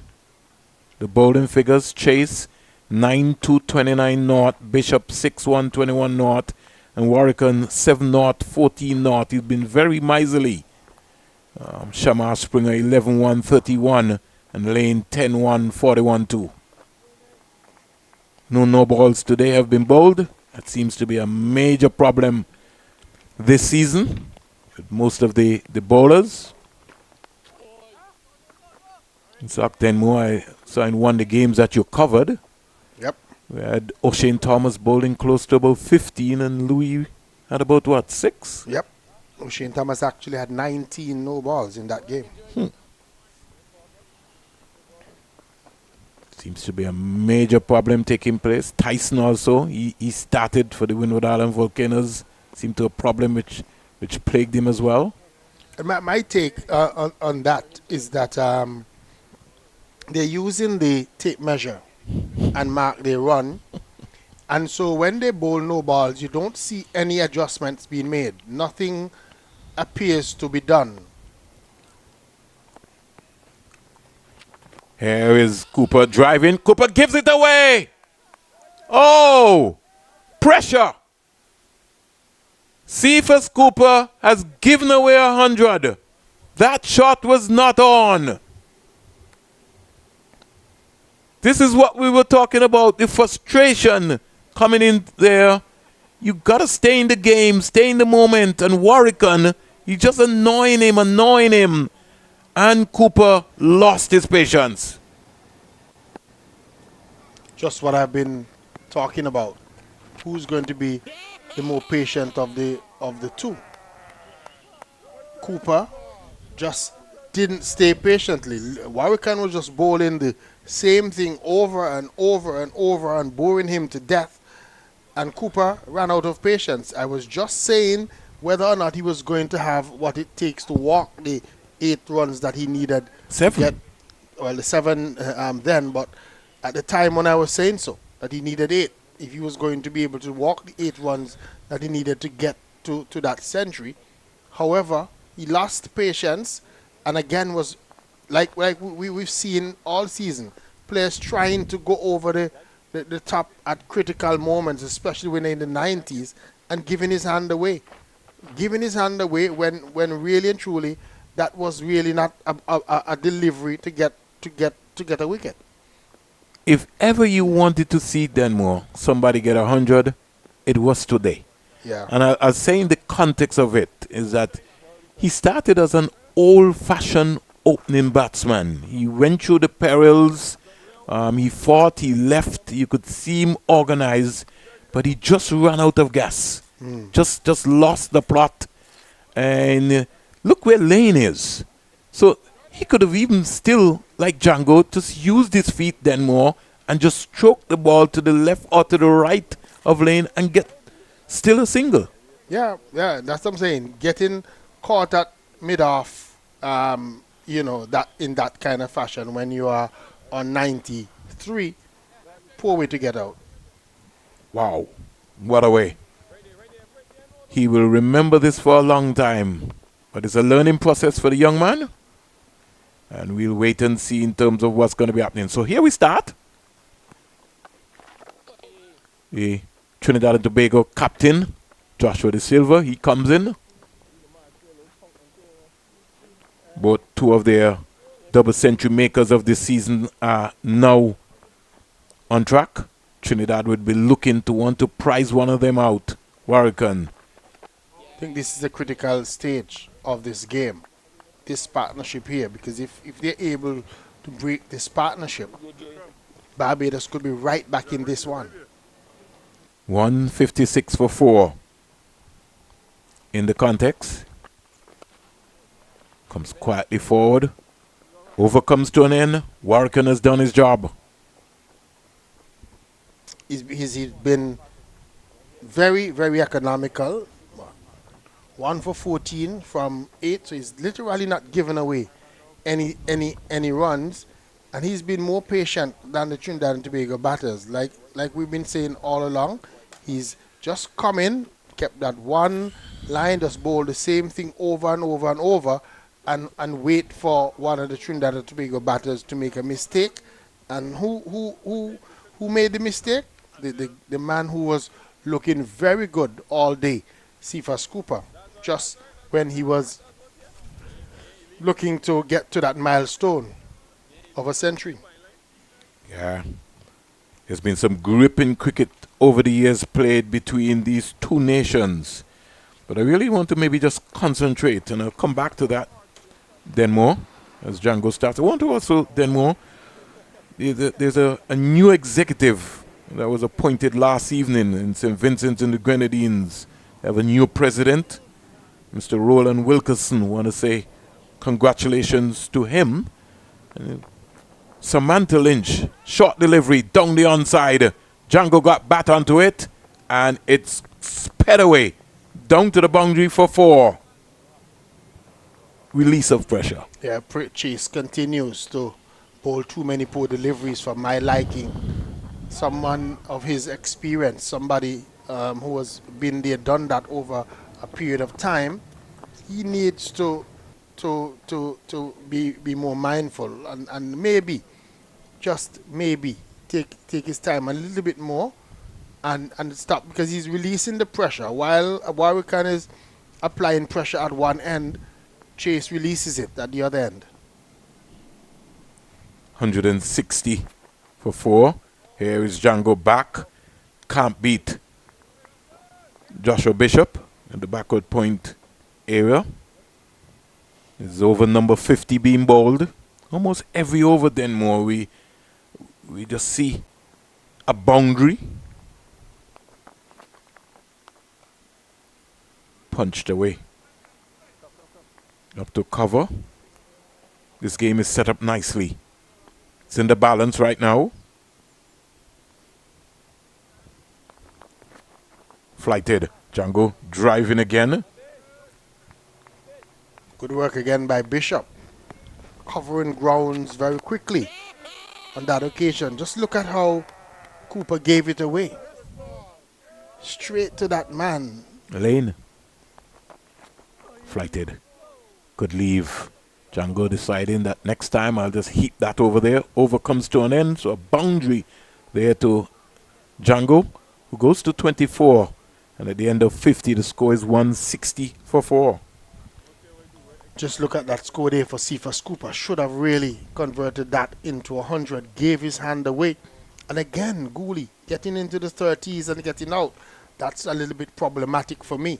I think that when he gets into the 30s and so on, he sort of loses concentration. Far too early, I believe, in an innings at this level for somebody like a goalie to be losing concentration. The last game, I think he was on 37 when he gave his hand away. Warwick comes back again. De Silva is on naught. Flatter, faster delivery. Just talking about the elections last night, Denmore.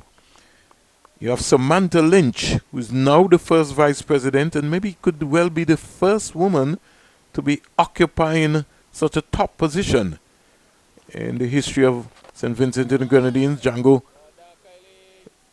just sending back De Silva, who was looking for a single.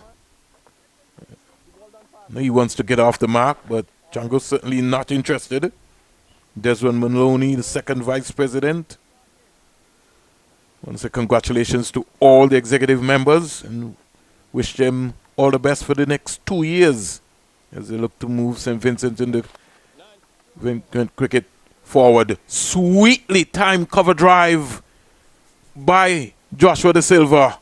Precision. That was beautiful. Oh. That was a very beautiful shot played there. Balance. Look at him. De Silva. No helmet. Trinidad and Tobago Red Force cap. And he found the gap. Oh, exquisite.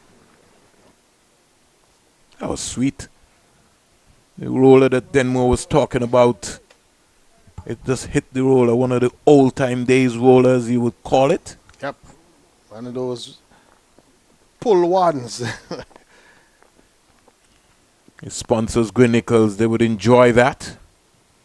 The only thing we don't have is one of the real official photographers around to be able to just capture that moment there by Joshua De Silva. These like these, you remember Bones. Gordon Brooks as well too, the late Gordon Brooks. Yep. It's an art, it's a skill. It is. Colin Bones Cumberbatch, may his soul rest in peace. Hope, I know that the family is working then more on finishing his book, something that he started.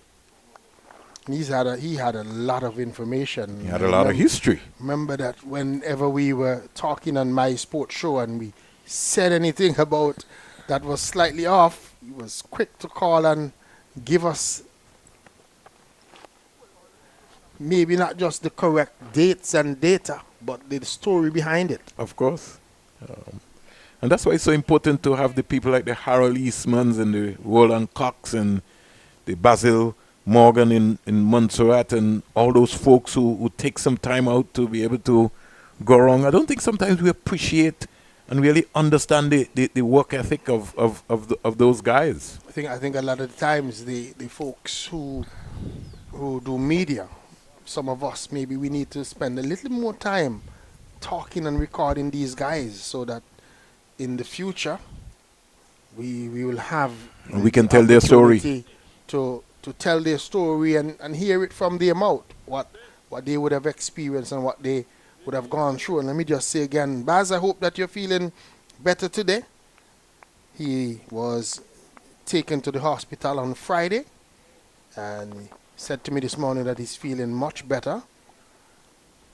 But we hope that you continue to get better medically and that the folks down there in Montserrat, that they're taking good care of you, the Right Honorable Basil Morgan. Chase still continuing around the wicket to the left-hander. Django driving, can't beat Mosley, who comes around.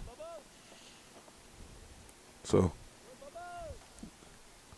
the matchup between these two teams has been heavily contested, especially since we have the professional unit. The introduction of the professional league. Squeezed away into the offside. Mosley's after it. And just for a moment, pulled it back. Yeah, just pulled it back a couple of meters short of the boundary on that offside. And this time had a good throw back to the wicket keeper.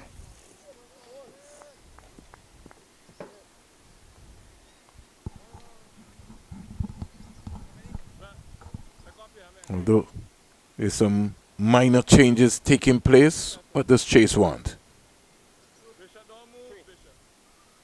He's not pulled the silly point out in Drake's. He doesn't want Drake's anymore under the helmet. All right. He still wants Calmeers at slip. Fine. And he wants Mosley to back off. He doesn't really want Mosley to go back as a sweeper. He's driving again. Straight to Drake's. I think Chase is just more or less then more. He's sort of rushing it. Yeah, I was saying that he's full toss. Just stroke down the ground easy for somebody of the class of a Django. That's almost like a throwdown warm-up delivery for Django in the morning. Now brings Joshua De Silva. I think he's trying too many things. In Western Chase. Just needs to do like Warwican, pick a line and length and just be patient. It's almost as if he's trying to get a wicket almost every delivery. So he's trying all sorts of things. He's flighting, he's short, he's doing all sorts of things other than just trying to pick a good line and length. De Silva on drive, down the ground, easy single. De Silva's looked very businesslike from the time he's come out. 52 overs ball, 168 for 4. Django is 27. And De Silva is on 5. The matchups between these two teams, then more head-to-head from 2014 to 2025, has seen Barbados played 16 games. They've won 10, lost 3, and drawn 3. So Barbados have had the better of the Trinidad and Tobago team. Oh, yes, in the context. And that's why I think it's going to be important, the batting here of the Trinidad and Tobago team. They're going to be hoping that they can get a good score, build a good score, because they know that the Barbados team, they're not going to just come and roll over. Well, I know you asked me something this morning off air. We've seen that there's no Correa in this game. But Correa, when he played for Trinidad and Tobago against Barbados, he's been one of the only bowlers to have picked up 5 wickets, 5 for 59. Russian Primus 5 for 21, Anderson Phillips 6 for 59, and Terrence Hines 5 for 32. But he's not playing today. Warwickon. I think he would have added a little bit of difference to the Trinidad and Tobago bowling lineup. What I've found is that Carrie Peer and Brian Charles have really almost been the same thing. On the money again, Warwickon. And this track, like you remember I indicated to you then, more, I think day 2 will be easily one of the better days for batting on this. So I'm looking forward to see Anderson Phillip and Jaden Seals with the new ball to this Barbados batting lineup. Me too. Would see what happens, especially with the energy that both running with when they're bowling. They're going to have a lot more energy than we saw from Lane and from Shamar Springer. So I'm expecting to see something a little bit different when the Trinidad and Tobago fast bowlers come into the attack. Trinidad highest score during this series from 2014 to 2025 has been 358 at Kensington Oval in 2019, while Barbados has scored 396 at Couva in 2016. So if we're looking at anything to go by then more, Trinidad and Tobago will be looking to get anywhere close to 350, 400 up. In fact, that's how this game is really positioned and set up as we speak.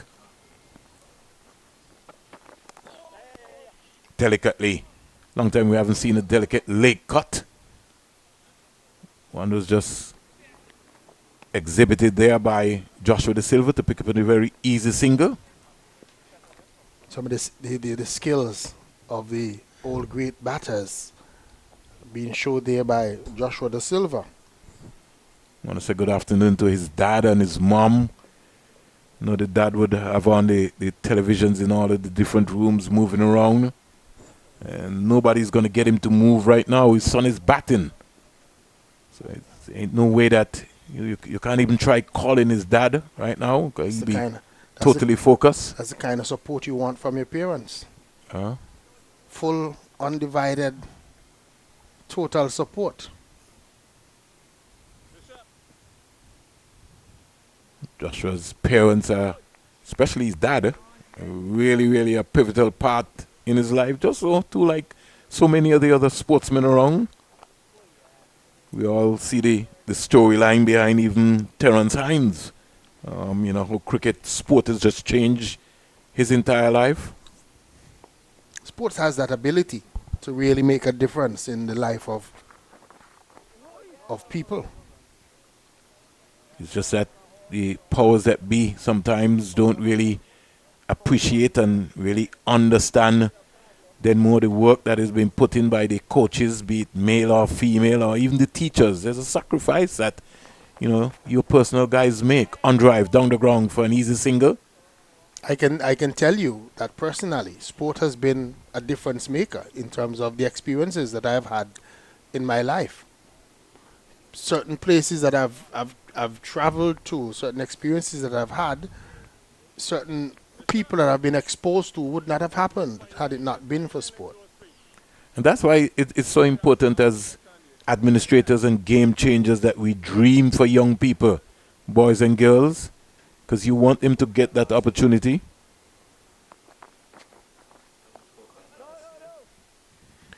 So let me just tell you, last time that they played, the Trinidad and Tobago and Barbados, Trinidad and Tobago made 263 and Barbados making 86 and 121. That was at Kensington Oval, right? Yeah. Yeah, they got rolled over. They got rolled over by an innings and 56 runs. And that's when Kensington Oval produced the green pitch.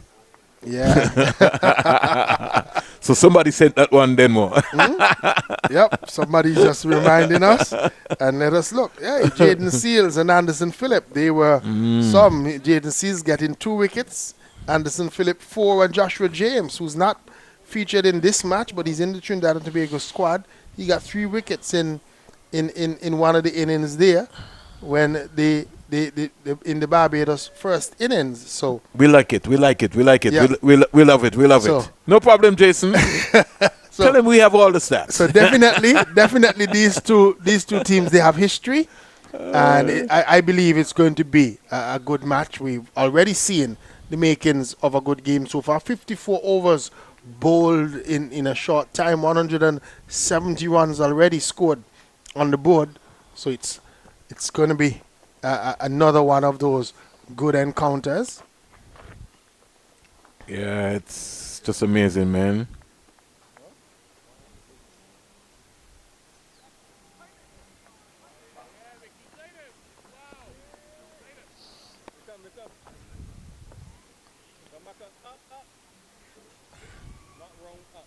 Just looking to restart again. 170 for 4. In a while, we'll give you a live and louder roundup from the Antigua Recreation Ground. Just to Denmore's going to pull something up. Somebody sound like they alerted me that Rivaldo Clark just scored 100. But we'll Academy 317 for 6. Rivaldo Clark is not out on 118. Congratulations. Of 139 deliveries. He's had 13 fours and 5 sixes. So he's been ultra aggressive.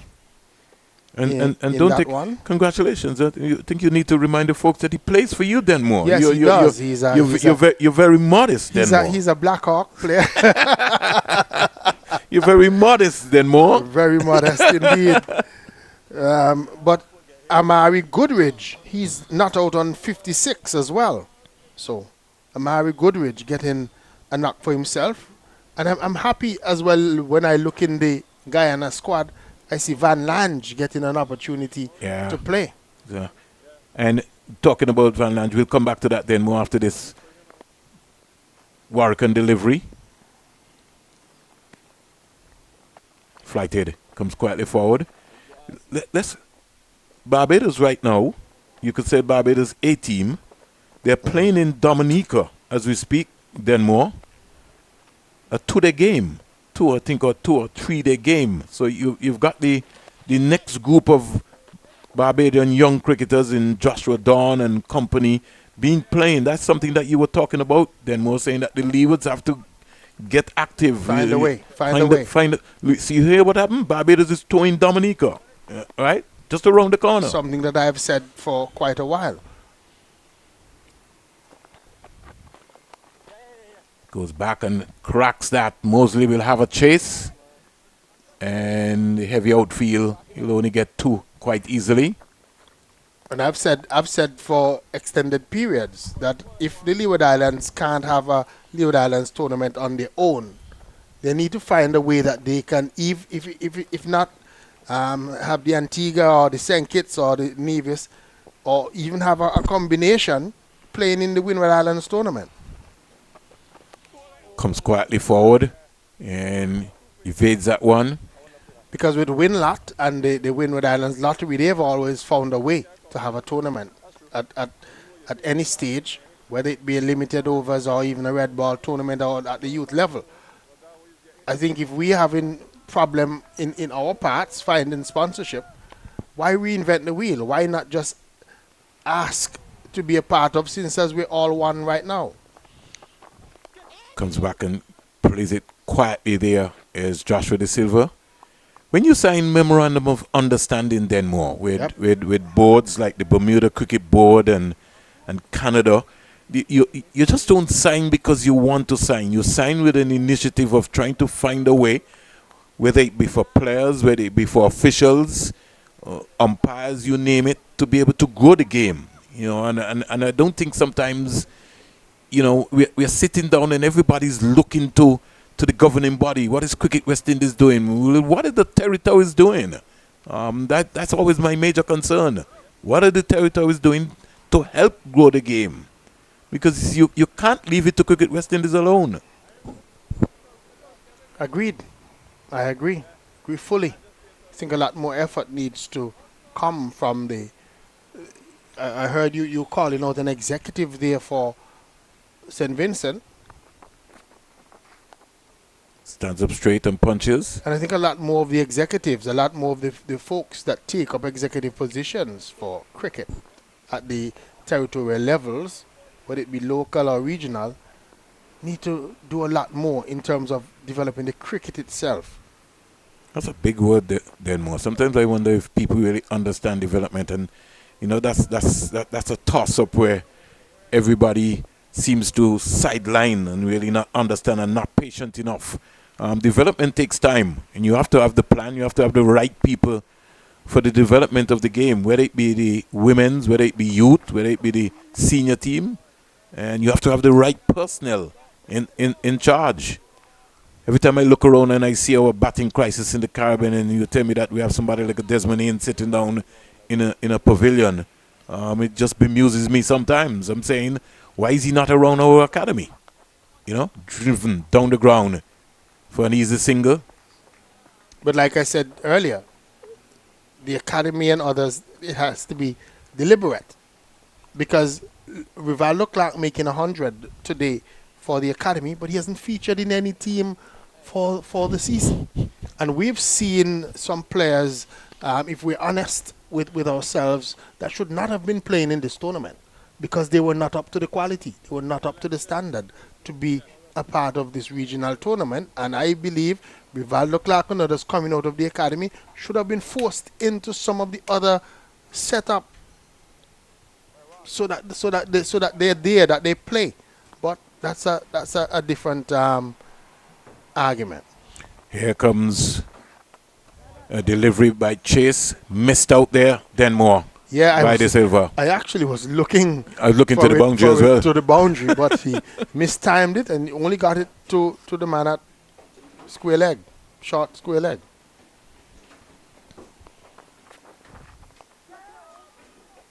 Almost in the air, almost causing a fall shot. 235, we're coming up to tee. But it left the bat in the air, and it just evaded that man at that short leg position and fell in no man's land. So maybe just a little bit of hope there for the bowler as just going into the tea period there.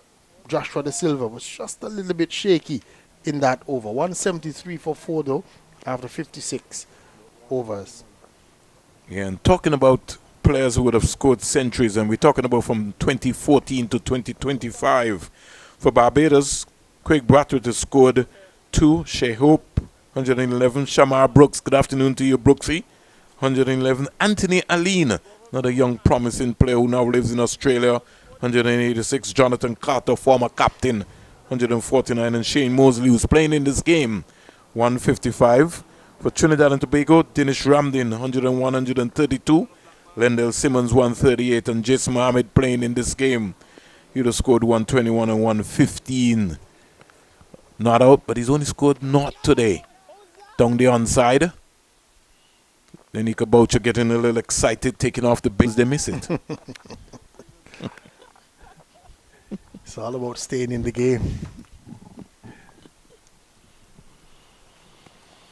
Flighted. Here's Django driving ferociously. There's an appeal for a run-out little byplay. Joshua De Silva is having a real laugh about it. But it was good cricket all in the end. He used his feet well. He drove it really hard back. Yeah, and Warwican did well. I think we need the physio. Yeah, I think Warwican did well to put his hand in the way because that one was hit hard by Django. I was surprised that so close to the T interval that he really used his feet and was looking to smash that one. Warwican did well to stop it.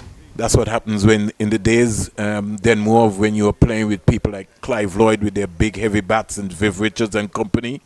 Those guys used to hit the ball back at you to see how good you were. Whether you could catch or you can't feel. Django is not as big as Sir Clive Lloyd in his time, but that did sting Warwican. Flighted again. Just overtossed that delivery there. He's still thinking about it. I think he's still thinking about his fingers. Yeah. He's still feeling it. He's trying to tough it out, knowing that he's going into the tea interval in the next few minutes or so. So he'll probably be able to get some ice on it, maybe a little bit of that cold spray, get some treatment from the physio. But he really felt the sting of that one from Amir Django.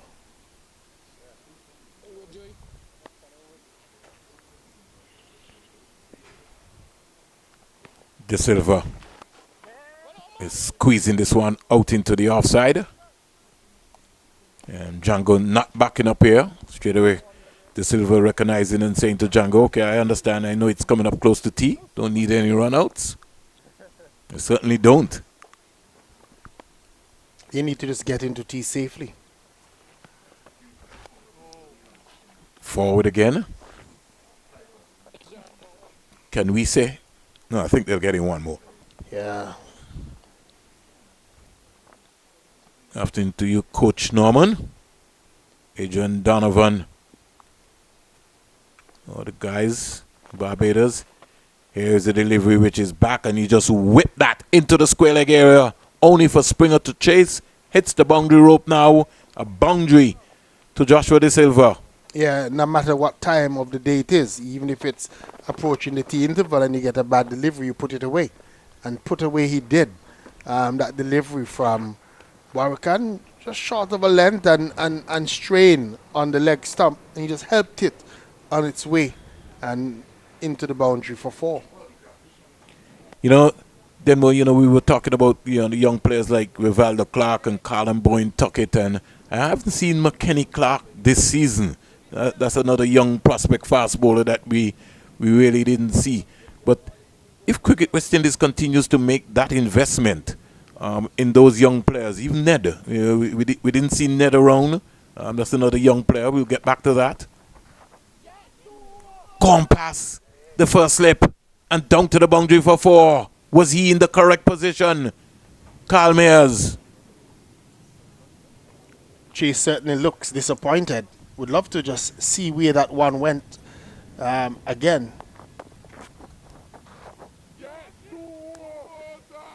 Yeah, it would have been a sharp chance because it hit the edge, but it was going down. It was always heading down, and would have had to have really stuck in that right hand. Maybe it could have been a little bit to his right. First slip is first slip, then more. But we've seen that a lot in this tournament, that they cheat a little bit, try to be about slip and a half. First slip is first slip, then more. First slip is first slip. If you're in first slip, that would have gone straight down Carl Mayers' throat. He's still thinking about it. You can't be thinking. You got to be right there. You can see him. Don't think that he's necessarily adjusted himself too much, but he's still thinking about that one going past him. You see what you were talking about then, Mo? There's a concept of some people feeling at first slip that my strong point is my right hand. So I can stand in no man's land and I can catch up. But sometimes by the time you look in your rack, and you're in problems. Yeah. You are correct. That one. A missed opportunity there for... we've seen that too happen a lot in the Leeward Islands, Trinidad and Tobago series. The players just cheating a little bit, almost being what we would say 1.5 instead of first slip, or maybe standing more at second slip than first, and hoping that they can go to that positive side rather quickly. And we've seen, like we just saw there with Amir Django, a ball that took the edge, went in the direction where you really should have been, that went for 4. Stands up straight, Django.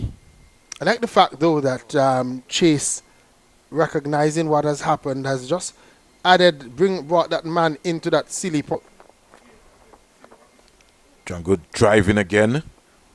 Still would like to see Chase come over the wicket. Yeah, I know he's working on around and around and around.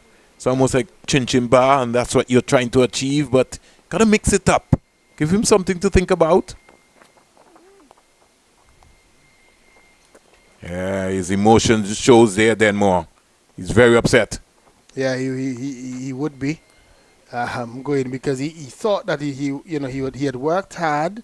He was roughed up a little bit, bowled some poor deliveries, and then when he finally got one that should have taken a wicket, the fielder was not in the correct position, and the ball not even going to hand, the ball just going into that vacant space and down to the boundary for 4. So he would feel a little bit disappointed going into the tea interval. But the Trinidad and Tobago Red Force would feel fairly okay. They lost 3 wickets in this post-lunch period, but they've taken the score up to 182. So just about the same amount of runs like they scored in the first session, but they've lost 3 more wickets than maybe a wicket or 2 more than they wanted to in this period. But it's still an even game between these two. Trinidad and Tobago 182 for 4 at tea. Django on 33. Josh De Silva on 13. Bowling figures for Barbados Pride. Johan Lane, 10 overs, 1 maiden, 41 runs, 2 wickets. Shamar Springer, 11 overs, 1 maiden, 30 runs, 1 wicket. Kyle Mayers, we've not seen since the start of the day. 5 overs, no maidens, 18 runs, no wicket. Ruston Chase, 14 overs, 2 maidens, 43 runs, no wicket. Joshua Bishop, 6 overs, 1 maiden, 21 runs, no wicket. And Jamal Warrican, 12 overs, 1 maiden, 26 runs, 1 wicket. The man of the moment who would have missed out. Cephas Cooper, caught lane, bowled Warrican for 93, 161 dot balls, 16 boundaries.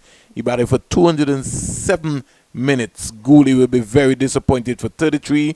Mohammed scored naught. And not out batsman at tea. Django 33 and De Silva 13. We'll take a Dasani water break, and when we come back, we'll be coming back in under at least 15 minutes time. Let's say thanks to the entire team of Candice and Jason, along with the team who holding it down here at the Coolidge Cricket Ground.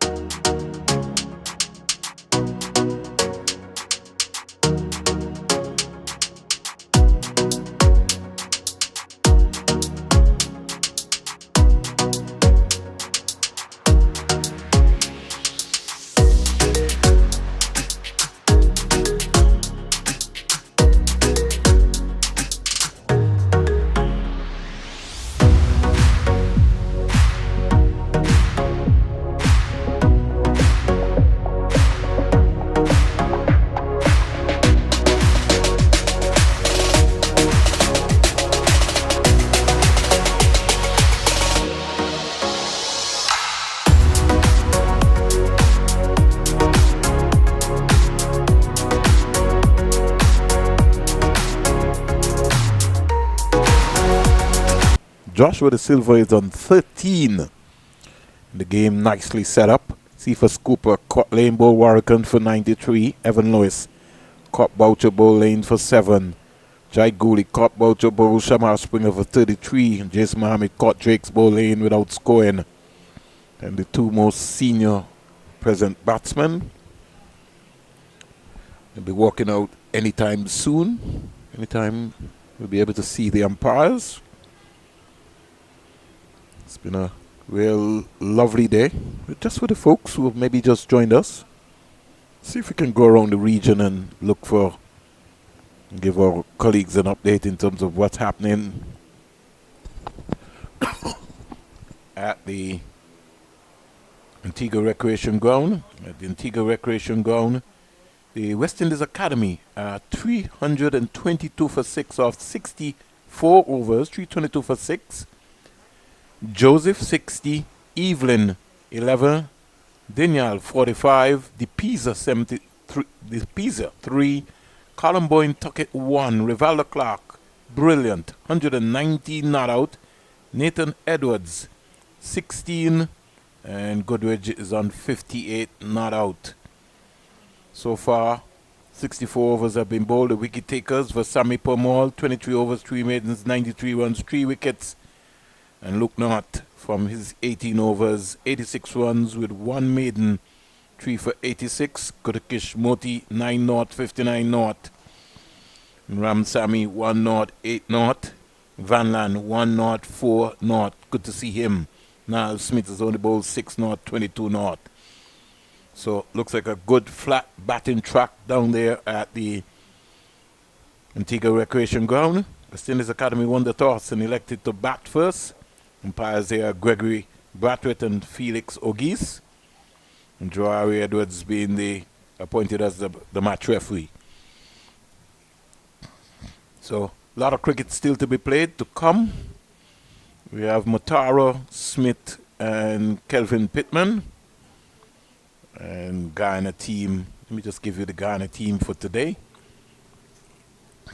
Chandapal, Nando, Anderson, Imlak, Ramsamy, Lucknott, Moti, Van Lan, Pomal, and Lovell, along with Niall Smith.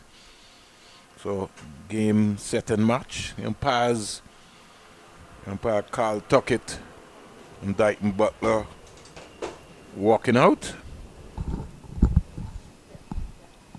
And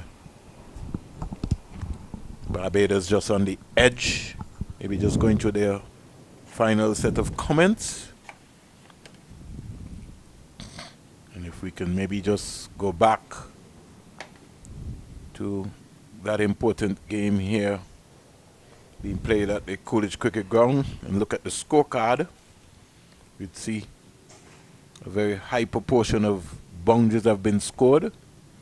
Some 28 boundaries and 1 6 have been hit so far. And it's something Denmore has been elaborating about, that the scorecard in terms of boundaries have been high. Good afternoon, Denmore. Hey, good afternoon to you, Springs, and good afternoon to all of our viewers and listeners. Yeah, when you look at it, the boundary count has been very, very, very high. Over 100 runs already in boundaries. And so too many for my liking. Cephas Cooper was able to score 16 boundaries in his 93. 5 boundaries to Jit Gooley, 5 already to Amir Django, 2 to 25, 27 plus the 6. It's too many runs. Yeah, 118 runs coming from boundaries out of 182 is far too many for me in a 4-day encounter. The Barbados team needs to reduce the number of boundary balls that they're bowling. It's almost a boundary ball per over. When you look that they've bowled 58 overs, you can say what, a boundary every 2 overs in a 4-day game is still too many for my liking. Certainly an excellent point there. The run rate so far is 3.13. And anytime right now, we will they've been able to bring down the run rate, because in the early stages of the day, the run rate was 3.5 at one point. So they've been able to get it down to 3.13, but still they need to reduce the number of loose deliveries that they bowl per over. So right after tea, we've got a situation here where Warrican, who bowled 12 overs, 1 maiden, 26 runs, 1 wicket, has been pulled out of the attack. I'll just look to see if he did come back onto the field. Remember, he was struck on those fingers before the tea interval. All right, so we'll see what happens. On the money straight away is Joshua Bishop. Trinidad and Tobago's captain, Joshua De Silva, batting without a helmet, using the Trinidad and Tobago Red Force cap. Akeem Jordan is on for Warrican. Yeah, not seeing Warrican out there. Hope that he's okay.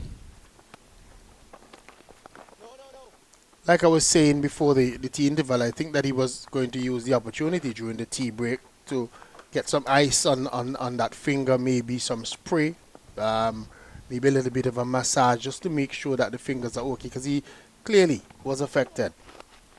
Yeah. Punched away. Lane caught on his heels there. Good awareness there by Joshua De Silva. Something Joshua De Silva has done quite well throughout the series. He's been able to find ways to keep the scoreboard ticking over, picking up the singles. And as you rightly said, Deadmore, we look to our shot here in the Barbados dressing room. Warrican has got his hand in one of the coolers with ice, getting himself sorted out there. He's just taking that out, so he's going into the back. The physio is here looking after him right now. Yeah, when I look. In fact, I don't think he's coming back on the field. He's got on his flip-flops. He has on his flip-flop. I was just about to say that he's taken off his boots, at least for the moment. Here is a delivery. Badly lined delivery again by Bishop, and Django pouncing on it and hitting it square, only for Springer to retrieve. So again, Denmore, we continue the same process. Yeah, the same process. Too loose from Joshua Bishop. Every over, he bowls one of those deliveries that stands up outside the line of the off stump, allowing the batters to play him square. Looks a little heavy to me, Denmore. I don't know. I've seen a fitter Joshua Bishop with the academy, and I might be wrong. Maybe because I haven't seen him for a little while. Maybe, but he does look as if he has had one or two more flying fish than he might have wanted to.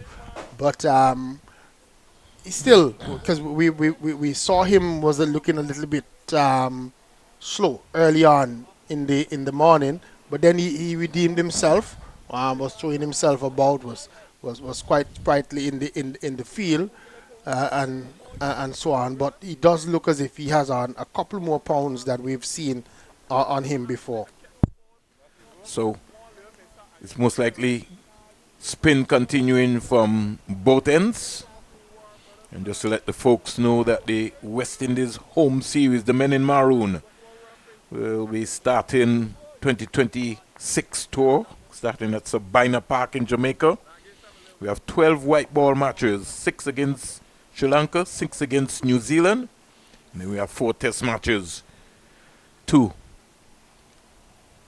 against Sri Lanka, 2 against Pakistan. But here we have a matchup of 2 of the finest teams in the history of Caribbean cricket, Barbados and Trinidad and Tobago over the years.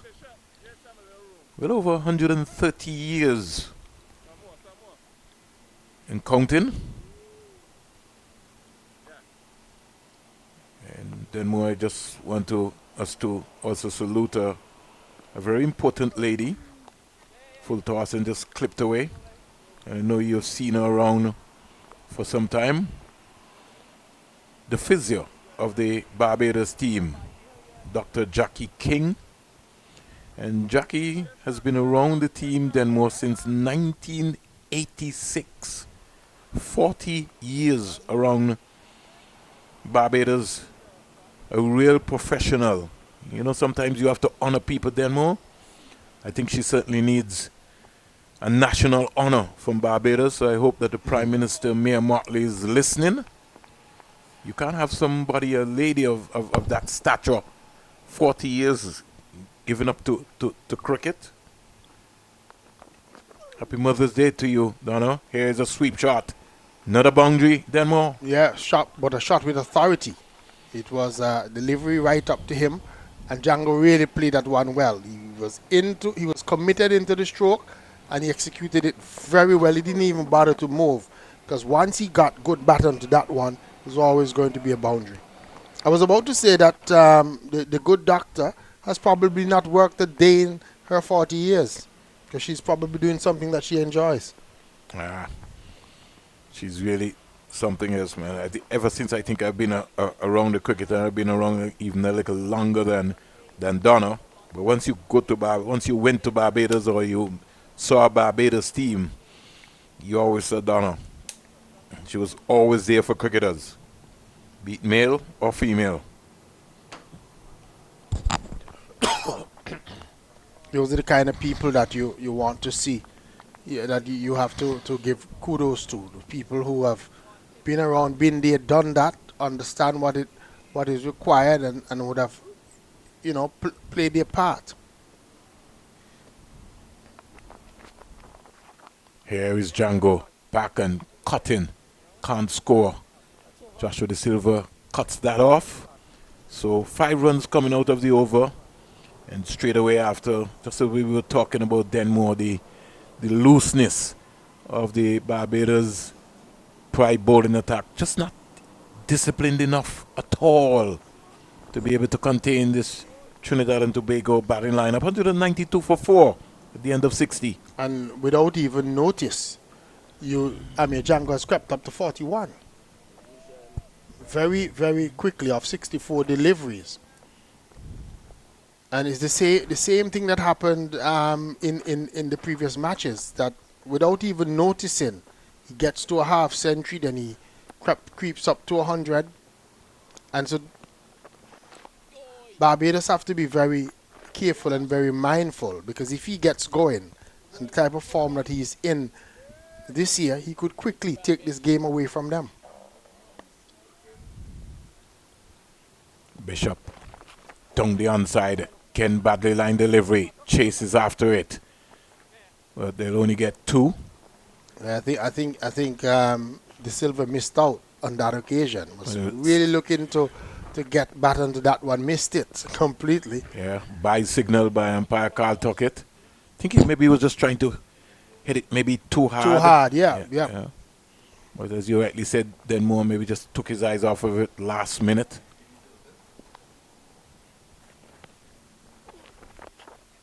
Comes quietly forward. As a captain, it is very hard to set a feel for bad bowling. Because your bowlers just don't be patient enough to give you that line. And that's because everybody's always trying to get something. And I think that's the difference. Remember earlier we spoke about Warwick Khan and others going to the next level. I think that's the difference. Forward again. The ability to stay disciplined, the ability to understand what is needed, and not try anything or not bowl so many bad deliveries. Here's another quicker, faster delivery. And so the end of 61, 194 for 4. And just to remind the folks,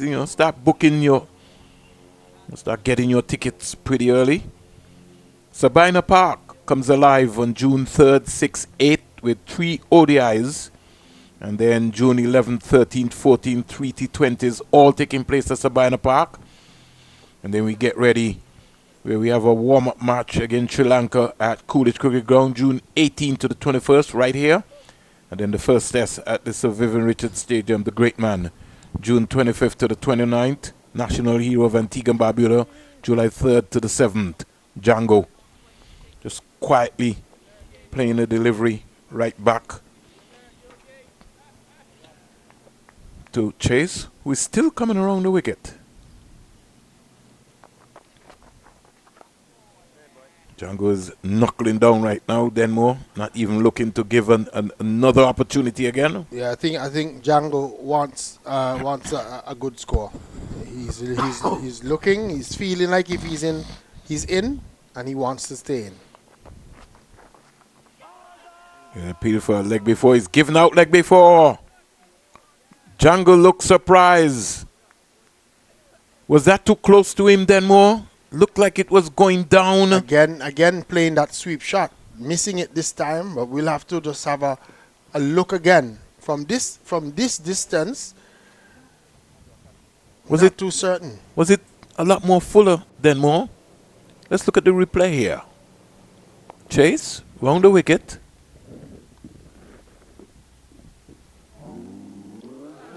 That might have been missing off stump Denmore. I might be wrong. Let me, Jason and Candice, let me see that again. I just want to be sure. Let's look at where the ball pitched Denmore. Let's look at where it pitched. Might have just pitched, probably on or about leg stump. But it sort of had a little bit of a turn, and I think he was given out more because of the shot that he played, more so than anything else. Maybe not the best decision we would have seen from the umpires, and you could understand maybe why Django looked a little bit disappointed. So Chase strikes. Terrence Hines is out, and just as I was saying that Django looked as if he was in and looking to carry on, he's given out leg before wicket, and it brings out Terrence Hines.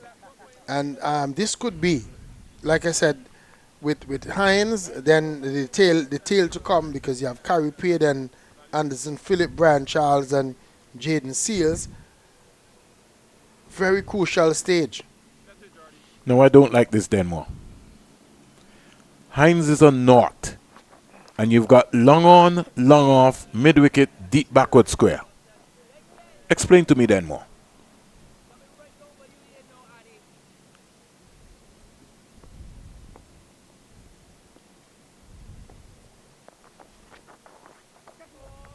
I think it's called previous knowledge. Chase and others know that Hines is not a mug with the bat, that he's competent. He has 100 already in this tournament, and so I think that they don't want to over attack, as we would call it. They want to mix attack with a little bit of defense, because maybe they're looking at the scoreboard. The Trinidad and Tobago team are heading pretty close to 200 runs already. We've just gone past T on the first day, so maybe just a little bit of them being cautious out there. So Chase has struck. Finally got his first wicket, the wicket of Django LBW. For 41. I think when Django goes back later and he looks at the replay, he maybe might consider himself a bit unlucky, but the umpire is in the best position, and so he ruled that he was given out leg before. So Chase has struck, but the silver is still there. So Hines is 2, the silver is 15. Yorker length delivery. He had to come down on that very quickly there, Joshua De Silva.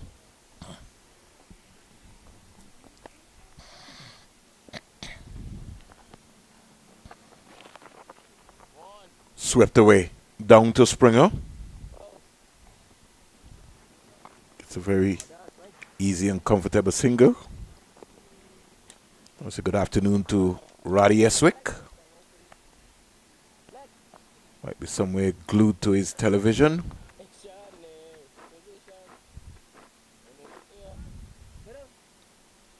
Hines.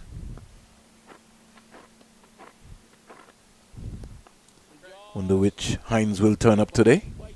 Denmore? Trinidad and Tobago hoping that the Hines that turned up in the first game is the one that turns up today. One that was very positive against the Leeward Islands and played some very good shots and got himself a century.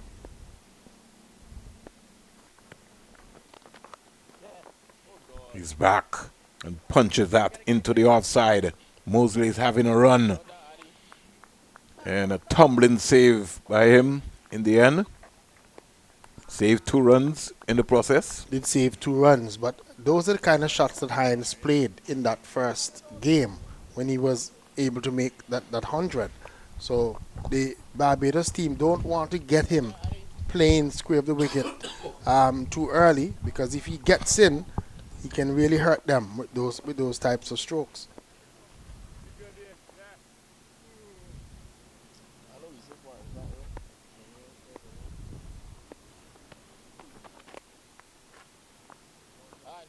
Just for a moment, Hines was looking to advance. And when he got there, just sort of checked it to Craig Bartlett, who's there in the short mid-wicket area. The thing about Hines I've seen so far, Denmore, is that he tries to have a nice straight bat in terms of his presentation to the ball. Head position very, very, very, very still.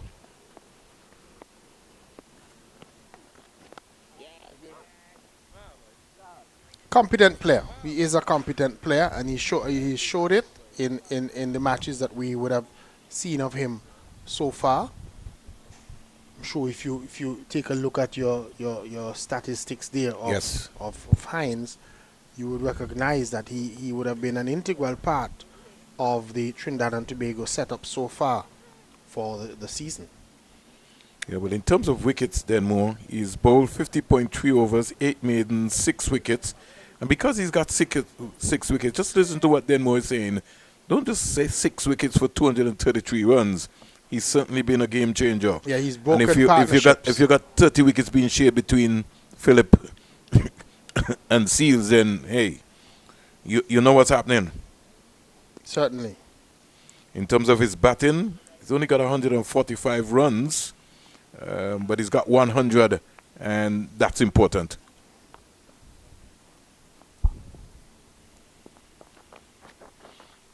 De Silva looking for a single. That's certainly not on. And I remember that he was a part of that big partnership between himself and Amir Django when Django got that double century in the first match. Denmore is testing me here, making sure that there was a 6-wicket partnership of 253 between Amir Django and Terence Hines. And that was right here at the Coolidge Cricket Ground.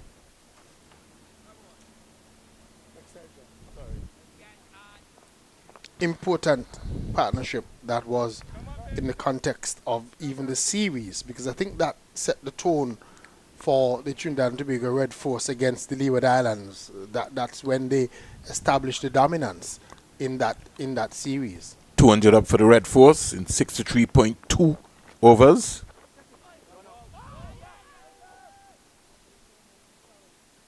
See what I told you about Denmore? See Boucher trying to search around, and he got the ball. He was trying to feel around.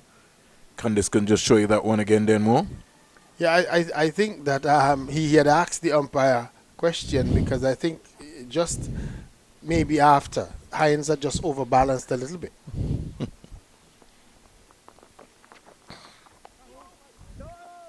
Thinking about a single, got to change their mind.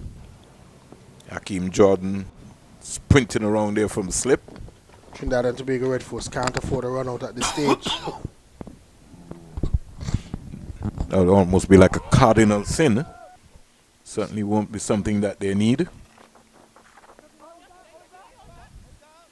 Ball ballooning off of the pad. Chase has been getting through these overs very quickly. Yeah, he has done very well in terms of keeping the over rate up for the Barbados team. He's really rushed through his overs. This is his 17th over. think Joshua De Silva and company, they just need to maybe just slow him down. Just make him wait. Here's Hines driving sweetly to cover for 4. Over toss delivery. And put away by Hines. You can't experiment to Hines. He's got a strong bottom hand, low base, quick hands. And he just pounced on that full toss. Didn't try to overhit it. Just made proper contact. Leaned with his head on his shoulders and found the boundary. Yeah, and nicely played because he was actually going against the spin with the ball spinning back into him. But the good thing is that he was in position very quickly and had very good balance. If you notice, almost didn't move after he played that shot. He played it very well. It went all along the ground and sped very quickly into the boundary. So just reminding you that the Men in Maroon West Indies home series, we have Sri Lanka, New Zealand, Pakistan. The 2 test matches coming up in Trinidad and Tobago against Pakistan. July 18th to the 21st is a warm-up game at the Brian Lara Academy. And then at the Queen's Park Oval, the famous Queen's Park Oval, July 25th to the 29th is the first test against Pakistan. Second test starts on the 2nd of August to the 6th at the Brian Lara Academy. So, international cricket coming to the Caribbean, the Men in Maroon. 4 test matches. Hope that the folks buy the tickets and go out and support the boys. 12 white ball matches. Put under pressure here is Lane.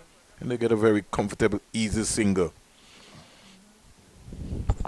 The West Indies women, they also then will be getting prepared. They've got a camp which is going to be coming up. I think Shanisha, Brittany, Hector, I think they'll be flying out in the next couple of days. I think they're going off to Ireland. They're going to have a Women's T20 World Cup preparation. So on May 28th and 29th, West Indies will be playing against Ireland and Pakistan. So the 28th against Ireland, 29th against Pakistan, then with June 1st against Ireland, June 3rd against Pakistan. So pretty warm-up Tri-Nation series there taking place between the West Indies women, Pakistan women, and Ireland women. And this is the Women's T20 World Cup preparation squad. We'd love to see a lot more of the women, especially those who have not been really contributing to the team's success, use this opportunity to try and get themselves in some good form. Here's another wide delivery. I think the West Indies women need a situation where they're not so dependent on Captain Hayley Matthews and Stephanie Taylor and others. Need a lot more contribution from a lot more of those girls. People like Shanisha Hector and others need to start to break out, get out of that shell that they find themselves in and start to express themselves, start to really and truly show what they can do on the international stage. I would love to see Shanisha Hector probably at the top of the innings just let loose, hit away a couple of balls and put some fear in maybe some of the opponents and establish herself, because I believe that if she believes in herself, I believe that she can. But she has to just free up many others.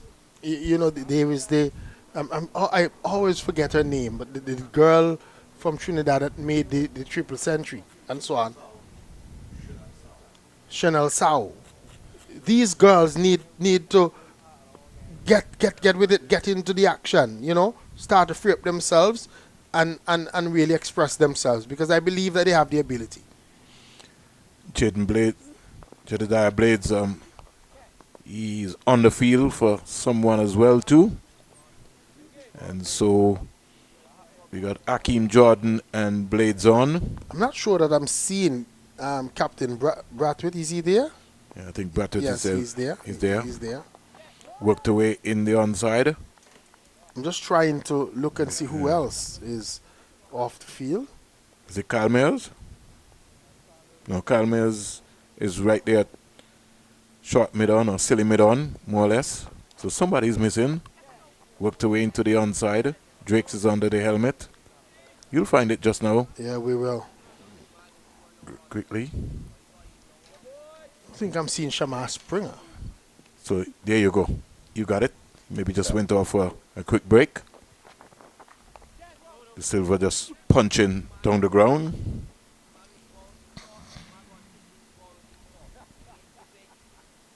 So this is an important period of play here. 205 for 5. These two will be looking to want to bat all day. Maybe get up to 300, 325 before the end of the day's play. I think they just need to just slow chase down. I was going to say that I would love to see Captain De Silva just allow the ball to come onto him a little bit more. I think he's sort of pushing at them a little bit too much for me. Just like he did that one, just allowing it to come and then working it into the inside. Even though he didn't score, that was much better. Especially those balls that are outside the lineup. After he tends to be pushing at them. When he's playing a defensive shot, he's actually pushing them so they're coming very quickly back to the bowler or to the fielders. I would love to see him just look to drop them a little softer, allow them to come on, turn the strike over a little bit more. And it's something which I've seen now then more, where I think if you're playing a forward defensive shot to a spinner, you still can't be looking to attack. And too many times I see the players, the modern day players defending to a spinner and the ball almost going right back to the bowler. I'm saying if you're defending, you got to kill the ball right in front of you. Remember the late Hayden Walsh Sr., when he was my coach as a youngster, he used to say that to us. If you're playing a defensive shot, you're not looking runs, the ball's supposed to stop right there. I could tell you, one of the best players I think I've seen a spin bowling in my time then more would have been Victor Eddy. And his father had him for hours. He had to kill that ball right in front. He had to stay right there. You came forward and had it just right in front of you. It wasn't going to no short leg or silly point. Was Eddie the same one that works with football? Victor Eddy? No, well, you had his brother Fitzroy. I worked with an Eddie from St. Kitts in Fitzroy. football, yeah. Yes. Lives in Canada. Well, is a lawyer. Lives in Canada. So we see Warwick and get out your binoculars then more. Warming up on the side. So he's maybe looking to come back. Yeah. So it looks as if Donna's done an excellent job again. Yeah, he looks as if he's just getting himself warm. And almost looking as if he's ready to come back. Not just come back onto the field, but come back into action. Well, Joshua Bishop has not bowled well, so I think they're going to be key to have Warwick come back and straight away get into the attack and bowl. 205 for 5. Barbados still has to believe. They've got 5 wickets, but they have to believe that they can bowl out Trinidad and Tobago. Maiden over. That might give Bishop some confidence. It's first of the day. Warwick comes back onto the field. Who leaves? Now Akeem Jordan will be leaving. No? Mosley's coming off. It's Mosley. Oh, my. Well, Jordan was coming off, and so he had to change his mind. Yeah, Mosley's coming off once again. This is what? Maybe the 4th time for the day? Yeah. We've seen him leave the field. It's got to be something. Let's hope that he's okay. So much cricket coming to the Caribbean. You know, the Republic Bank Caribbean Premier League will be kicking off this year in 8 venues in the Caribbean. A record 8 venues. Arnos Vale and St. Vincent and the Grenadines will spring into action on Friday, August 7th. We'll get back to that. Here is Chase going up for a leg before decision. I think more in jits than anything else. Not really too much alarm, but let me not say that, because if you appeal and the umpire says you're out, then you're gone.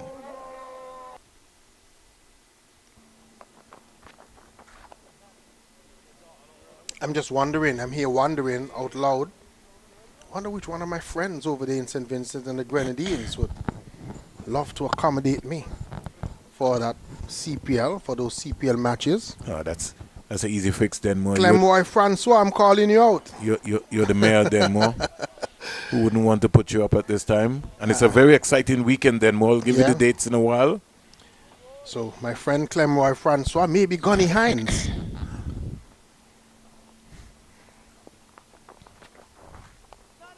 Might want to look out for me. Barbados here trying to string together some maiden overs, Denmore. I think that's important. Pressure. It's called pressure. You want to bowl a couple of maiden overs to the Trinidadians. They're not scoring, and force them into making a mistake. Clipped away into the onside, and they get a very easy single in the process. Joshua Bishop. Singles are okay at this stage. They've cut down the boundary. Remember, we were speaking about the boundary balls before the lunge and even before the tea intervals. Too many. They've cut that down. What they need to do now is to continue to starve the Trinidadians of the boundaries and apply the pressure back on them. Here is a delivery from Chase, and Hines just squeezed it away. Hits the rope now, just as Denmore was talking about relieving the pressure.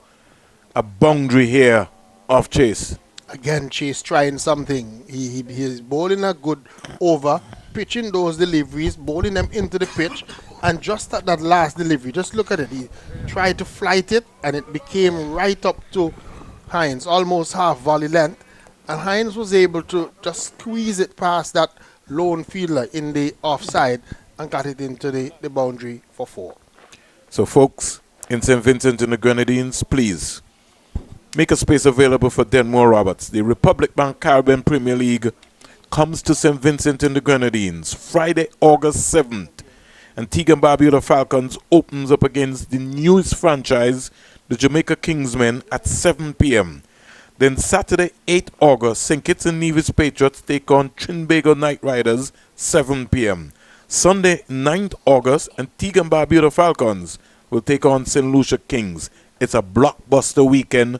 CPL, the biggest party in sports, starting in St. Vincent and the Grenadines for 2026. And with the new lights and everything up at that Arnosville Stadium, should be a wonderful atmosphere over there in St. Vincent and the Grenadines. So nice to have the CPL action in a different location, and I'm just hoping that it is rewarded by the fans coming out in their numbers to support the matches. 3 good matches. I don't think you have to ask them more.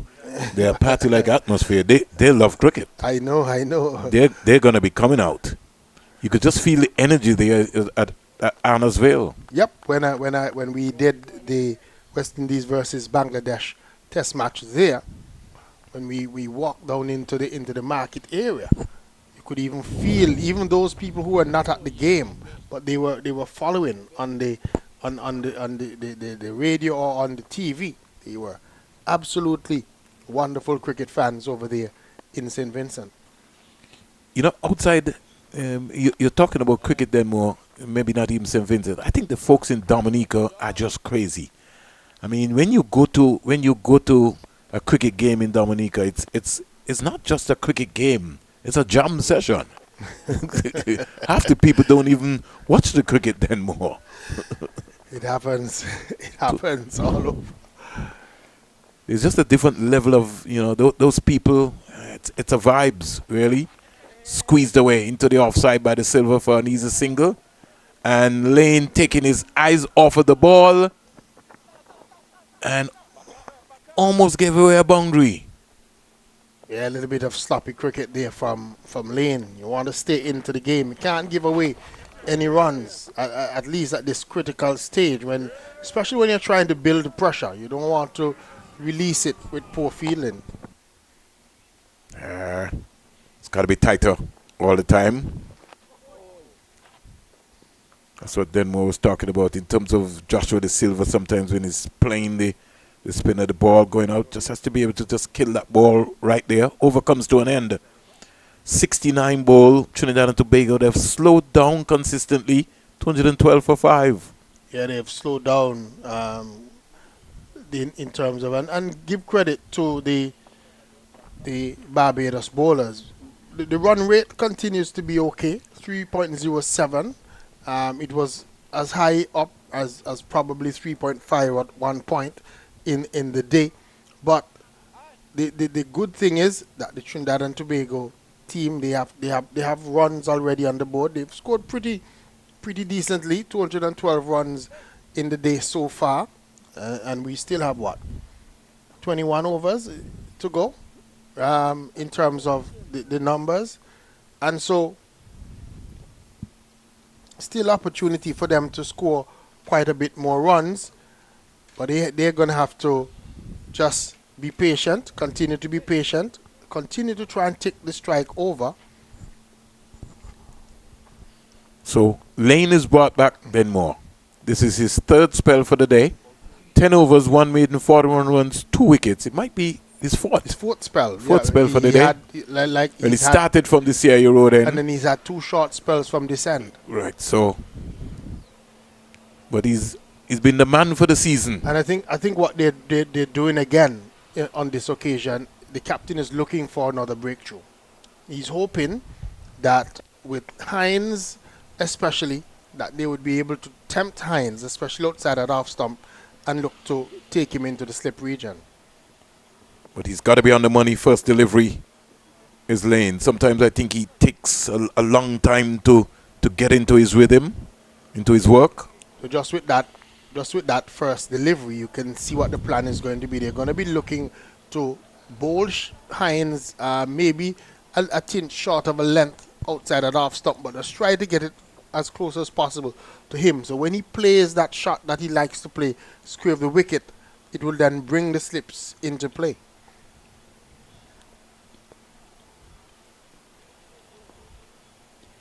I think it's going to be important for Lane to bowl that hard length. It's got good height. Squeezed away into the offside. Warken is coming along. Should have got 2 runs quite easily there, Denmore. Well, they were a little bit slow in terms of taking off. They didn't look positive at all in terms of the running. Well, I think it looked as if they had settled for a single quite a long time. Well, if you look at the body language of Joshua De Silva, he looked like he had made his mind up that he wanted the strike. Yeah, you could see that Joshua De Silva, the way he went down, was never interested in a second run. And that ball had gone, he had to make up, 20, 30 yards to get to that one. Driving sweetly past his opposite number in Craig Brathwaite and down to the boundary for 4. Half volleys must be put away, and Joshua De Silva executed.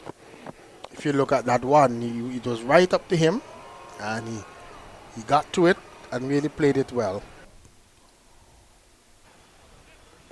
This is what I was talking about. This is something Demo has been elaborating about all day. Whenever the bowlers come back, you can't be ambling up. You got to be on your money. That's a half volley, a boundary, just releasing the tension and the pressure.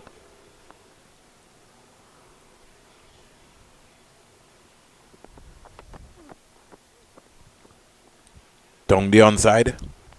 Overcompensating. Because he was right up and Joshua De Silva played that beautiful shot for the boundary, sort of overcompensated, was looking to hit that hard length, maybe trying to go into the body of Joshua De Silva, but just got it badly lined. I'll come back with the full length again. Think you know why you missed it. You were wide. So you got to be looking to attack the stumps. He has 2 slips and a gully, so I think that's what the captain wants him to do, pitch it up.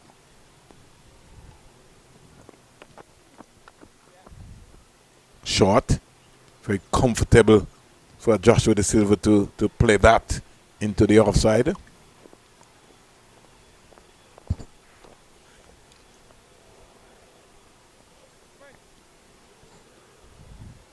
Talking about the Republic Bank Caribbean Premier League.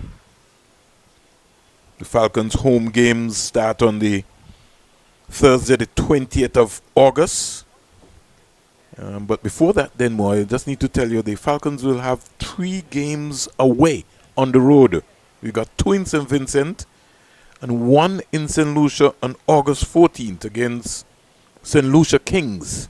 So before we come to Antigua and Barbuda, you already have 3 games on the road. I'll come back to that. Looks so easy. Yeah, it really was not really making him think there, Terence Hines. Yeah, not necessarily the type of delivery that the captain would have been looking for. That was pretty easy. Was medium pace at best, and far too easy for Terence Hines to just get into the action and play that one easily. Is that your yacht, Denmo? Some of the yachts that were around Antigua and Barbuda during the sailing week period. I'm not yet up in that ilk. Yeah. I know. I don't want anybody to come after you, so keep it like that. Keep it like that, Denmo. Just to remind the folks that grab your tickets early once they go on sale. Antigua and Barbuda Falcons home games Thursday the 20th of August, Saturday the 22nd of August, Sunday the 23rd, and Tuesday the 25th. Each franchise will have 4 home games. And so you got to be able to make sure that you grab your tickets. Flighted. The Silver Drive-In can't beat Springer.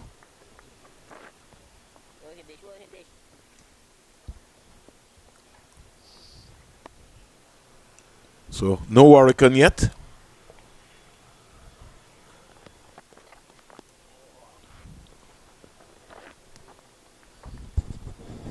The overs have been, what time it is then? More 3:46. We had about 70 overs.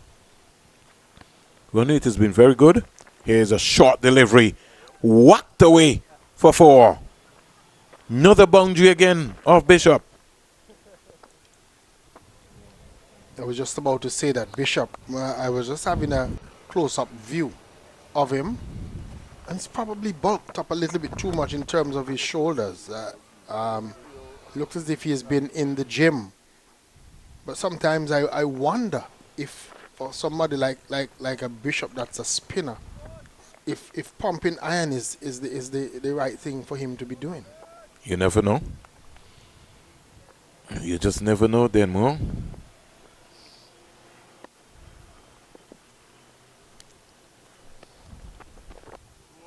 Forward comes the man himself again. How many times we've seen Joshua De Silva come forward, Denmo? He's been doing quite a bit of that since he's been at the crease.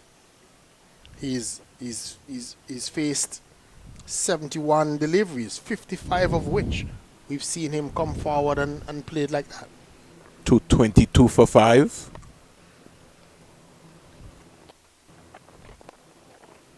Forward.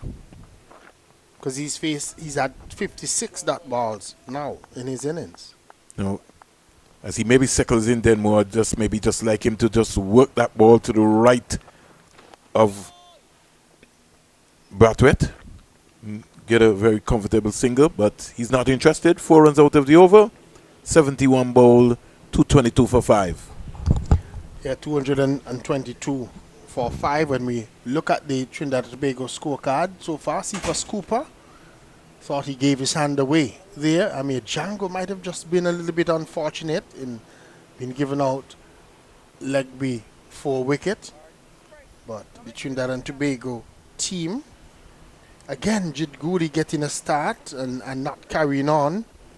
He has to get over that little bit of a factor when he gets into the 30s. He just tends to give his hand away. Joshua De Silva, 30 so far from 74 deliveries. Terence Hines has come in and quietly gone about his business. He's on 13 of 25 deliveries.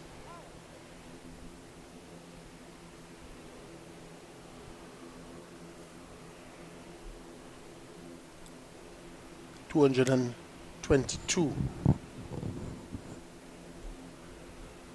for 5.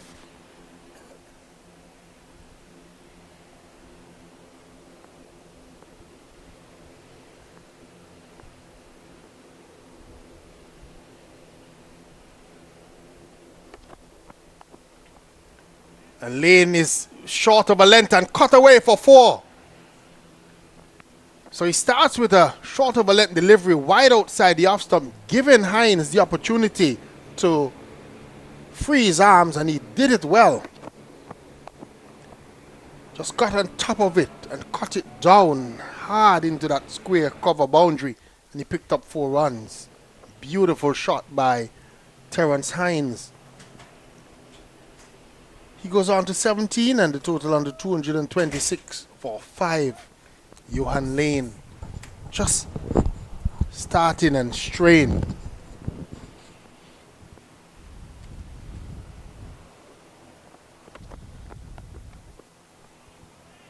Hines is pulling again into the mid-wicket boundary, 4 more.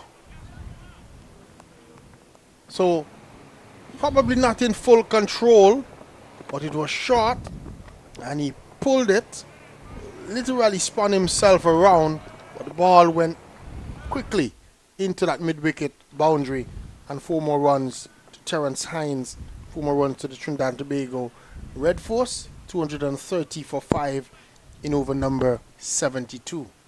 That's the 9th boundary Denmore that has come off lane so far.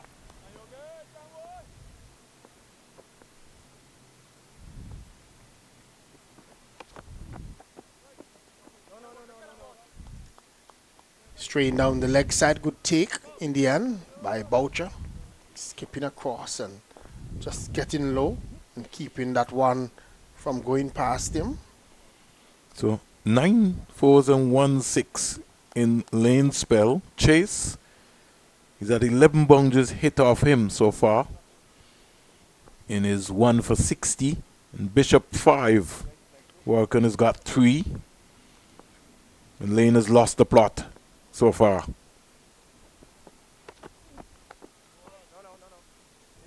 Better delivery, this one from Lane. Much more of a fuller length. Hines is playing it defensively, no run. I hope that the bat sponsor somewhere around the world is looking. Maybe a E4 Raviet Waro in the United States of America. Hines has got a first class 100 already for the season. He might be looking for a bat sponsor. No name. In the meantime, at the non-strikers end, Gwen Nichols has always been with Joshua De Silva. 2 songs saved him there. Then more. Yeah, I played that one into off the edge of the bat into his pads. No run. But those are the kind of deliveries that have given batters trouble off Johan Lane. Fuller length. The one that's cutting back at the right-handers, and he just seems to have this affinity of bowling short. He just wants to bang the ball into the pitch, and every time he has done so, he's been punished. It comes from preparation, Denmore. You got to be disciplined in the nets, short and wide. This time it's cut away, but goes straight to Warrican, who's at deep point on the boundary, just for a single. 231 for 5. That has brought us to the end of over number 72. Joshua De Silva, he's there, not out on 30. Hines, he's crept up, he's on 22, not out. Just have a look at the bowling card so far for the Barbados team. Wickets column, shade, 2 for Lane, 1 for Springer, and a wicket each for Chase and Lane. So 231 for 5. It's been a hot day here. James and company have been very busy in bringing out either the gloves or the helmets or the towels.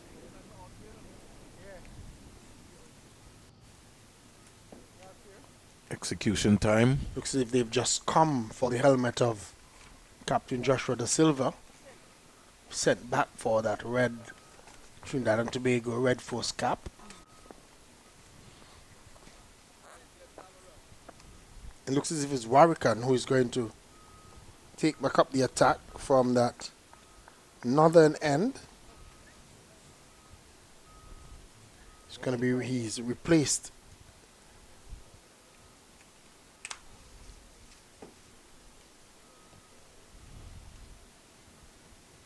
replace Bishop.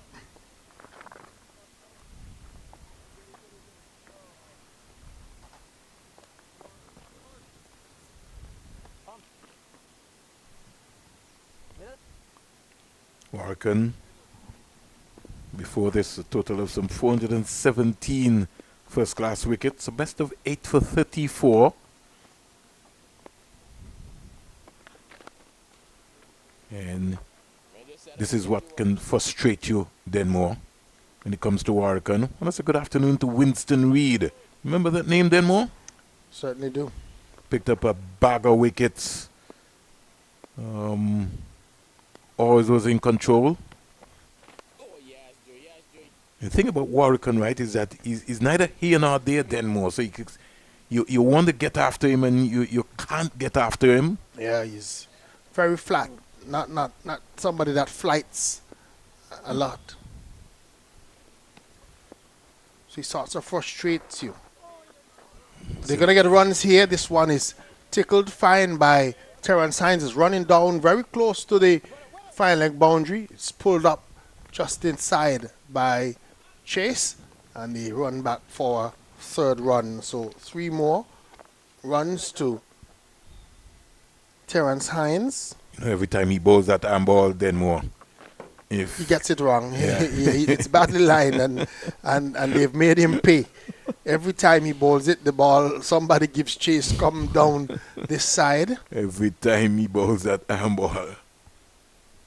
It's almost like a slider. It skids onto you. You can see. I can tell you, if you miss it, you're going to be in trouble. Certainly. He continues. Ball that is played defensively. 234 for 5. 36 fours and 1 6 so far in the innings.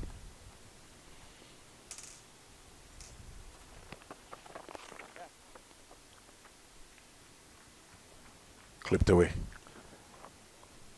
Another run.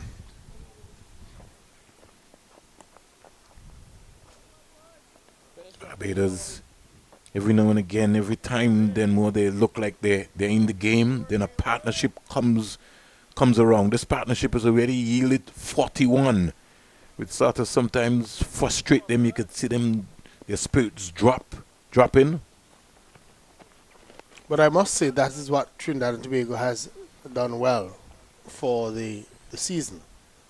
What they've done well is that they have been able to build partnerships. Something that some teams find difficult.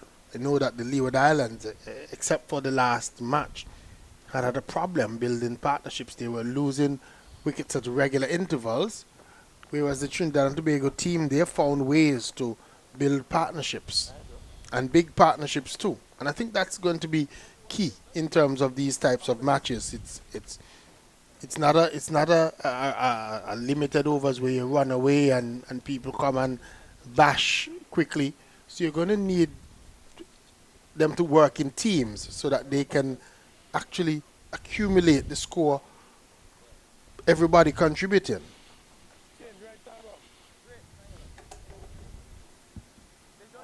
Kevin Wickham in his broad Barbados white hat. He's up for the mantle, knowing that it's going to be a long day. And you've asked when is he going to come on. We see Craig Brathwaite with the ball in his hand. And you can't take your eyes off of Craig Brathwaite. Then more. He has a tendency to break partnerships. He's got 29 test wickets. Then more. Best of 6 for 29. I was about to say that even in test matches we've seen him come on with what Jeffrey Boycott would call his lollipop bowling, but he's been able to outfox batters, so can't keep your eyes off him. Yeah. You're almost looking to buy a wicket here, anyhow, then more. Long on, long off, mid wicket, deep backward square sweeper on the offside. And here is Justice De Silva finding Mosley. He's trying to buy a wicket here. Yeah, he is. Just the way that he's playing, just the way that he's flighting those deliveries, coming around the wicket. So he's probably not even trying to bring the leg before into play. What he's hoping to do is to get one of these batters to miss hit one. Probably just miss hit one, trying to go over the top and look to get them out caught somewhere on the boundary. Hines is not buying that. He just comes and just works that quietly and gets an easy single. Just look at how he looped that one. That one had generous loop, very generous loop, almost to try to entice Hines into a false stroke.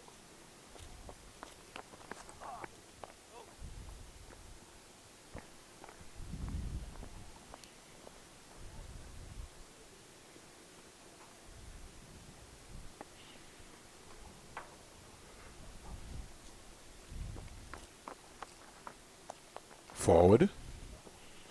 Last week we myself and Seth Burton, we were having a discussion about players and availability, and the name Craig Brathwaite came up. At that time he was busy making a century over there in Jamaica. Is he still in the reckoning for the West Indies opening position? Well, I think as long as you're playing Denmore, everybody's in the reckoning. So first hour after Denmore has seen us reach 237 for 5. 237 for 5. Yeah, 74 overs bowled. So the Barbados team, they have been pretty good in terms of the over rate. Just 16 overs to go, and probably in the final hour. So we might have a couple of minutes over at the end, but they've been pretty decent in terms of the scoring rate. Trinidad and Tobago as well. And so we're going to also just take a short break, refresh ourselves, and when we come back, we'll have more cricket from the Coolidge Cricket Grounds.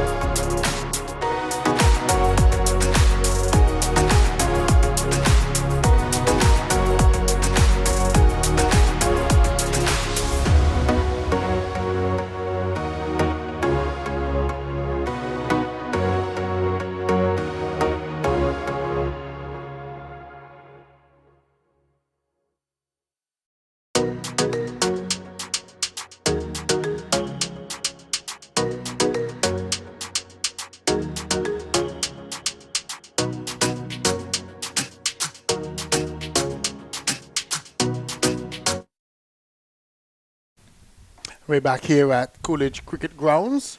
237 for 5 is the total. Trinidad and Tobago Red Force winning the toss this morning and electing to bat first. And Cephas Cooper falling short 7 runs of a century, the main scorer so far for the Trinidad and Tobago Red Force team. They've had starts, 33 from Jit Gooley, 41 from Amir Django. Now this pairing, Joshua Da Silva on 32 not out and Terrence Hines 26 not out. But the Barbados team, they've kept themselves in the game. They've taken 5 wickets so far. 2 for Lane, 1 for Springer, Rustin Chase and Jamal Warrican have also gotten into the wickets column. So still even Stevens, I would think, with just probably a little more than an hour to go in the day's play. Just to give you a live and louder roundup, then more from the Antigua Recreation Ground. Rivaldo Clark is on 150 not out, 184 balls, 19 fours and 5 sixes, 201 minutes. And Amir Goodridge is on 77 not out, 6 fours and 3 sixes. West Indies Academy, they are 376 for 6. Very good batting there by those two players there. Rivaldo Clark, you know, he went back and was trying to get into this Barbados team. Played in the trials there in Barbados. Didn't get into the final squad, so opportunity given to play for the academy and taken. This delivery is struck away over the mid-wicket region or the wide long on region. That's 6 runs. Tossed up by Warrican, and Hines just coming forward and just going with it and not trying to keep it down, deliberately lifting it over that wide long on region and picked up 6 runs. And you look at the positioning of Hines there. You really watch the ball as close as possible. Stayed very low to the ball, and it's gone a good way back. The boundaries here are 70 meters then more, and that would have gone at least another 15 meters back. So he showed you that he's a powerful guy, and he can almost clear any boundary. Let's see what the tactics will be coming back now from Warrican. So long on, long off. Is Warrican going to try to buy a wicket then more?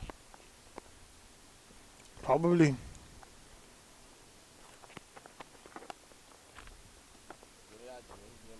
He sent the man back on that long on boundary after that shot from Terrence Hines. And Hines probably saw that the man was up. And Warrican flighted and he went with it.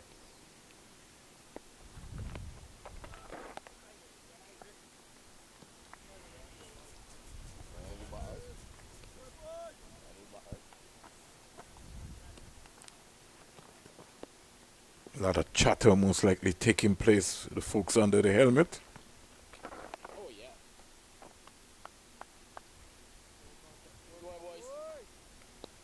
And packs of power, then more. He does. For a small man, tends to hit the ball very far. Squeezed away. More work here for Springer and Mosley. And they get 2 runs quite easily. What I like about Hines is that he's not necessarily the prettiest batter that you would have ever seen in your life in terms of the way that he shapes up. But he's very effective. And like you say, he does pack a punch whenever he's given an opportunity. Whenever you come into his half, into his arc, he definitely makes you pay. 51-run partnership coming up between Hines and De Silva of 62 deliveries. Over comes to an end, and something Denmo has been talking about all the time. The Trinidad and Tobago Red Force, they just find a way to build partnerships. So just for a moment, you know, when Barbados Pride thought that they had gone through, and then all of a sudden now you've got a 51-run partnership being picked up here. So to put Barbados Pride now back on the back foot.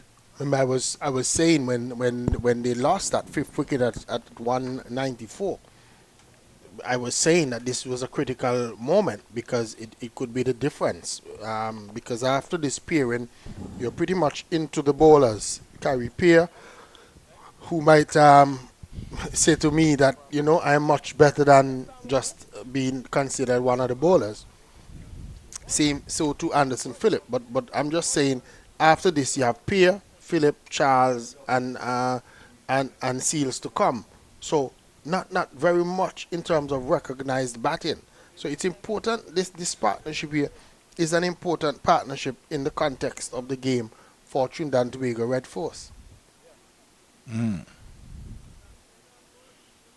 Bishop switch from the CIA road there now to the media center end. Starts with a wide delivery down the onside. Just thought today Bishop just bowled a little bit too fast in terms of his variations. Didn't give the ball enough time. And that even when he was with the academy team, that was something that he never really adjusted to in terms of the tracks. Just got to be patient enough to understand to just land the ball in the right areas. And when he tried to flight the ball, he sort of over-tossed the ball. Here's some pressure being exerted here on Lane, and they get 2 runs quite easily. I think it was good running on the part of the Trinidad and Tobago players. Joshua De Silva recognizing that Lane is way out on the boundary, and he deliberately played that one into the square leg region softer. Didn't try to hit it hard so it go to Lane quickly, played it softly and was able to rush back for 2. Now he's coming between the umpire and the stump here. Is Lane? I would love to see him bowl maybe a couple of overs over the wicket and see what happens.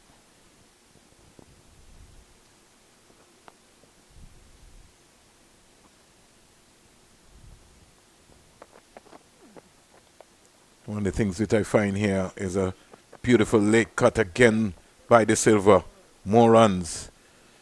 The non-bowling arm then more for Warwican, not Warwican, for Bishop. Bishop, yeah, he's not using that non-bowling arm at all. I'll get Candice to maybe just break it down and I'll show you what I'm talking about then more. And I think because of that, he's just hustling his deliveries, more or less. It's just almost like one arm just bowling, just his left arm just bowling. Non-bowling arm, look where it is. More wide again, he's just pushing the ball. He's bowling so fast. Come back again for another 2 again. It's almost like he's bowling white ball cricket. Just exhibiting his white ball skills. 250 comes up for Trinidad and Tobago. Yeah, again, not displaying the patience that is required at this stage of the game or even at this level. Has to recognize that he probably just needs to bowl a couple of overs to the wicket keeper until he gets his rhythm, till he gets his line and his lengths right, and then he'll be able he'd be good. But he's still just trying to rush things, still bowling too many poor deliveries for my liking.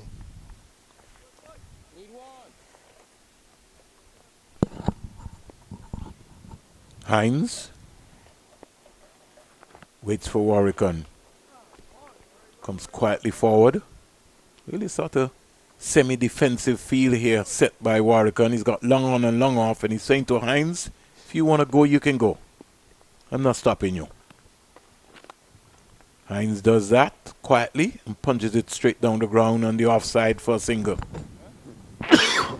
But I think that Warwican, though, with the long off and long on in play, could flight it a little bit more, especially to Hines.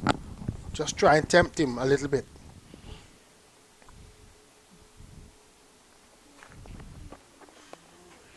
Especially after seeing Hines go with that one that he hit for 6 over the wide long on region. I would send the fielder back and tempt him a little bit more. Joshua De Silva has to do a lot better with that Detmore. He's got vast acres of land there. Just break that wrist and play it right to anywhere in the area of Dayton Butler. Pick up another couple of runs there. And he gets there. He's got to be able to work that ball around and get 2. Because he tends to push at the balls when he's going forward. That's probably causing him, because he's not waiting for the ball to come onto the bat. He's sort of pushing at it.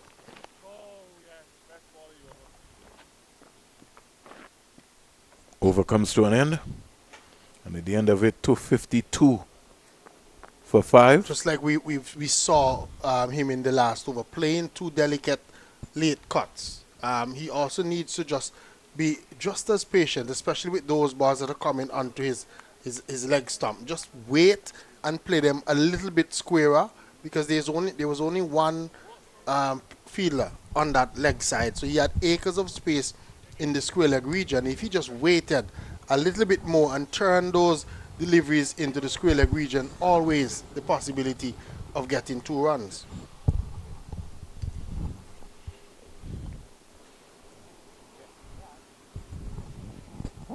.252 for 5.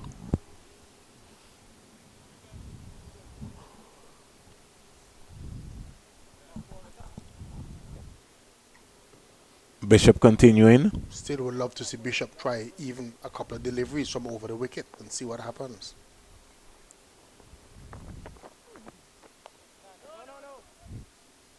Hines just talking to himself, just staying in the moment.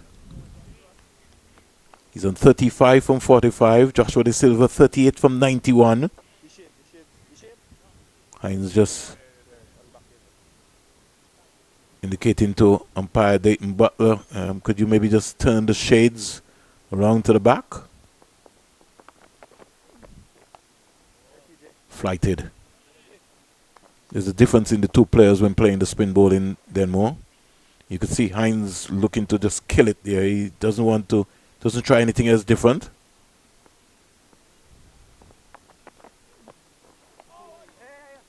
Stayed away. Because Hines knows that when he's playing those defensive shots, he's not trying to get runs.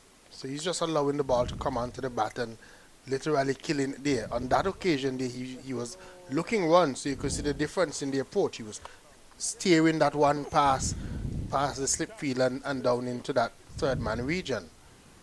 Whereas with Joshua De Silva, what you see happening is that he's sort of still pushing at the ball. Even when he's playing defensively, he's pushing at it, so the balls are carrying a lot quicker to the fielders.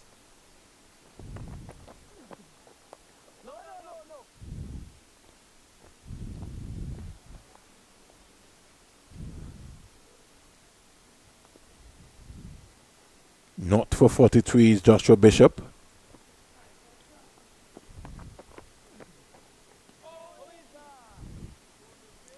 Flighted delivery. Gone past the bat of the Trinidad and Tobago Red Force captain. Bales taken off by Boucher. De Silva not interested. The partnership is 59 from 80, from 98 deliveries. Hines has got 36 out of that. The glutes there being tested as De Silva comes forward one more time. To 53 for 5. The end of 78 overs. Now 4:18 in Antigua and Barbuda. So we're on track to maybe have an early finish. Well, we're on track to have an on-time finish because yeah, the close of play is scheduled for 5 p.m. and if we continue with the rate that we're going, we should just about have an on-time finish today. No need for that extra 30 minutes. Here is Hines driving inside out. Beautiful shot for 4. Just for a moment, Warrican thought he was in the conversation. Yeah, because it left the bat in the air. So, really got fast hands, Terrence Hines. He just picked that up very quickly. Candice to just show me that again.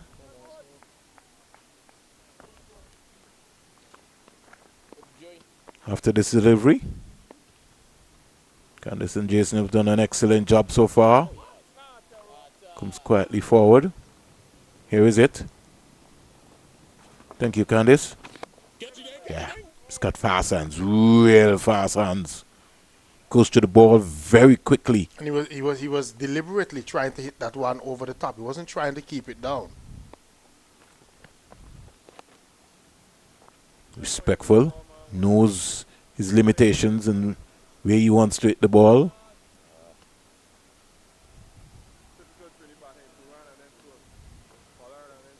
Barbados pride. They're feeling flat. Goes again. Down the ground for an easy single. As Denmore has been saying, she's just tempting him. But Hines is really in good touch so far. He looks good. Looks organized, Denmore. He does. He does look organized.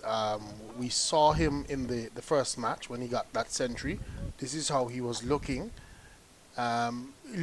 Looked okay in the other matches. Maybe not so in the second match. Looked a little bit uncomfortable against the extra pace of O'Shane Thomas and Kelvin Pittman.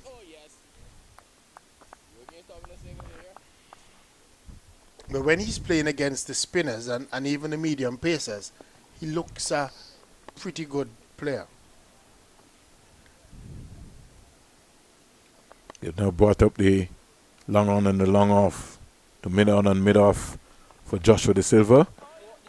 And De Silva goes back and just dispatches that delivery for 4 more. Warwickon is just holding his head, but it's gone for 4 more.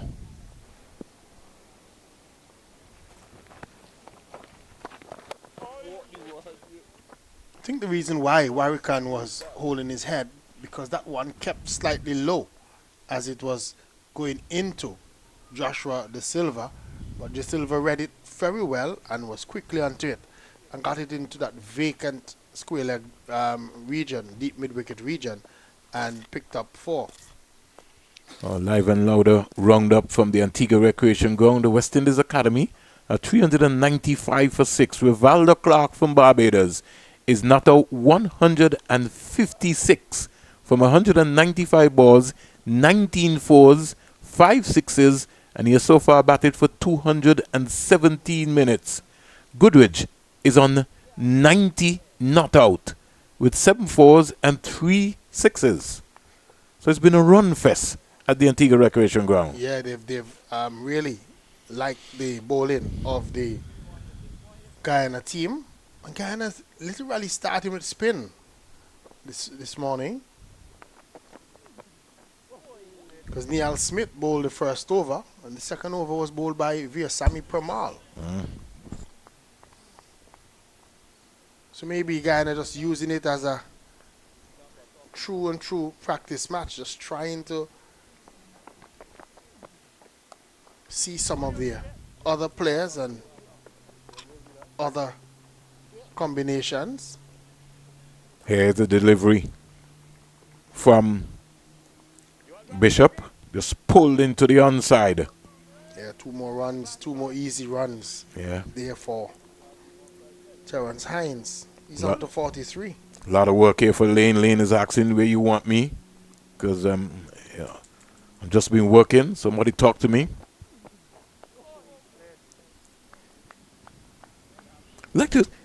What I want to see, Denmore, is maybe Bishop just finding his rhythm, bowling the ball into the surface first. Just getting a feel, adjustments of length before he start trying things. They're trying to get a wicket, trying to prize out Hines, trying to frustrate him. But they just need to maybe peg him back, take away that boundary ball and bowl the ball into the surface. Agree with you fully. Now we're going to have 2 slips.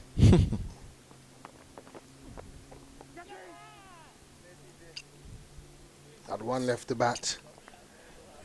Probably in the air just for a short while, but falling well short of that man that they've put in at that second slip position. Very well composed in playing that shot. Terence Hines has made the adjustment in his crease as well. Gets a short ball and spanks it into the Drakes. Yeah, at that short leg position, maybe just into the padding that he's wearing on his shins. So he should be okay. But I think that second slip though is a good ploy because they've put another man into the face of Terence Hines that would just have him thinking a little bit more about how he would approach things. I always feel then more anybody who's feeling a silly point in short leg needs a life insurance. To 64 for 5 from 80. As the old people would say, that they're lifelong, but they're risky with it, yeah?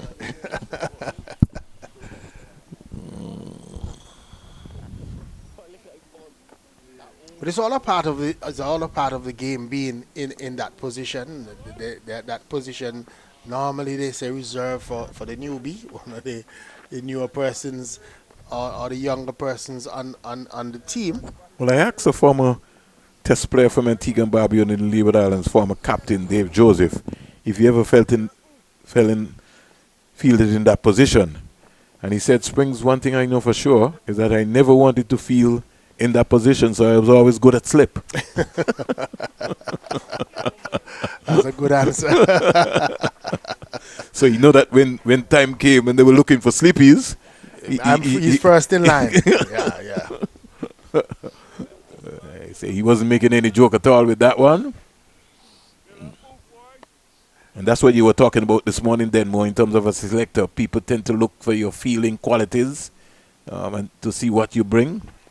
It's an all-round type situation where your whole game has to come into focus. So you can't work on one and not the other.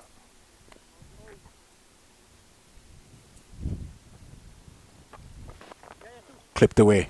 That's good. Now you understand. See how easy he gets 2 runs? But before he was just playing that ball just back there. He's got to work that area. And just what I was saying. Remember I said that he was pushing at it all along. That one just allowed it to come on and clipped it into that onside field and got 2 runs easily.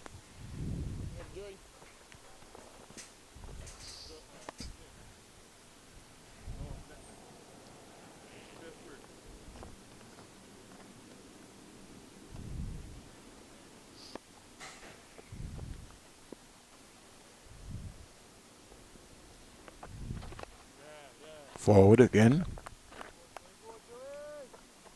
Hines just waving to the Trinidad and Tobago Red Force dugout, maybe for a new pair of gloves.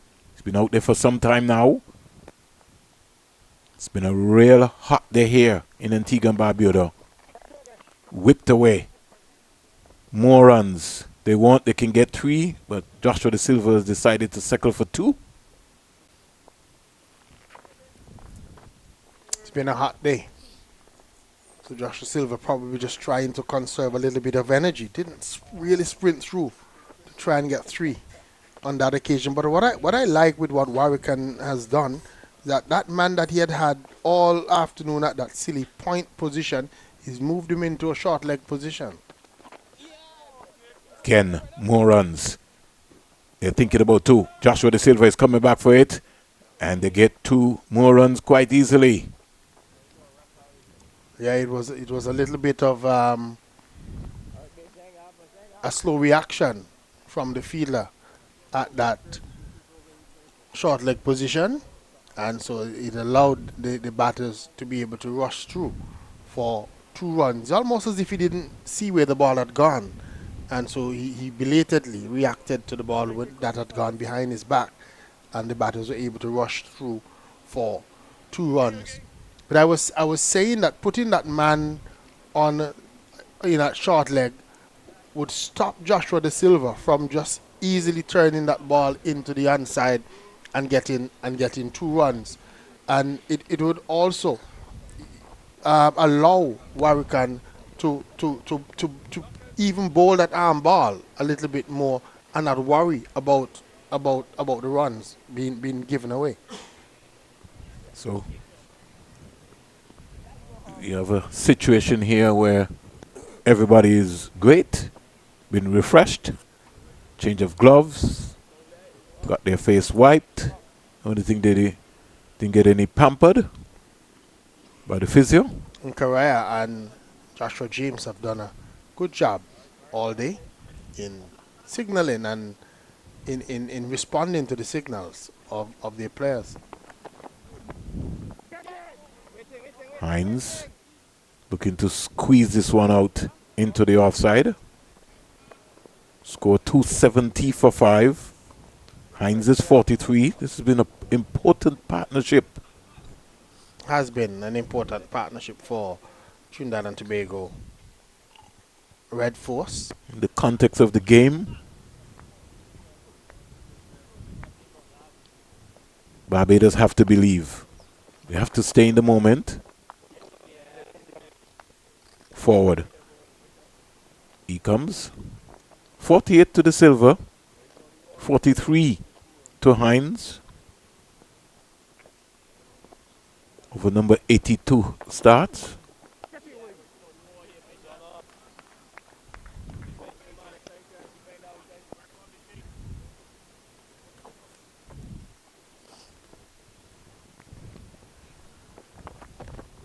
Flighted. And here is Hines paddling this one around the corner just for a moment. Bishop thought that he had gone through. But Hines has been there for some time now. And he's seen the ball as big as a breadfruit. We'll have to just check. Maybe his bat came down into his booth when he played that one. He's just favoring something there. So we'll just watch and see as the physio for the Trinidad and Tobago team just comes forward and stand by. It's now beckoning for him. Just love to see what happened there. I think he twisted the when he twisted the ankle. Yeah. In the process, so to kind of maybe just twirled it some more, and maybe it could be in an old injury as well too. Probably. Yeah, he's coming down in it. Let's look at it now. Look at the left foot then more. Yeah, he kind of almost. Yeah, was almost falling over. Yeah. On it, just rolled it a little bit when he was finished with that stroke. So, getting a little bit of treatment. In the meantime, let's give an update on our live and louder roundup from the Antigua Recreation Ground. West Indies Academy, 403 for 6. Rivaldo Clark, 160 not out. And Amir Goodridge is on 94 not out. Gotta go searching for Goodridge.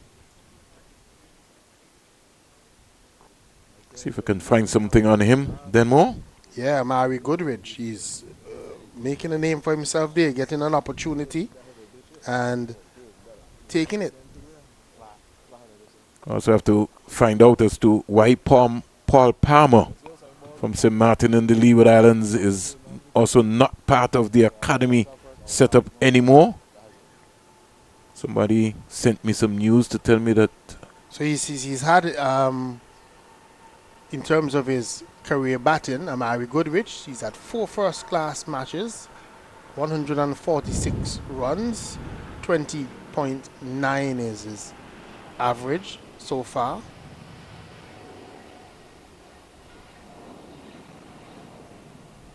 And he's a right-arm medium fast bowler. Yep, and it has here that his highest score is 75, so that is definitely going to be upgraded after this performance. You know what's amazing sometimes, Denmore, is that, and I'm wondering who is responsible for it, Denmore. A lot of the players, you don't have a picture of them. If you go looking for Shawanisha Hector, you'll be amazed what's happening. You maybe don't even have a date of birth, Denmore.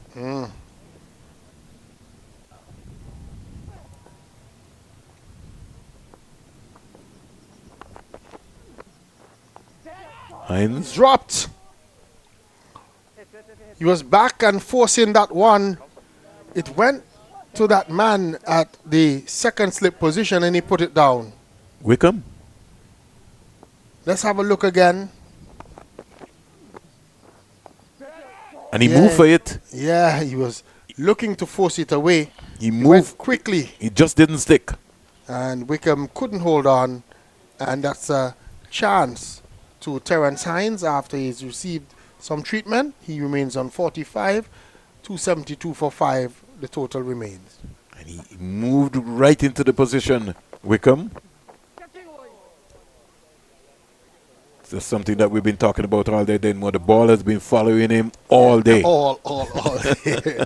Every position they've put him, the ball has found him, and this time it's found him in a negative way because he's put the catch down. It went very quickly, but it was good height. It was above waist height, and the kind that really you expect at this level that you hold on to. Wickham couldn't hold on, and Terence Hines survives, and he's still there on 45. The end of that over, 82 gone, 272 for 5. 4:35 here. We're on track to finish pretty early. Yep. Or almost on time. Chase is back. Chase has been getting through his overs very quickly. He's going to start his 20th over of the day. So he's now switched from the media center end to the CIU Road end here in Antigua and Barbuda. And Amari Goodrich has taken his personal tally onto 102. He's gotten the century. Here is De Silva just stroking this beautifully. Through cover, 50 to the Trinidad and Tobago captain, 103 balls. 6 fours at a strike rate of 50.49. It's timely. Joshua De Silva. Timely and well played. He came in with his team in a little spot of bother, losing Amir Django and also they lost Amir Django. They also lost Mohammed, and he had to play a good innings, and a good innings so far. Comes forward again quietly, as you heard there from Denmore. Goodrich, 102 not out. What a knock from the young man. 9 fours and 3 sixes. 140 balls faced.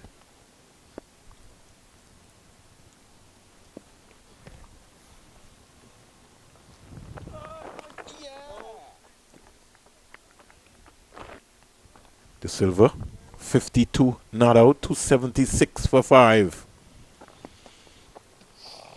All to play for here. One of these teams looking to get into the final at the Sir Vivian Richards Stadium. Who will it be? Who wants it more? Trinidad and Tobago Red Force. They have not won a red ball championship in 20 years, and they feel that this is their year. Barbados, they've been very consistent.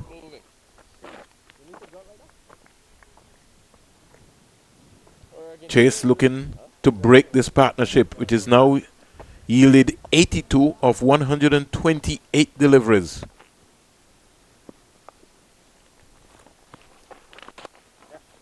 On drive, down the ground for an easy single.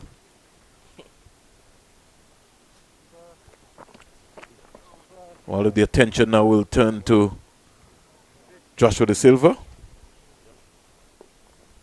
as he's been the man who has been able to record the second half century of this championship so far in this innings. Cooper, 93 of 161 deliveries. And the West Indies Academy, they're having a field day there at the Antigua Recreation Ground. They are 411 for 6.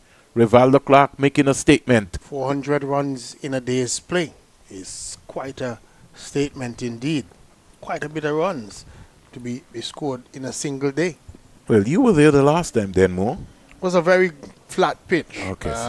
Very batsman friendly. So you expect anything else different, Denmore? If it's the same type pitch that they're playing on, it's going to be a long day for plenty people in terms of bowlers. Somebody. Here is a badly lined delivery again by Bishop. It's gone for 4 more. Yeah, full toss delivery outside the legs of Joshua De Silva. Probably his easiest boundary of the day so far. So 6 boundaries now coming off of Joshua De Bishop. 12 off Chase, 9 off Lane, 5 off Warwickon. It's just been a boundary hitting day.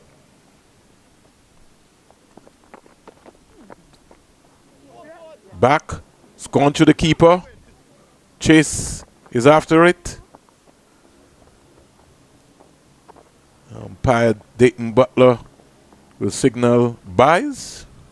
Yeah, he was looking to smash that one away. Missed it completely. Also missed wicket-keeper Boucher. But simply because Boucher was already up. Gotta stay down, you know. Yeah, especially on tracks here at the Coolidge Cricket Ground, or even generally anywhere, especially if you have spin. You can't be thinking about rising. It's caught him this time. Dropped. Oh, he's dropped. Is that Wickham again? Maybe it doesn't look like it's Wickham this time. I think it's him. I think he called for the helmet. We'll just verify who is under that helmet. It's Wickham. It is. Come on, guys. Don't test me then more. So he's called for the helmet. And the ball went straight in and straight out. This time off Joshua De Silva. Nothing is sticking. So Barbados Pride had a chance to dismiss both batsmen. Both batters, yep. Hines, the same feeler, same position. Same position, same bowler. One with the floppy hat and one with the helmet. Barbados, they have to be clinical. They need to finish this day strong. Really need to finish this day strong. Something just needs to stick. They need something spectacular. Either a fantastic catch or a run out. They need something. Bishop has to stop that, then more.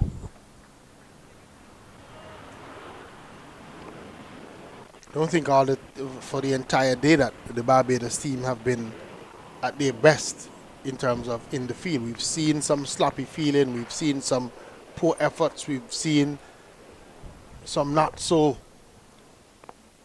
good commitment.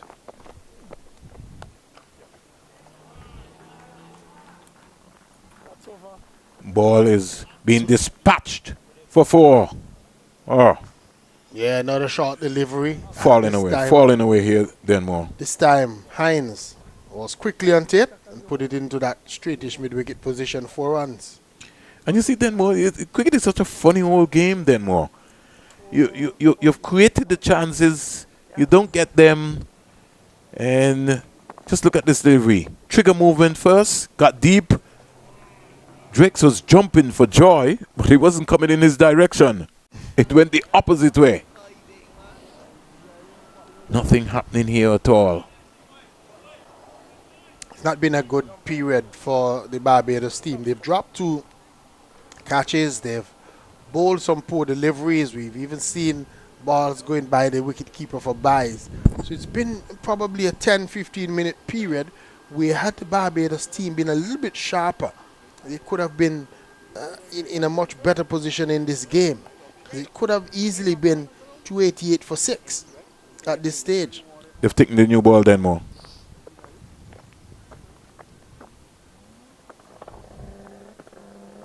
So Barbados trying something different. Would you have gone for the new ball then more? Maybe not at this late stage. If I was going to take it, I would have probably taken it when it was due at 80 instead of 4 overs later. But it's a late afternoon burst. They're hoping. Looks as if it's Myers that they've given the new ball to. Is it? Let me just look. Yes. Yep. You got it right. And they're hoping that he can probably extract some swing late in the afternoon, and with these 2 batters there, maybe induce a fall stroke or so, and get a wicket or 2 before the end of the day's play. So maybe there could be some benefit for the team, and we haven't seen Springer for a little bit, so maybe he might even share the new ball with Myers. Straight away on the money is Kyle Mills, forcing Joshua to defend and just turn it into the short mid-wicket area for a dot ball. 58 to Joshua De Silva. Terence Hines is on 49. Both have been dropped by Kevin Wickham of Joshua Bishop. It's been a long day for the Barbados Pride here. 288 for 5, could have been 288 for 7.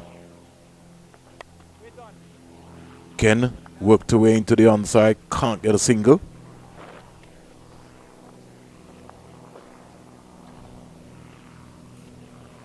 Current run rate is 3.42. Still playing that you miss, I hit game where they're trying to attack Joshua De Silva with that ball that is angling back at him from just on about the off stump.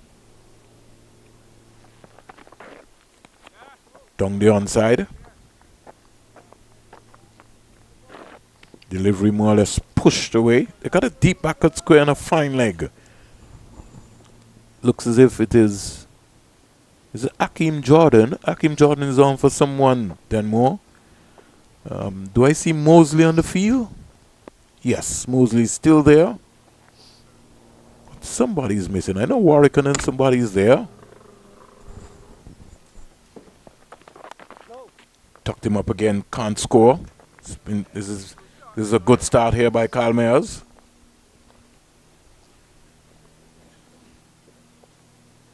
I'm just looking. Joshua Bishop is off the field. Yeah. Total of some 41 boundaries have been hit so far in this game, and 2 sixes.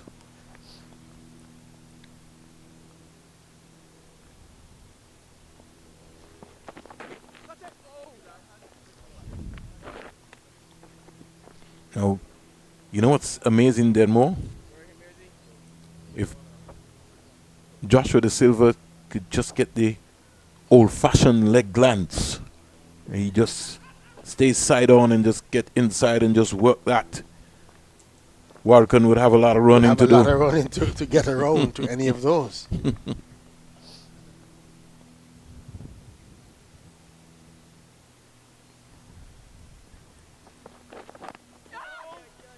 He's in two minds there, trying to look to get fancy on this track. I think he'd be better advised to be as tight as possible. Maiden with the new ball by Carl Mayers. 85 overs bowled, 288 for 5. Yeah, don't want to get fancy on this track, because a fancy playing could mean that you chop one onto your stumps. We saw him there just trying to probably run that one down to third man and getting it off of more back than he wanted, and it bounced down nervously at his feet. So Josh De Silva, especially late on in the game with just about 5 or so overs left in the day's play, don't want to give it away. He wants to go in maybe already on a half century and look to carry on tomorrow.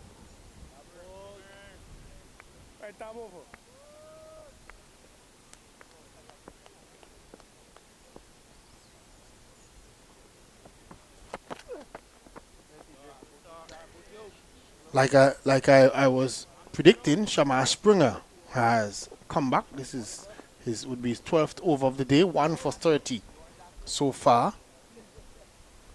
So he started outside the off stump with his first one. Captain still giving him some support. He has 2 slips in place and a man at gully.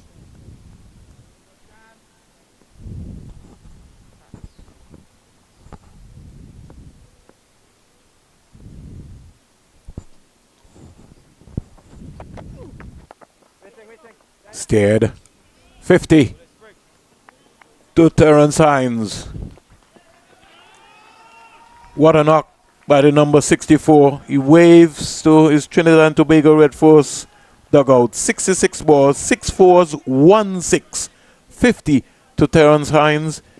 And I think at the end of the day, Denmore, we'll look back at the context of how important this knock has been. Yeah, I think that he deserves it too. He came in and he looked very positive from the start. He came in at a critical moment. I remember when he came out to bat, I was saying that this is going to be an important time for the Trinidad and Tobago Red Force, and he has came out and he played well. Forward. Well played to him. Well deserved 50. And what has even made it even better now, that even at this late stage, he's had that little bit of a twist of the ankle that has restricted his mobility, and so I think that he's thinking that, you know, if I'm able to bat out these final 4 overs, come back tomorrow, get, you know, some work done on the ankle, maybe get it in some ice, then he can come back tomorrow and look to try and bat to try and get 100 as well.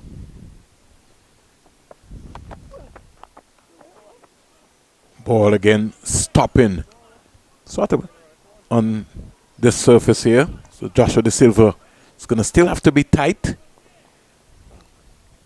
Terrence Hines, in case you're just viewing this, 50 to the young man. 66 balls, 6 fours, 1 6.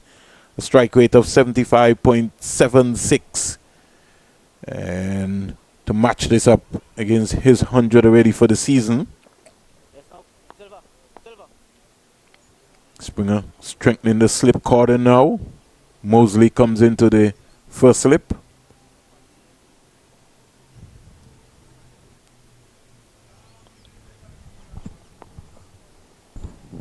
Barbados would want to finish strong.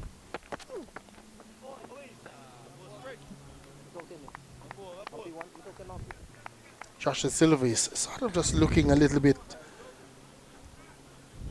iffy, playing at those deliveries outside the line of the off stump. And if you notice the Barbados team, they've noticed that he's sort of in a type of maybe a little zone where he's gotten a little bit negative. And so they brought in a third slip, maybe just to unsettle him late on in this afternoon. Has to still keep looking up the V. No need for him to be trying to look square. Right, it's got to reset, start all over again. Over comes to an end. And in that same over, the young man Terrence Hines picked up his half century. The third of the Trinidad and Tobago Red Force innings. Just to give us a roundup of a live and louder roundup from the Antigua Recreation Ground. The West Indies Academy are 414 for 6 with some 88 overs being bowled in that contest, and to have 400 runs scored with Rivaldo Clark on 161 not out. Amari Goodridge 104 not out. Write those names down in your diary.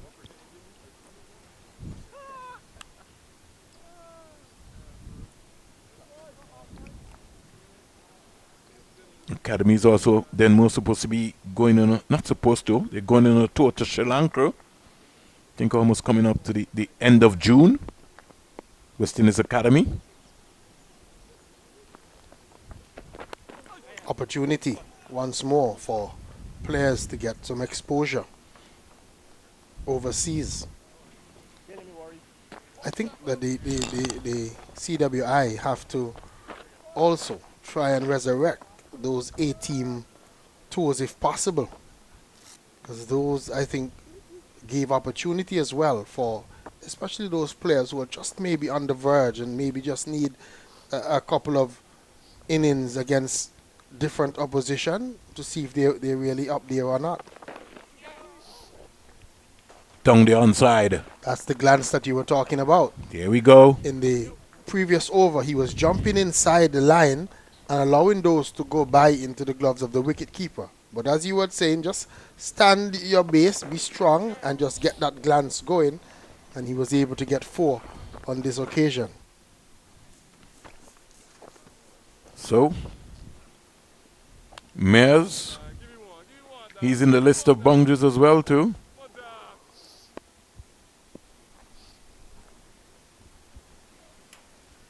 .294 for 5.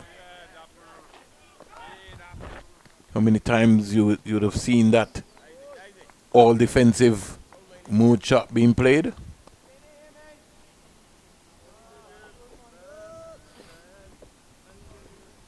Probably about 125 times.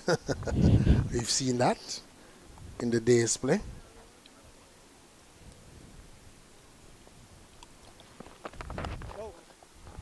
Squaring up there was Joshua De Silva. But the most important thing is that his bat face was straight, looking up at the V.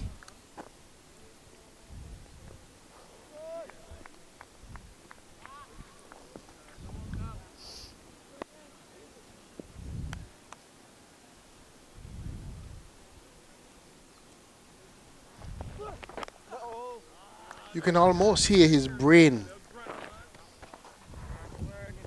telling himself just to concentrate all the way to the end. I said in the previous over when he was at the other end facing up to Shamar Springer, he sort of looked a little bit flustered. The Barbados team recognized that they brought in a third slip, but then he walked away and literally almost spoke to himself. Partnership is 100 of 152 deliveries, as Denmore says. He'll be talking to himself at the end of it. 294 for 5.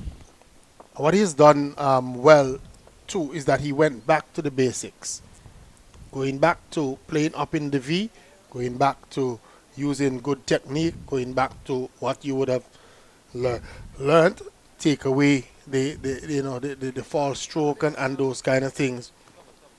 Just sort of get into a regroup mode so that he's able to focus, to concentrate a little bit harder, just for a little bit longer, and he would be fine. And the timely moment here is to be able to soak up the pressure and deal with it. That's always going to be key. We now start over number 88. Springer's really not been himself today. Sure, on any other given day he will rate himself very highly. That today was just not one of his better days. I would love to see him probably running a little harder, try to bowl a little bit faster, hit the pitch a little bit harder. I think that will help him a lot more. I think that all they have been saying it, that he just seems to be floating in those deliveries instead of really hitting the pitch hard and causing the batters a little bit of problems. He's made it far too easy for them when he's with his bowling. 3 slips go down. Waiting for something. Hines stylishly back and across. And if you've noticed with that last delivery, it was a little bit better, hit the pitch a little bit harder. And even though Hines played it defensively, he had to rush a little bit more. He needs a lot more of those types of deliveries.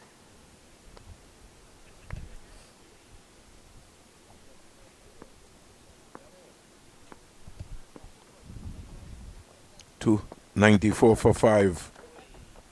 Drive in up to Joshua Bishop.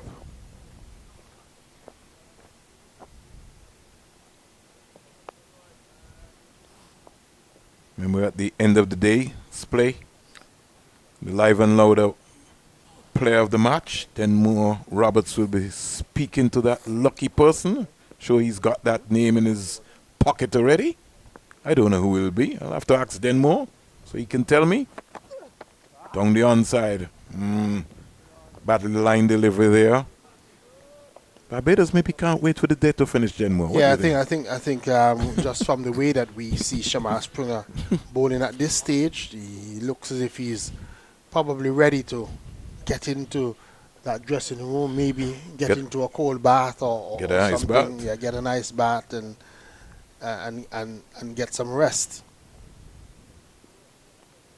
It will take a miracle, Denmore, for us to get maybe a full result out of this game, based on what we're seeing right now. And deploy. Trinidad looking to bat once. I think Trinidad and Tobago are hoping that they can bat once and that they will get good work from their 2 top bowlers in Jaden Seals and Anderson Phillip. I think that's the plan, that they will be hoping that they can unsettle the Barbados batting, and then maybe an opportunity would come for maybe somebody like a Brian Charles to come to the party. He hasn't necessarily been very effective all tournament, but they would be hoping that himself and Carey Peer can really step up and be more effective. Another maiden over there from Shamar Springer. And he's holding his waist as if like, this is what Travis, the track that Travis produced for us? It's no fault of Travis because they dropped 2 catches, right? Yeah. So the scoreboard could have been a lot more different. It could have been Trinidad and Tobago Red Force bowled out for under 300. Yep. Like I said, Barbados, they have not helped themselves in terms of the efficiency that they've had out in the field. We had those two drop chances, maybe a little bit of sloppy cricket here and there. Now coming towards the end of the day's play, they look like a team who has been in the field for the entire day.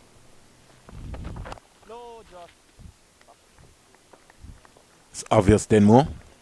And I think too, if we are honest, in terms of the seam bowling attack, the Barbados seam bowlers, apart from Johan Lane, have left a lot to be desired. They have not looked very effective. Kyle Mayers have not had any pace or anything that's really threatening. So too have not Springer. Here is the delivery turned into the onside. And they'll come back very easily for a very comfortable 2. With powerful return there from Wickham. And it's a concern then more, not only for West Indies cricket, but for Barbados cricket. I mean, you got to ask yourself, who are the fast bowlers coming out of Barbados? That's a big question, whipped away down to. It is a big question, and it's a question that we've asked for the entire tournament, because we haven't seen, apart from Kelvin Pittman, we haven't really seen any other young fast bowler coming through in this tournament. Again, many of the teams have depended on some medium pacers, and then hope that the spinners would exploit the fact that Caribbean batters tend to be a little bit weak against spin. So it's something that we have to look at. Here's a transfer leg before. He's out leg before. He came right across the wicket, played down the wrong line. And finally, Kyle Mayers answers the call for the Barbados Pride and for Craig Brathwaite. Hines missed a straight one, fell over, and was a judge leg before. But a beautiful knock from the young man, Hines. Yeah, Let's look at it. I think just right at the end here. Just came across, tried to get fancy, and hit right between wicket and wicket. Very good decision. Yeah, that would have hit middle stump pretty much out of the ground. I thought right at the end here, maybe a little bit injured. Maybe as we saw him waving to the dressing room, to the physio. He thought that he might have just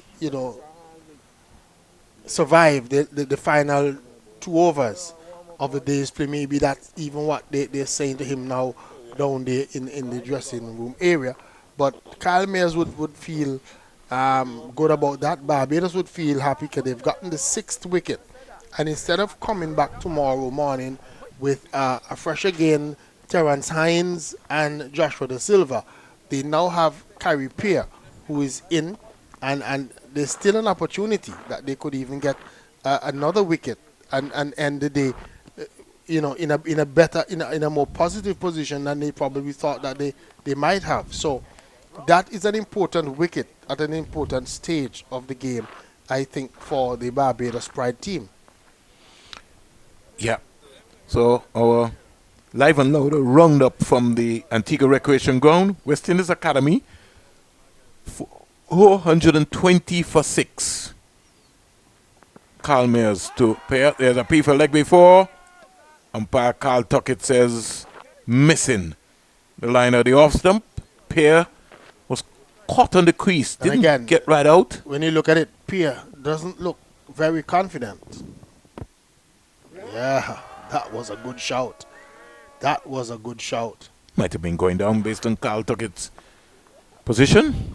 So I won't argue about that. But Pierre, not pushing out, not using his feet, not looking like a top order batter.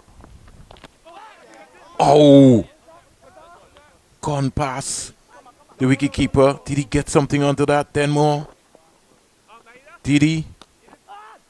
Leg buys. Leg buys. Ooh. So, Calmer's making this new ball talk here. Making this new ball talk. 420 for 6. West Indies Academy. Rivaldo Clark 164. Goodage 107. Just the way that one came right back and right through him and got past the wicket keeper, maybe that would justify the one before not being given leg before. The movement of that ball maybe is what the umpire in Tuckett was thinking about. And you also have to take into consideration he was coming around the wicket and he was wide of the crease as well too. Correct. 298 for 6. Should be the last over of the day, the 90th over. Anything can happen.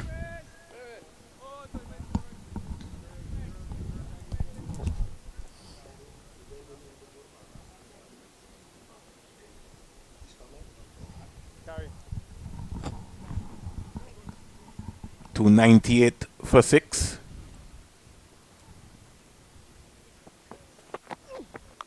Ooh.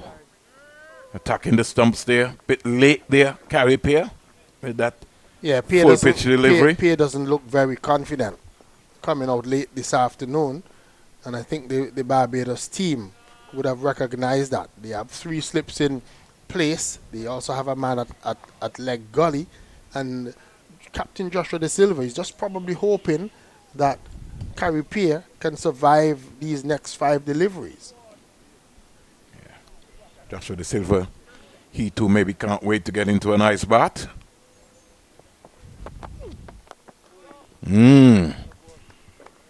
Almost played around a strict delivery there. De Silva has batted for 154 minutes so far. 65, 131 balls, 99 dot balls, 8 fours.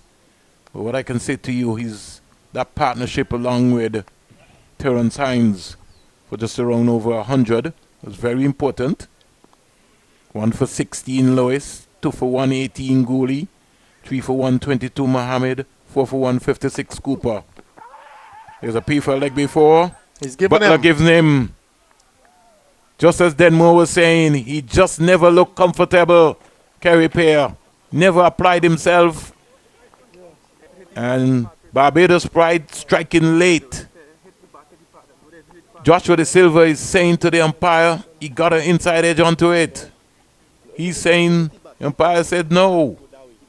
We could have another look at it, but Carey Pear did not look very confident this afternoon at all. No, that hit him direct on his back. Direct. That is a good decision by Dighton Butler. Yeah, no bat involved at all in that one. And just like I said, Carey Pear came out, didn't look as confident. I'm a little bit surprised that the umpires, that the Trinidad and Tobago team didn't send Anderson Phillip before Carey Pear, especially at this late stage. And so at the end of the wicket falling in the final over with just 3 deliveries to go. So I think that they're going to call it a day's play. But the Barbados team would feel a lot better about themselves at the end of the day's play. 298 runs scored by the Trinidad and Tobago Red Force. But the all-important column there is the 7 wickets, those final 2 wickets at the end of the day. So instead of coming back tomorrow with a Terence Hines that was set already scoring a half century, Joshua De Silva will come back tomorrow with Anderson Phillip, Brian Charles and Jaden Seals as the only 3 batters left. So it's going to be an important period tomorrow morning, very early in the day's play. So while Denmore gets himself organized to speak to Cephas Cooper, who will be our live and louder player of the day, just to give you a recap in terms of what happened. Seems like a long time, around 9:30 this morning. Trinidad and Tobago Red Force captain Joshua De Silva won the toss and elected to bat first. And the match referee, Michael Ragonot, was the man on hand to pick up the coin. And in the process, Jason and Candice are maybe going to just switch the highlights so that at the end of the day, maybe I can just give you an update in terms of what happened. So we maybe can just look at the live and louder highlights of the day's play. Cephas Cooper really opened with an exquisite square drive. And once again, going hard at the ball. Ball racing away down to the third man area, Yuan Lane. And then it was the man who picked up the first wicket, the wicket of Evan Lewis, brilliantly caught by Boucher. And then Gooley came in and changed the entire tempo of the game. Really gave some assurance to Cooper, who then grew into confidence. Chase. One thing I liked about Cooper is that his depth of the crease, he was really adaptable to pick up lengths. Lovely shot there on the onside in this patch outfield. I think this was easily one of the shots of the days right after lunch. That straight drive from Gooley down the ground. And look at this from Cooper. Short and wide, and he spanked that for 4. But it was Springer who had the breakthrough. Just a little tickle and picked up very quickly there. And then this one, which got squared up. Jason Mohammed, good catch there by Drakes. And then Django came in and decided to be able to just spoil the party.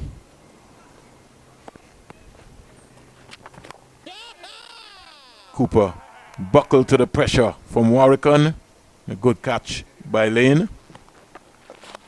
And then this really has to be the shot of the day. The live and louder shot of the day by Joshua De Silva. Squeezing this one to the offside again was Django. Trying to play his shots. And then Chase. Authoritative. But it was Chase who had the laugh last.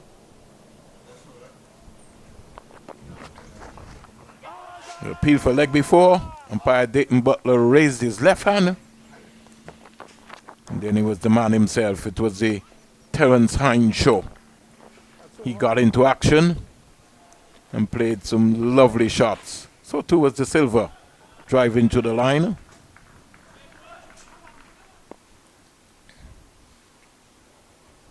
And then Carl Mears got one to straighten, and umpire Carl Tuckett raised the finger.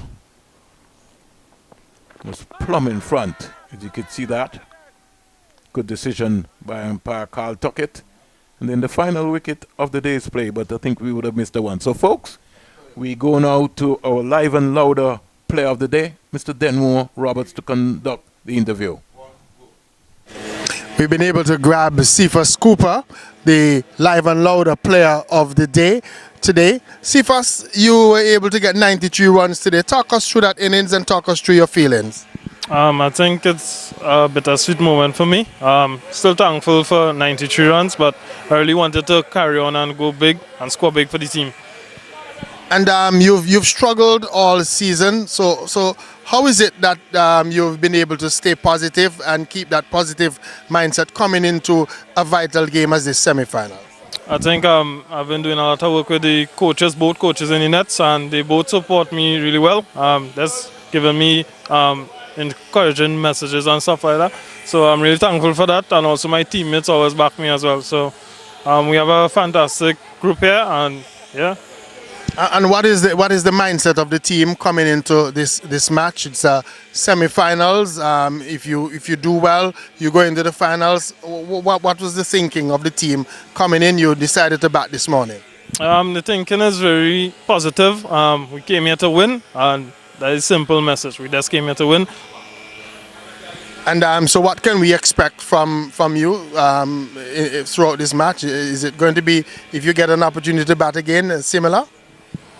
I don't think it'll, well, that's contributing to the team's success. That is my aim each match. So if I get an opportunity to bat again, just put my head down and look to score for the team.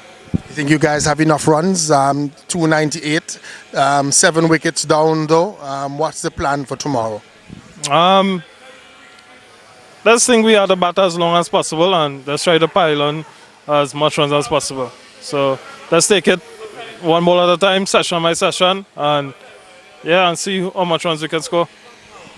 All right, thank you, Cephas. We're happy that we've been able to grab you, and we just hope that you continue to have success as you go along in this game. Okay, thank you. So today we've been able to speak to Cephas Cooper, and he is very positive about the ability. So our live and louder player of the match was Cephas Cooper. 93, 161 balls, 122 dot balls, 16 boundaries, 207 minutes at the crease, and you really have to give him some real credit for his performance. Last season, scored 452 runs with 1 century and 4 half centuries, and the hard work really paying off. So just to give you a clear indication in terms of what happened for the day's play, very quickly. Cooper 93, Lois 7, Gooley 33, Mohammed North, Django 41, Joshua De Silva, the Trinidad and Tobago Red Force captain, is on 65 not out from 131 balls, 7 fours. He's batted so far for 156 minutes. Terrence Hines, really a man to look for in the future. 51, 74 balls, 6 fours, 1 6, 105 minutes, and carry pair LBW to Springer without scoring. The 298 for 7, 364 minutes of batting, 89.3 overs, and the top bowler so far for the Barbados lineup. You would have had Shamar Springer 2 for 31 from 13.3 overs. Lane 12 overs, 1 maiden, 56 runs, 2 wickets, and then you would have had Carl Mayers with 1 for 26 from his 8 to top off with a maiden. Ruston Chase 20 overs, 3 maiden, 65 runs, 1 wicket. Jomel Warrican, 17 overs, 1 maiden, 54 runs, 1 wicket. Craig Bartlett, he bowled 1 over 2 for 2 runs. Just before I sign out, just to give you a live and louder roundup, because a lot of folks have been following us from the Antigua Recreation Ground, just to give you an idea in terms of what happened there today. The West Indies Academy closed on 423 for 6. 423 for 6. Rivaldo Clark not out 165. Amari Goodrich not out 109. And Becky Joseph scored 60 at the top of the order. So the Academy closing day 1, 423 for 6, 91 overs. Let me take some time out to thank my team. Denmore Roberts, Candice, and Jason, along with Richard, Joel, Kadar, Raki, Raheem, and Gordon. I'm Vernon A. Springer, signing out here for the Live and Louder production. And tomorrow, join us right here again at the Coolidge Cricket Ground, the home of Cricket West Indies, at 9:55. Thanks very much for tuning in and listening to us.